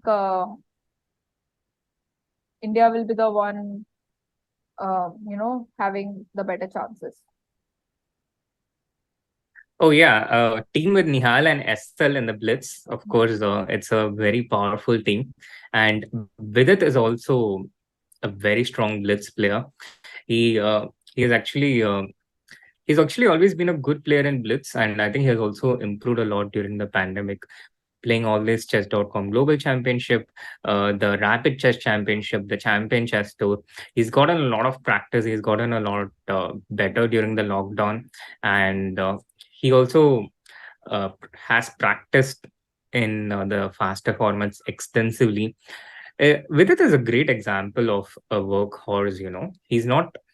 Things don't come to him as easily as some of the more talented players, but he just keeps at it persistently. He's one of the most persistent people that I've seen.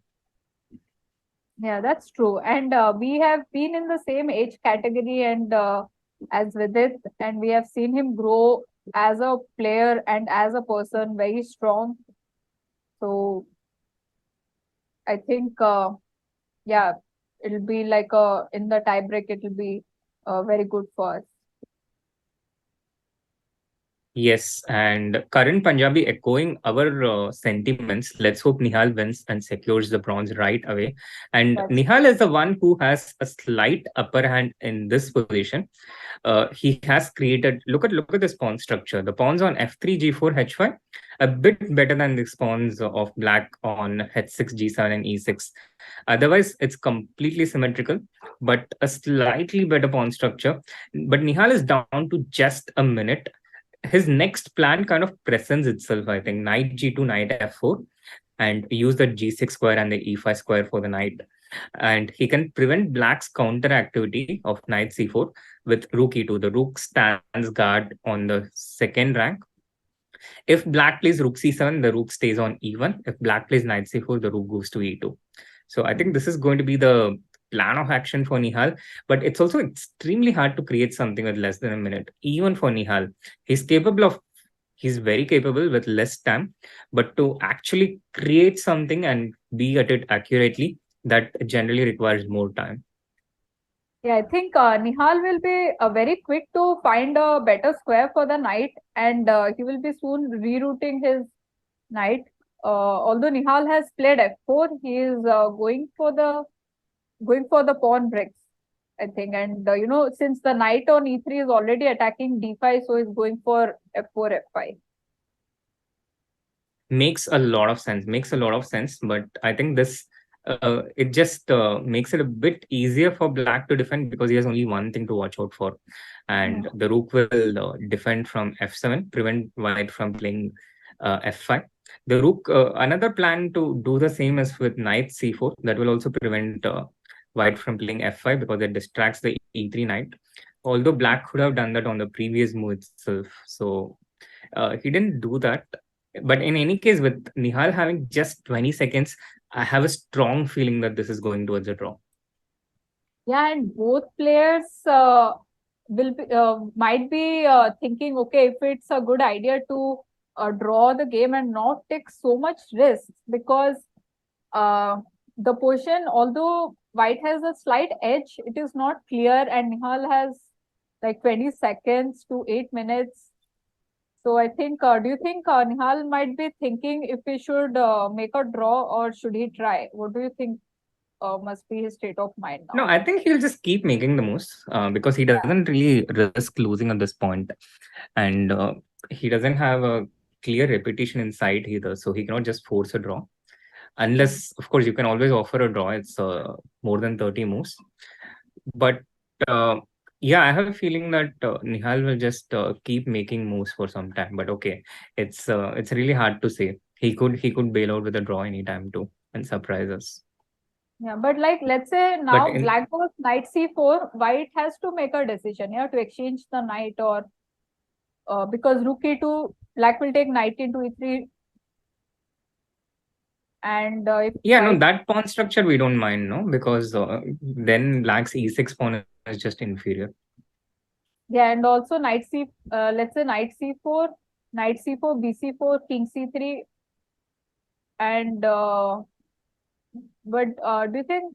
No, this Nihal will not do. He will not make any decisions that changes the nature of the position. He will try to maintain it. So knight c4, he plays rook e2 in literally. Absolutely spot on. With less than 1 minute on the clock, Nihal is not making any structural changes. He is keeping the pawns as it is, and he will try to put his pieces on better squares. So perhaps now Black can also do the same. Like Black can also wait. King f7. And ask Nihal to make the choice. It's a very effective strategy to try and prompt your opponent to make a decision when you have less time. But Nihal doesn't just have the f5 break, he also has a g5 break. So if Black prevents f5, then he can maybe consider g5. This game is not over yet. Yeah. And Anton having so much time on his clock, he is making the best use of them. It's not like he's trying to make moves fast to put pressure on Nihal. No, that's a very bad idea against Nihal. Like sometimes they say, if your opponent is under a lot of time pressure and you play fast, your opponent doesn't get time to think. But then you are also playing very fast and not thinking. So it just becomes and Nihal will make you regret it very badly. He plays incredibly fast when he's low on time. And he can really turn around things. He goes rook f2. Just, again, he's not committing any decision. He's like Dhoni, he will wait till the last possible moment before he does some drastic action with this kind of time situation. And with rook f2, he's threatening to play f5.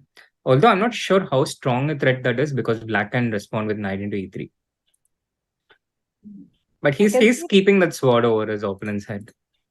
Yeah, and I can see Nihal has like 15 seconds on the clock. I feel very tensed actually. Anyone else in the world, I would feel very tense. But with Nihal, it's just every game routine. Yeah, and he's so calm. And the thing is, he has a very good sense of the safe moves to make, Padu. When you're down to 15 seconds, you can't play chess like how you play when you have 15 minutes. You can't calculate, you can't think like you normally do. You have to make these safe moves that has a low percentage of being a blunder. And that is something which develops after a lot of practice. We are practiced to think in a different way. Think of moves in a very different way when we have time. We look at what the position is, we calculate, and when you're down to seconds, you just don't have time to calculate. So you have to rely completely on your sense, and your sense you develop a sense where you start to detect these moves which are very low percentage of becoming a blunder. And that is what Nihal is very good at. That is why even with less time, he manages to make moves of decent quality. He cannot find the best moves. So that also ends up in missing a lot of chances. but he also doesn't, drastically. There is not a massive drop of quality. Yeah. Aradhya God says King F6 by David. Is this interesting? Yeah, it is interesting, but it also kind of runs into some checks and all later. F5. Yeah, it feels a bit counterintuitive. But David goes for rook b7. He's trying to exert pressure on Nihal. Nihal goes for f5. And now will we see knight into e3 happening? Knight into e3, Nihal can just recapture king into e3. So Nihal goes for it with f5. David can't really play b4 because there is always knight into c4 happening. There's no threat from black side. And knight into e3, Nihal will just take king into e3. Moving his time up to 25 seconds. David will probably need to just keep the position, get the king to e6, wait for white to take f into e6, maybe rook c7, capture that c5, and but then that would allow some king f4, king e5. Yeah, I think now b4 is his idea. B4 is his idea, and Nihal is under a bit of pressure now. Yeah. So 8 seconds, 7. Yeah, king f4. King f4 is a good move, I think. Idea king e5. Yes, and also freeing up the f3 square for the rook. When black attacks the a3 pawn with rook b3, Nihal has the option to defend with rook f3. So the king on f4, moving away from the third rank towards the e5 square and allowing the rook to defend from f3. 10 seconds is a lot of increment time for Nihal, who actually plays very well with the 2 second and 1 second increment on the chess.com tournaments. Yeah. But yeah, David can... sorry. I really like that how Nihal didn't, play f6 or commit to anything, but he's still very alert in creating counter plays, and I think this probably will end in a draw. Yeah, probably end in a draw, but I still yeah, being to a3 is important because if you started with king f6 right away, there were some options with rook e2. So I think black has to create this window of counterplay, and even now it's not totally clear, Padu, because the lines with king f6, rook e2, e takes f5, g takes f5, rook b3. White can sacrifice that a3 pawn and take the d5 pawn. So his king will be more advanced. He will go for some rook e6 check, rook a6, control the a file, a pawn through the rook from behind, and take the pawn with king e5, king into d5, and create a d passer. So this is one way to keep the game going for rook b3 on the board. No, rook b3, yeah. This is one way to keep the game going as black and create some... Rook e5. No, not rook e5. Actually, rook b3 I would play differently. Rook e2 was against king f6. So, yeah, takes ef5, gf5, I think. ef5 happened in the game. But this is a tricky decision for Nihal to take, because gf5, he's weakening the h5 pawn. But if he takes with the king, then he's not really having any pressure remaining. And king e5 is also move here. Yeah, I think that's what he is probably considering, keeping the option of playing king e5 directly. Yeah, so the d5 pawn will get traded with the a3 pawn. Yeah, he played king e5. And now he keeps the option of taking gf5 and rook f5 still. Yes, exactly. He keeps the option, but he will take the d5 pawn for sure with the king and create a d passed pawn. The big difference is the activity of the king. And you can visibly see that David Anton is... rook into f5. This is probably very equal. Because, yeah, white gets the d5 pawn, black gets the a pawn. And now there's a really... I feel the game has kind of liquidated after that decision. Yeah. That was a safe move. But maybe I'm wrong. Because rook e5 check also presents black with a tricky decision to make. And the times have kind of evened out.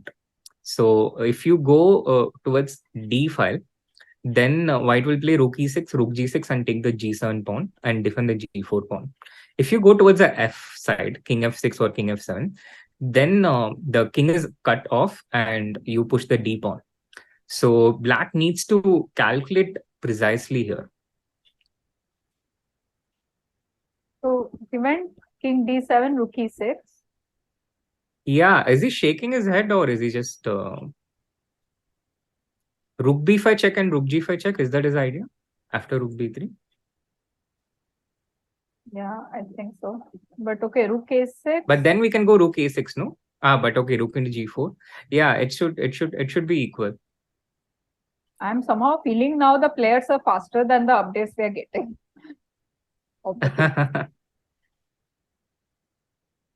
Rook g6, rook b5 check. The king has to move away from the 5th rank. King c4 and now rook g5. Rook a6. Takes king b4, then king d6. Black is faster. King a4, king d5. So he goes rook a6. Once again, tricky decision for black. Will he play rook b5 check or a3? Yeah, rook b5 check. Star Champ says Nihal gonna win or lose now. But Nihal is going for the win. Nihal is going for the win. Yeah, definitely. That is clear. King He is c4 going for the win, but in a very measured way. King e4 and now black loses a pawn, Padu. He just loses the pawn. Rook a7 check is a threat. Rook into a4 is a threat. And he has to give up one of the pawns. He will go rook g5.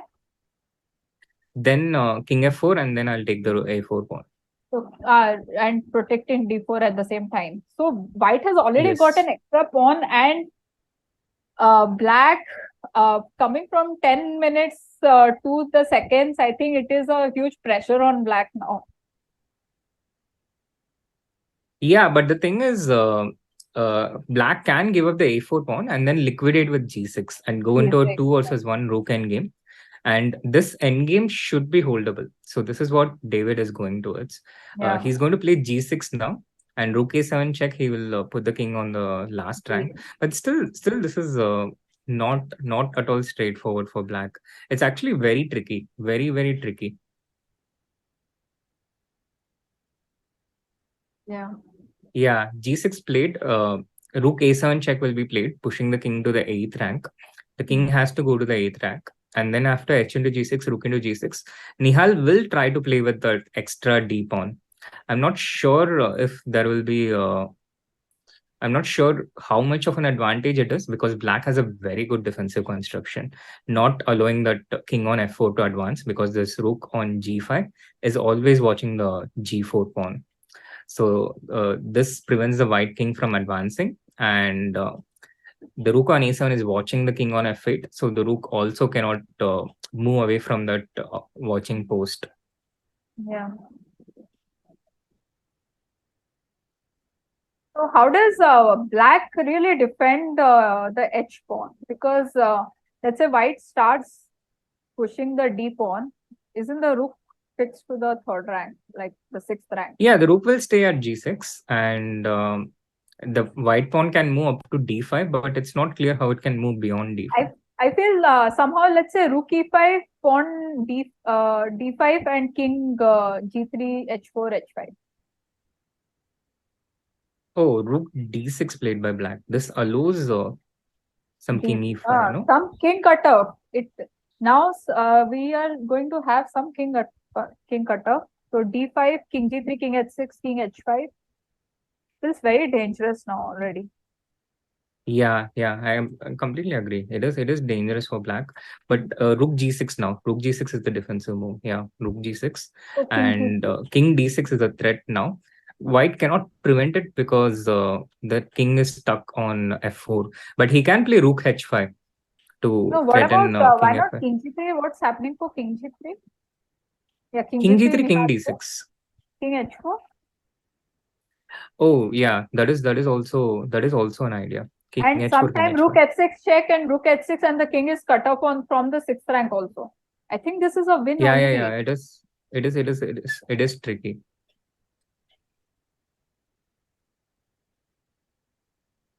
Yeah. This is dangerous for black. This is very dangerous for black. The bar is really excited and bar says it's winning already. Okay, this is huge. This is really huge. And yeah. Nihal picking up the queen there. King h5, rook d6, and how does it continue? Just rook e5 check and rook e6, or is there anything else? Rook e... No, so king h5. Is the bar reliable though? Rook d6? Yeah, rook e5 check, rook e6. I think it is. But then rook d5 check, no? Rook e5 check, king f7, rook e6. Yeah, so I think white waits a little bit before playing king h4. How? Rook g6, king h4, rook g6, same position. So now I think king rook e5 check, king f7, rook e6, rook e6. Rook g5 then. Rook into rook d6. Oh, rook e5 check. King d6 will be his response, I think, and then Nihal wants king g5. Oh, tricky, Nihal. King d6, then he wants king h5, and rook f6, there is rook e6 check. What a move. What a way to create chances. Very tricky move. David going for king f7, he sees the same line, and this cuts off the king from the d pawn. So Nihal going for rook e1. Yeah, what a way to create pressure. Exactly. Nihal is coming up with ideas. A lot of ideas. Very powerful and tricky play. This is black is balancing on a sword here. Now it's tempting to go king f6, king e5 with just 10 seconds, but then there is a rook e1 check happening. Yeah, I think he went for king f6. So king h5, king g7. King h5. Yeah, king g7 is a safe move. King e5 was tempting. And now Nihal can maybe play something like rook d2 or rook d3. So king h7. But black has this waiting move with king h7. I think white will have to bring the king back. Yeah, now Anton waits with king h7.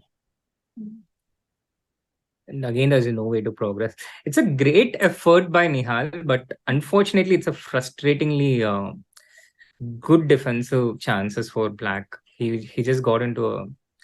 So Nihal trying to triangulate, but this also gives his opponent the time to gain and goes up to 40 seconds. Now the king is coming back, as you suggested, Padu. King g6, so king g3, rook king d2. g5, rook h2 is always there. King f6, the king ready to come to e5 if the white king goes to g3. And if the white king goes to h5, then the king goes back to g7. Yeah, how about now, rook f2 check, rook f5, and king g3, king f4, king e5? Yeah, that is I think what he would try. Rook f2, rook f5, and rook f2 would also make his opponent have to make a decision. But Nihal also knows that one small inaccuracy can lose the advantage. King g3 allows king e5, no? Yeah, it looks like that because rook check, king into d5 is there. Oh, yeah, that is actually winning. Yeah, it's a nice trap. That's what Nihal was going for. But the king has to come to f6 now. No, king d5, rook check, king e5, rook d6, king d6, king h4, king e5, no? King h5? Oh, king f4. F4, yeah. I think it's a draw. No, he has cut off the king and now he wants to... But rook g6 now? Yeah, this is what he played. Yeah, I think Anton, he defended very well because Nihal was like putting one threat after the other, like one idea after the other. So yeah, it was very good defense by David Anton. A lot of people would have cracked. Credit to both players for giving out such a huge fight in such a crucial game. Yeah, and poor David, after such a defensive effort, which is still not over, by the way, Nihal is still trying. But even if he manages to survive here, he has to come back and play Nihal in a Blitz game. So it is a bit like going from the frying pan into the fire. Yeah. So, sir, he did go for Oh, he's getting the pawn now, or not? No, because the rook goes to in the 6th rank, rook d6, rook a5 check, there's king f4. And king. Rook f5, there's king g3, and the king will stay close to the g4 pawn. So anytime white takes on h6, black will take back on g4. Yeah, white would like to have the rook on the f file somehow, but still how to capture the h6 pawn. Yeah, so this is ending in a draw by force. This has liquidated. Wow, what a game, what an effort by Nihal. Yeah. Unreal stuff.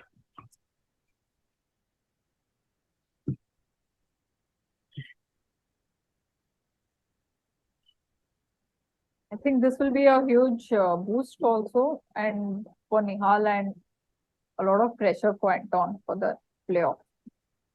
Yeah, Nihal outplayed Anton in game 1, and in the second game also he he came this close. So the psychological advantage is certainly with Nihal here. Anton has to maintain his king on g3. He has to stay within one square, and with g5, Nihal is offering a draw. His opponent has accepted, and they shake hands. So it's a 2-2 draw in the second leg. What an interesting draw, though. What an exciting draw there. And this goes into the Blitz playoff between India and Spain for the bronze match. Nihal is a bit disappointed, but Nihal, you didn't really miss any chance. So if that was, you created all the chances from virtually nothing in that game, and all credit to Nihal, and to take away nothing from him at all for this game. Nihal's captain Vaibhav Suri putting his hands on his shoulder, guiding the young Nihal out of the tournament hall. Now Vaibhav has to once again decide who plays in the Blitz playoff, an unenviable task. And I think Spain will go with the same lineup. Yeah. Meanwhile, what's happening in the final, Padu? Do we have an update there? It looks like China has won the World Team Championship. Wow. The games have just ended. China defeats Uzbekistan one more time with a score of 2.5, 1.5. A huge congratulations to China. They have won the gold medal of the World Team Championship with virtually a second string side. They didn't have any of their top players, and they still managed to win this tournament without losing a single match. What an amazing performance by China there. And also the players are playing for the first time since the lockdown, and we are not sure when they'll play again outside of China. This has been a commendable performance, an amazing performance. A lot of respect to the Chinese team. Uzbekistan winning the silver medal, also a fantastic performance. They played really well. They outplayed some very strong teams like India. But in the final, China was clearly stronger. Yeah, congratulations to the Chinese team, and I think it will bring a lot of cheer back in the country, and the players must be really happy to have won very convincingly this tournament. And we are seeing that that China and Uzbekistan finished in the top 2 positions, and now India and Spain are fighting for the 3rd position, and they'll be playing a playoff very soon. Yes. All the everything depending on the Blitz tiebreak. Do we know in how much time the Blitz tiebreak will begin? Do we have any idea? Were you there in the other Blitz tiebreak, Padu? I was there, and I think there was a half an hour gap before the tiebreaks began, but we will get a confirmation soon. So I think, yeah. So Right. We will get a confirmation soon. Meanwhile, chat, do hit that like button, and we need all the support we can possibly get for the Blitz tiebreak, which is expected to happen something in about 30 minutes from now at 11 p.m. Indian time. Yeah. So we will be taking a short break, and we will catch our dinner, and the chat can also catch their dinner and come back and join us for the very exciting tiebreak match. Yes, and meanwhile, do keep those likes going and come back in full numbers after the break. Yeah. Actually, his name is so confusing that I keep on forgetting. I'm sorry. Fourth one. Oh no, what is this? Ян непомнящий. So now to our final segment, we'll show you a list of 5 players and we want you to guess their pronunciation. Okay. And just to help you out, we have added the country from where they come from, just for some context. Okay, so let's go. Good luck. Okay. Russia. And can you pronounce the name? Ian. Ian is very easy. Nepomniachtchi. Very close, but yeah, I think 1 out of 1. Ian Neponymi Itachi. Okay. Ian Nepomniachtchi. Yeah, that's close. Okay. That's good. 1 on 1. Ian Nepochima. Pragnananda Ramesh Babu. Second one. He's from Pragnanand Anand, I know him. Pragna Anand. See, you know 3, you were so close. No, actually his name is so confusing that I keep on forgetting. I'm sorry. No worries, but we all love Prague. Prague is very Prague simple. is, yes. Pragnananda. That's from India. Okay.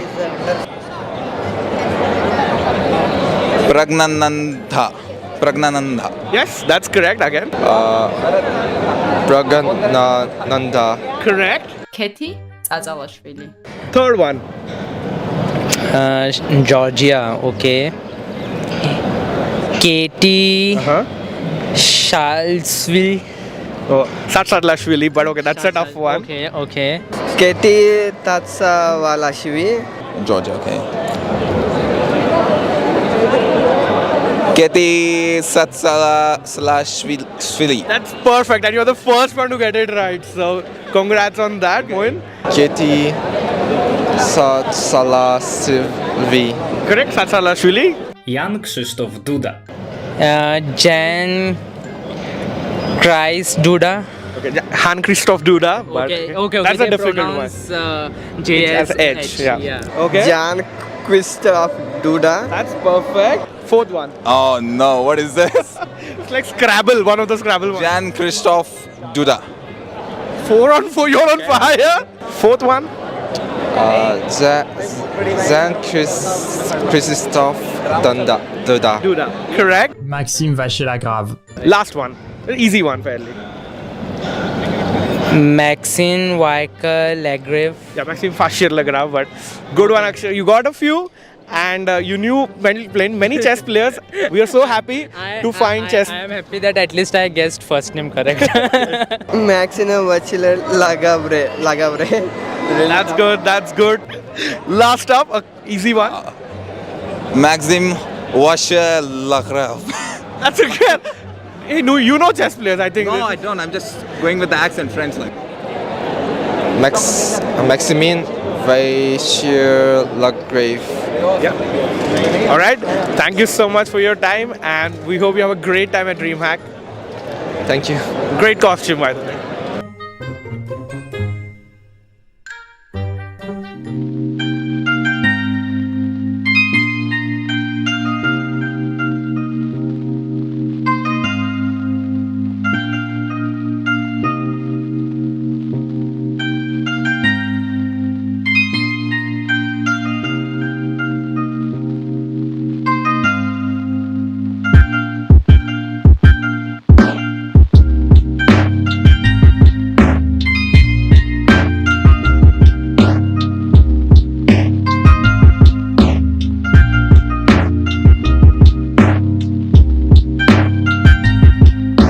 Welcome back, everyone, to the round 8 coverage of the 2022 FIDE candidates. And we are back with Vidit Gujrathi. And Srinath fumbles already. 2020. Arey, Srinath 2020 khatam ho That gaya, was 2 saal ho intentional gaye. with it.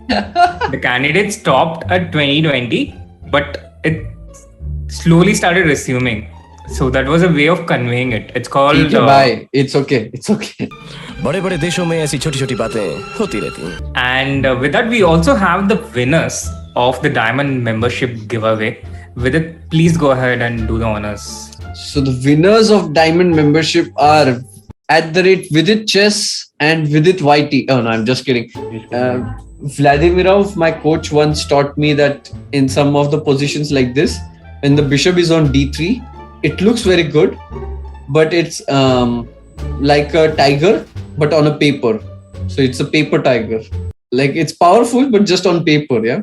Like Srinath has very high rating, but okay. Emotional damage. First of all, I'm not sure if that is true. I'm not just joking. Srinath doesn't have very high rating. So they're coming. Absolutely. I'm fine. By the bishop g5 at 6, yeah? Sorry. No, I was The saying psychological... Sorry. This is round number 8, which we are still not in sync, yeah? We are, but when someone comes, we lose it. देखा फिर वही हो गया ना आइए please पहले आप नहीं पहले आप नहीं From the last Bishop 2 minutes. F2 though. He did, yeah? So prediction was right. Hikaru did not make your wisdom, yeah? Unagi. I mean, such a logical move. How many in the chat will get that reference, yeah? I think everybody in chat will get it, right? I think. A Come lot on, of chat. people will get it, but there do exist some people who hasn't watched Friends. I was also surprised when I knew. The last episode of Friends was in 2005. I'll not judge. I don't judge anyone. That's my new philosophy in life. Like not to judge them. Always give them benefit of doubt.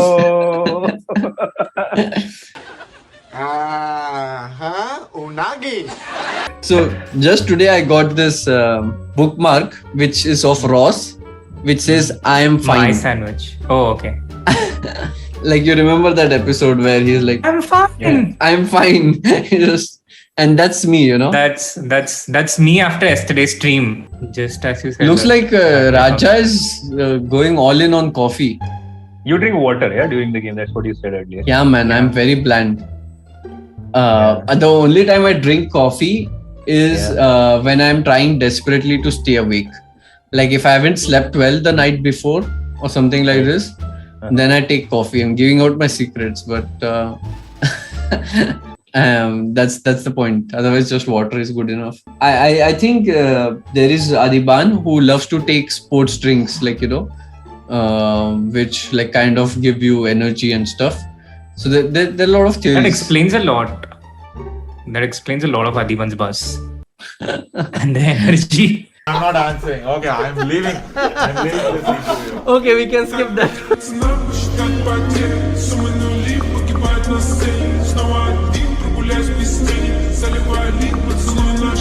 No, but you cannot explain everything of Adiban. Like I remember I went to World Cup with him in 2017. It was in Baku.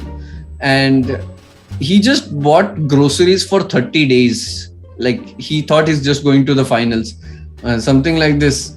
Groceries, some kind of like planning, yeah? I don't understand Adiban. Like people don't even book the ticket on the last day. But Adiban goes all in. So Adiban is very special. Yeah, totally. Again, Srinath flexing his friend requests. Even after the post game, like the interview, he saw almost everything. Fabiano saw almost everything. Where can I see these clips, by the way? I wanted to just interject. Chess.com, Chess.com live. Chesscom live. Yeah, Okay. subscribe to Chesscom live. Subscribe to Chess.com India. Plug-in. Subscribe to Chesscom clips. Not fair, yeah? True. Oh, what happened there? Where did Vidit disappear? Is there like a Vidit eclipse? Is this how Vidit eclipse looks like? Okay, I'm completely back now. Sorry about that. Nasik internet had taken over because of power disconnect. Gave me Olympiad vibes. Sorry about that. Yeah. खत्म bye bye tata goodbye गया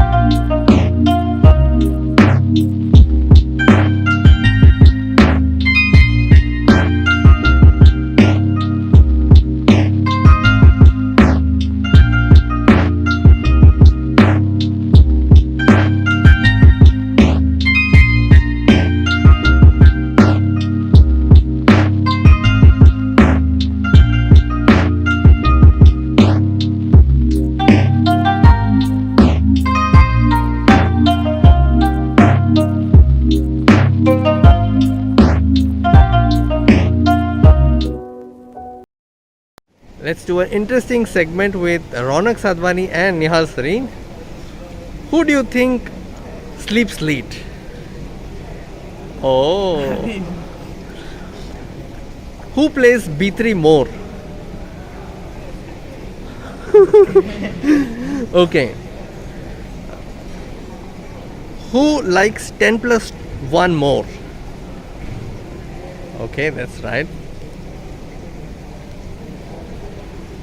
Who is good at bug house? Who is good at playing, or let's say, who is good at surprising opponents when you're playing against each other? Who is more surprised? Alright. Who do you think has the least chance of playing A4 on the first move? Okay, so you are less likely to play A4. Who knows? You never know, huh? Alright. Who is good at puzzle rush survival? Survival mode. What about puzzle rush 3 minutes?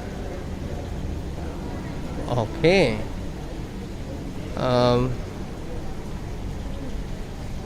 Who has tried 4-player chess? I mean, we both have tried. Yeah, I've tried more. Who is a better streamer on OBS?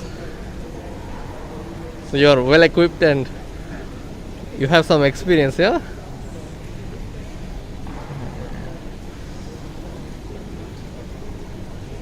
Who is good with interesting tweets? Well, I don't tweet. Okay.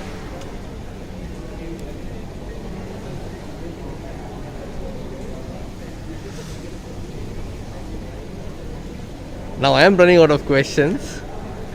Good sign for us. Okay, thank you Ronak and thank you Nihal.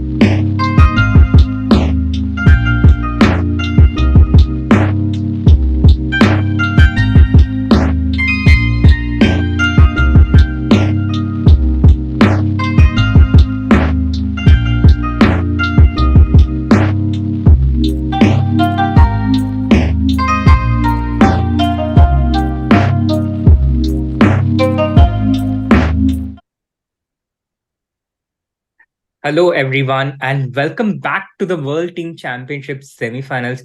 I am Padmini Raut, and we are here for the Blitz tiebreak, the super exciting Blitz tiebreak. Chat, what are your thoughts? And Paddu, what are your initial thoughts about India's chances? I think India has very good chances, and I'm very optimistic about our players. We have the team of youngsters, and I can in the tournament hall view, I could see Shirov is there. They're all very experienced players, very sharp players, but I still think that we have the better chances. I completely agree with you. I feel optimistic, and let's go through the lineups of both the teams. We have them. It will be Vidit on the first board against Jaime Santosh Latasha, and on the second board we have David Anton Goyaro against Nihal, who has been exerting a lot of pressure on David Anton. It's Blitz, it's Nihal's territory. Then we have our golden boot, golden boy, S L Narayanan against Alexei Shirov with the white pieces once again. And on the fourth board, we have Santos Ruiz Miguel against Abhijeet Gupta, who has been the only player on the fourth board who has not lost in our knockout matches. So this is our lineup for the Blitz tiebreak, and it does feel optimistic, Parmini, because with the white pieces and SL with the white pieces, and they have been our strikers in this tournament. So them with the white pieces, and Nihal, color doesn't really matter. Blitz is his territory. He defeated the French player Jules Mossad also with the black pieces in the Blitz tiebreak. And on the fourth board, we have Abhijeet Gupta. The fourth board has been our point of worry in this tournament in the knockouts, but Abhijeet was quite solid in the earlier match, the mainstream match earlier. So that has also been a positive. Yeah, and I think they must have had some strategy, and since Abhijeet is black, I think his preparation is also very good. So it'll be a good match. Absolutely. And some of the players already out there, Alex, the Spanish players coming and sitting with it will take his spot on top of the Indian team. I noticed that Vidit had a tendency to meditate a bit before his first move, but here he won't have the time to do it, so he has to do it before the game. Yeah, they have to reach fast and take their seats and get ready, do the meditation. I see Vidit now. Yeah. And we have all the four players out there. All the four versus four. The Blitz tiebreak just about to begin. Chat, do smash that like button so we get all the support we possibly can for the Blitz tiebreak. And we are about to get the kickoff any moment now. Are we going to see D4 in Vidit's board? Yeah, I was just going to ask you how easy it is to play a Blitz game with the suits on. But I saw that SL took out his coat and with it, put his sleeves up so that they can all move the pieces fast. But Nihal is fast anyway, so he doesn't need to do that. Yes, Nihal is fast anyway, but he also takes off his suit, following the suit of other players. And the games are just about to begin. Suits off, gloves off. It's time to get punching. Yeah, I'm really excited. And the Blitz we saw against the match against France also, that the games were going very fast. And the games have started. Vidit played E4. Oh, Vidit starts with E4. He starts with the Italian. Vidit, usually a hardcore D4 player, he starts with one E4. Aggressive intention signal by Vidit there. And we also see the same opening on the fourth board. Both Italians, Vidit playing the Italian with Knight C3. And on the fourth board, Miguel playing Italian with C3 and D3. The Nihal game is a kind of, is it a Torre or a Cole? The Nihal game, Tore is with bishop g5, yeah? Yeah, I think this is Kole. The third move e3 is, I think, Kole. Yes, And but anyway, it has gone into a Caracan structure. This is basically Caracan exchange, what Nihal has gotten. Quite comfortable Caracan exchange. And white will have the pair of bishops here, but black will get some counterplay down on the queen side with b5 and b4. A bit of an early days there. S L Narayanan is one of the boards I'm really hopeful about because SL is fast and his opponent is relatively older. No disrespect intended to the legend. So that is one board where I feel optimistic. The game between Abhijeet and Miguel, it is a mainstream Italian. So I hope Abhijeet remembers his lines there. So we are seeing a lot of Italians actually today, like for this match, tiebreak match. Indeed. Chris Keynes puts it there. Sip coffee, have faith in Nihal. The guy will win it for India. Indeed, a lot of faith in the Kerala boys, the 2 and 3, two of the most important boards in team events. And no less faith on, of course, the other boards. But Vidit has to play the strongest opposition in the opponent's team in every game. Do you already see some the chances in the SL game, Paddu? It has liquidated down to an end game, but we will have the pair of bishops, a slightly better pawn structure. Yeah, I think SL will be putting a lot of pressure now because after a6, black cannot take ba6 and b6 will b6. At some point, black will have to play c5 and the a6 pawn becomes a monster, I think. Absolutely, the a6 pawn will be a thorn in the opponent's setup. He's played e4. This also opens up the e3 square for the bishop. The bishop will look at a7 there, but Shiro is ready to respond with the bishop to c5. And the bishops have also been traded. Not a totally positive development there for the Indian team. But nevertheless, I think White constantly keeps having this pressure on here. e5, knight d7, maybe f4, yes. These two knights on d7 and c5 kind of treading over each other's hoofs. They don't have a proper space for each other, a bit superfluous. And White has more space everywhere. On the center, on the queen side, he has a bishop which is superior to the opponent's knights. So pressure on Shiro, who's playing quite fast, but it's not his natural forte. Yeah, and also Shirov being an attacking player, I think it has been a very good strategy by SL to go into an endgame. Okay, stronger players are usually good with everything, but I think Shirov's preference is to play games like Mikhail Tal, attacking games. Very, very observant and good point there, Paddu. Rook d1, the idea was b4, attacking the d7 knight indirectly. Shiro's allowed to it. He defends with king e7. And there is a clear advantage, but it is thin. So SL has to be quite precise in trying to convert this advantage. He gets that pawn to f5, a very advanced pawn, but it also allows black some squares for his knight on the dark squares, which our light square bishop cannot control. So those knights on e5 and f4 cannot be dislodged by our bishop. SL can trade them with rook d4 though, force them to trade, and he has this pawn on e6, a long-term pawn. But after bishop f1, what will he do against g6? g3? Very complex position, very complex endgame already. Yeah, it's going very concrete, and both the players are playing very fast. So I don't know. Do you think in Blitz they take time to evaluate the position and all? It all happens very quickly. It all happens very intuitively. There's no time to stop and do something. It just goes with the flow.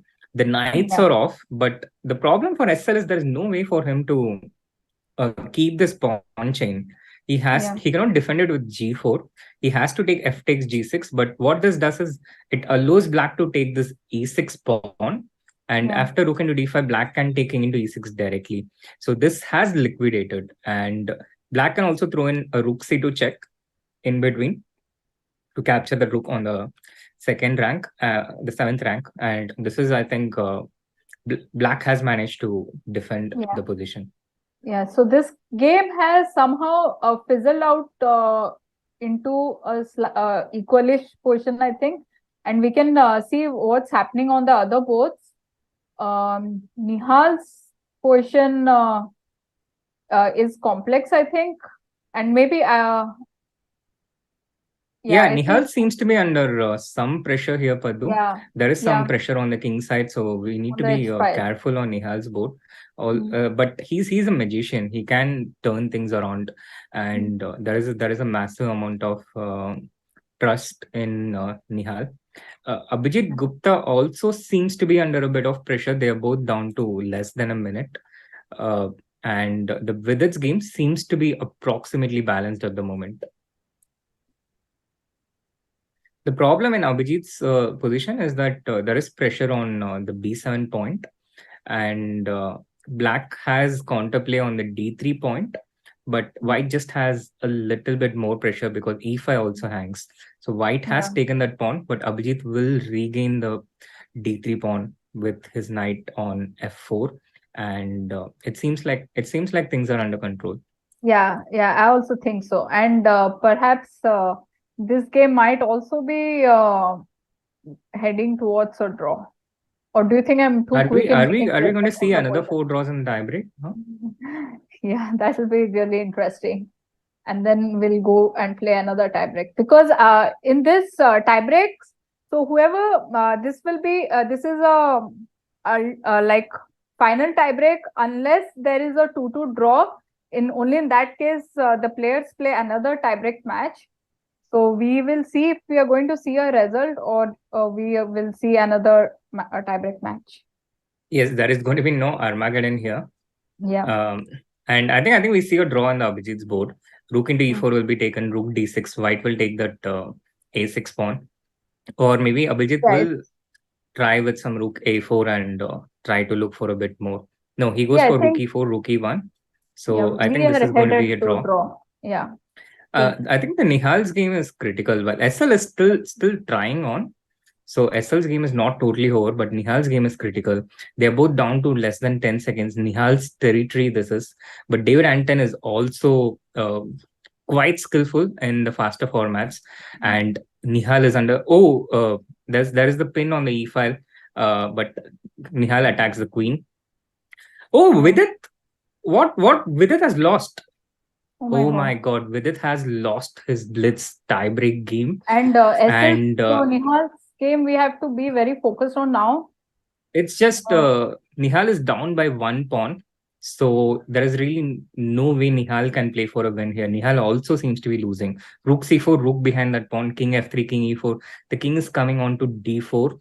And Nihal is just defending here. White doesn't even need to win this anymore. He just needs to draw to win this for his team.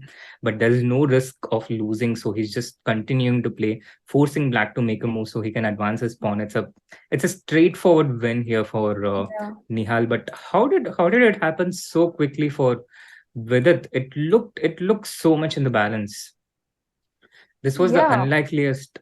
Maybe we focus on the Nihal game till we get a result, and the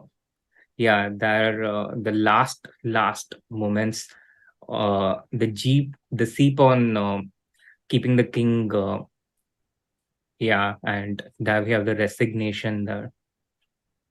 It's a heartbreaking loss for India after working so hard. After working so incredibly hard. Yeah, I think it must be really tough because Blitz are very quick games and you can never know how it's going to go and it can just go anyway. Yes, and once again, Nihal and Vidit, both of them losing, two of the most dependable players in the team. But how did Vidit's position get so out of control so quickly? Maybe... this is such a symmetrical, such an equal position. And yeah, this was, I think, an important point. When he played d4, he allowed black to get a protected passed pawn. It still keeps the position in balance, but it allowed black to create some chances here. This was the first moment. And with it covered that e pawn with a blockader, the knight on e3, but black removes that blockader with knight c4. And after queen, he removes the blockader with knight c4. And at this point, knight e5 was apparently a mistake. Queen g4 was the correct move. He had to trade the queens at this point. But his opponent didn't respond in the best manner. So Vidit got another chance, but already he was under a lot of pressure here. And after g takes f6, knight d7 was the final blunder because the e pawn now becomes unstoppable. He had to bring the knight back to g4 and e3. This was the only way to keep the game going, controlling the e pawn. Knight d7 was a blunder. Yeah, and now continue with knight e3 and knight into d5 and knight f6, okay, knight f6 check and knight d5. Simple. Yeah. Yeah, I think it's tough. It's a very tough situation to play queen g4 and yeah, knight d7 was a panic blunder because after e3 there's just no way to stop the pawn. Yeah, that's a very tough loss. Absolutely, a very, very, very, very tough loss. A very tough loss for the Indian team. It just takes me back to 2019. It was a very, very similar situation. The Indian team had played phenomenally well, and had to draw against Russia in the last round to get bronze. We were better on two of the boards. Russia was better on one of the boards, but ended up losing 2.5, 1.5, and ended up finishing 4th place. A very tough result to digest after getting so close to the medal. Yeah. Yeah, but I hope in the next match where our team plays, they'll come back stronger. And we always have such ups and down results, and I think the players are always trying to improve and play their best. So we can never say if the day is going to go well for us or not. Yeah, absolutely. It's just that when you work so incredibly hard and at the end you just you finishing 4th place. That also happened for Vidit in the Olympiad. It had happened here in the world teams. So after working so hard, finishing 4th place feels like the worst possible result. You're so close yet so far, and it came all the way to the Blitz tiebreaks. We were so even. In the main time control. It came all the way down to the Blitz tiebreak, but at some point, I guess the pressure got too much, and these are very strong players in Blitz. The Spanish players, as I mentioned during the main time control. Jaime is very fast. David Anton-Guyaro is also amongst the top 30 Blitz players. Nihal is, of course, I think overall a bit stronger. But in one game, it can be anyone's game. And Nihal was also under a lot of pressure. SL was also under a lot of pressure. They had won so many games for India in this tournament, but you can't win them all. Yeah. Suma Shastri summing up our emotions there, feeling so bad for the players who worked so hard. I completely agree. And it's so heartening to see the chat being so empathetic. It's so heartening to see the chat being so supportive. Thank you so much, chat. Thank you so much for all of those who watched and supported us through all these days. You mean the world to us. And without you, all of this makes not much sense. Thanks to the Indian team for going out and playing such a brilliant chess. They had so many spectacular performances. Overall, they were so hard to defeat. We lost only against Uzbekistan in the regulation time. We also lost a match against France, but that was 1-1. Apart from that, only against Uzbekistan we lost in the regulation match. We lost in the Blitz. Tiebreak, but that's a bit like a penalty shootout. So due credit to Spain, taking nothing away from the opposition teams, but India fought the best they can with this team. So shout out to everyone: Vidit, Nihal, S L Narayanan, Sasikiran, Sethuraman, and Abhijeet Gupta, and of course Vaibhav Suri, who had to do a very difficult task captaining the Indian team. Thanks to the chat, all the mods without whom we wouldn't be able to run the stream so smoothly. Abhimanyu, Harshit, who did an amazing job. Of course, Soumya and Padmini, of course. Thank you so much for joining and being the co-host today. And of course, Rakesh Bhai, who's been the go-to word for all the chess.com problems since 2020, and our amazing producer, Niranjan, who makes the stream so seamless. All of this video that you are watching, all the moves that you are watching is thanks to Niranjan, who is one person who has to be here for all the 6 hours on all the days. The commentators can take rest. The commentators can go here and there. The chat can take a break, but Niranjan cannot. He's been doing an amazing job for chess.com India and Indian chess. Thanks to everyone, and of course FIDE for organizing this tournament, chess.com for the broadcast. And once again, thank you so much, chat. Thank you so much to all the viewers who have stuck with us through all these days. And thank you, Padmini. I'll leave the last words to you.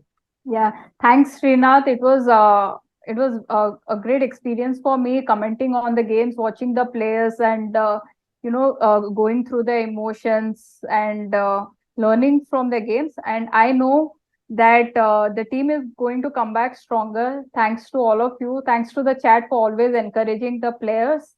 And we will be seeing a stronger Indian team in the future. That was some fantastic words, Padmini, and apt words to sign out. So thank you so much, chat, and see you all really, really soon on another event. Yeah, thank you. Good night.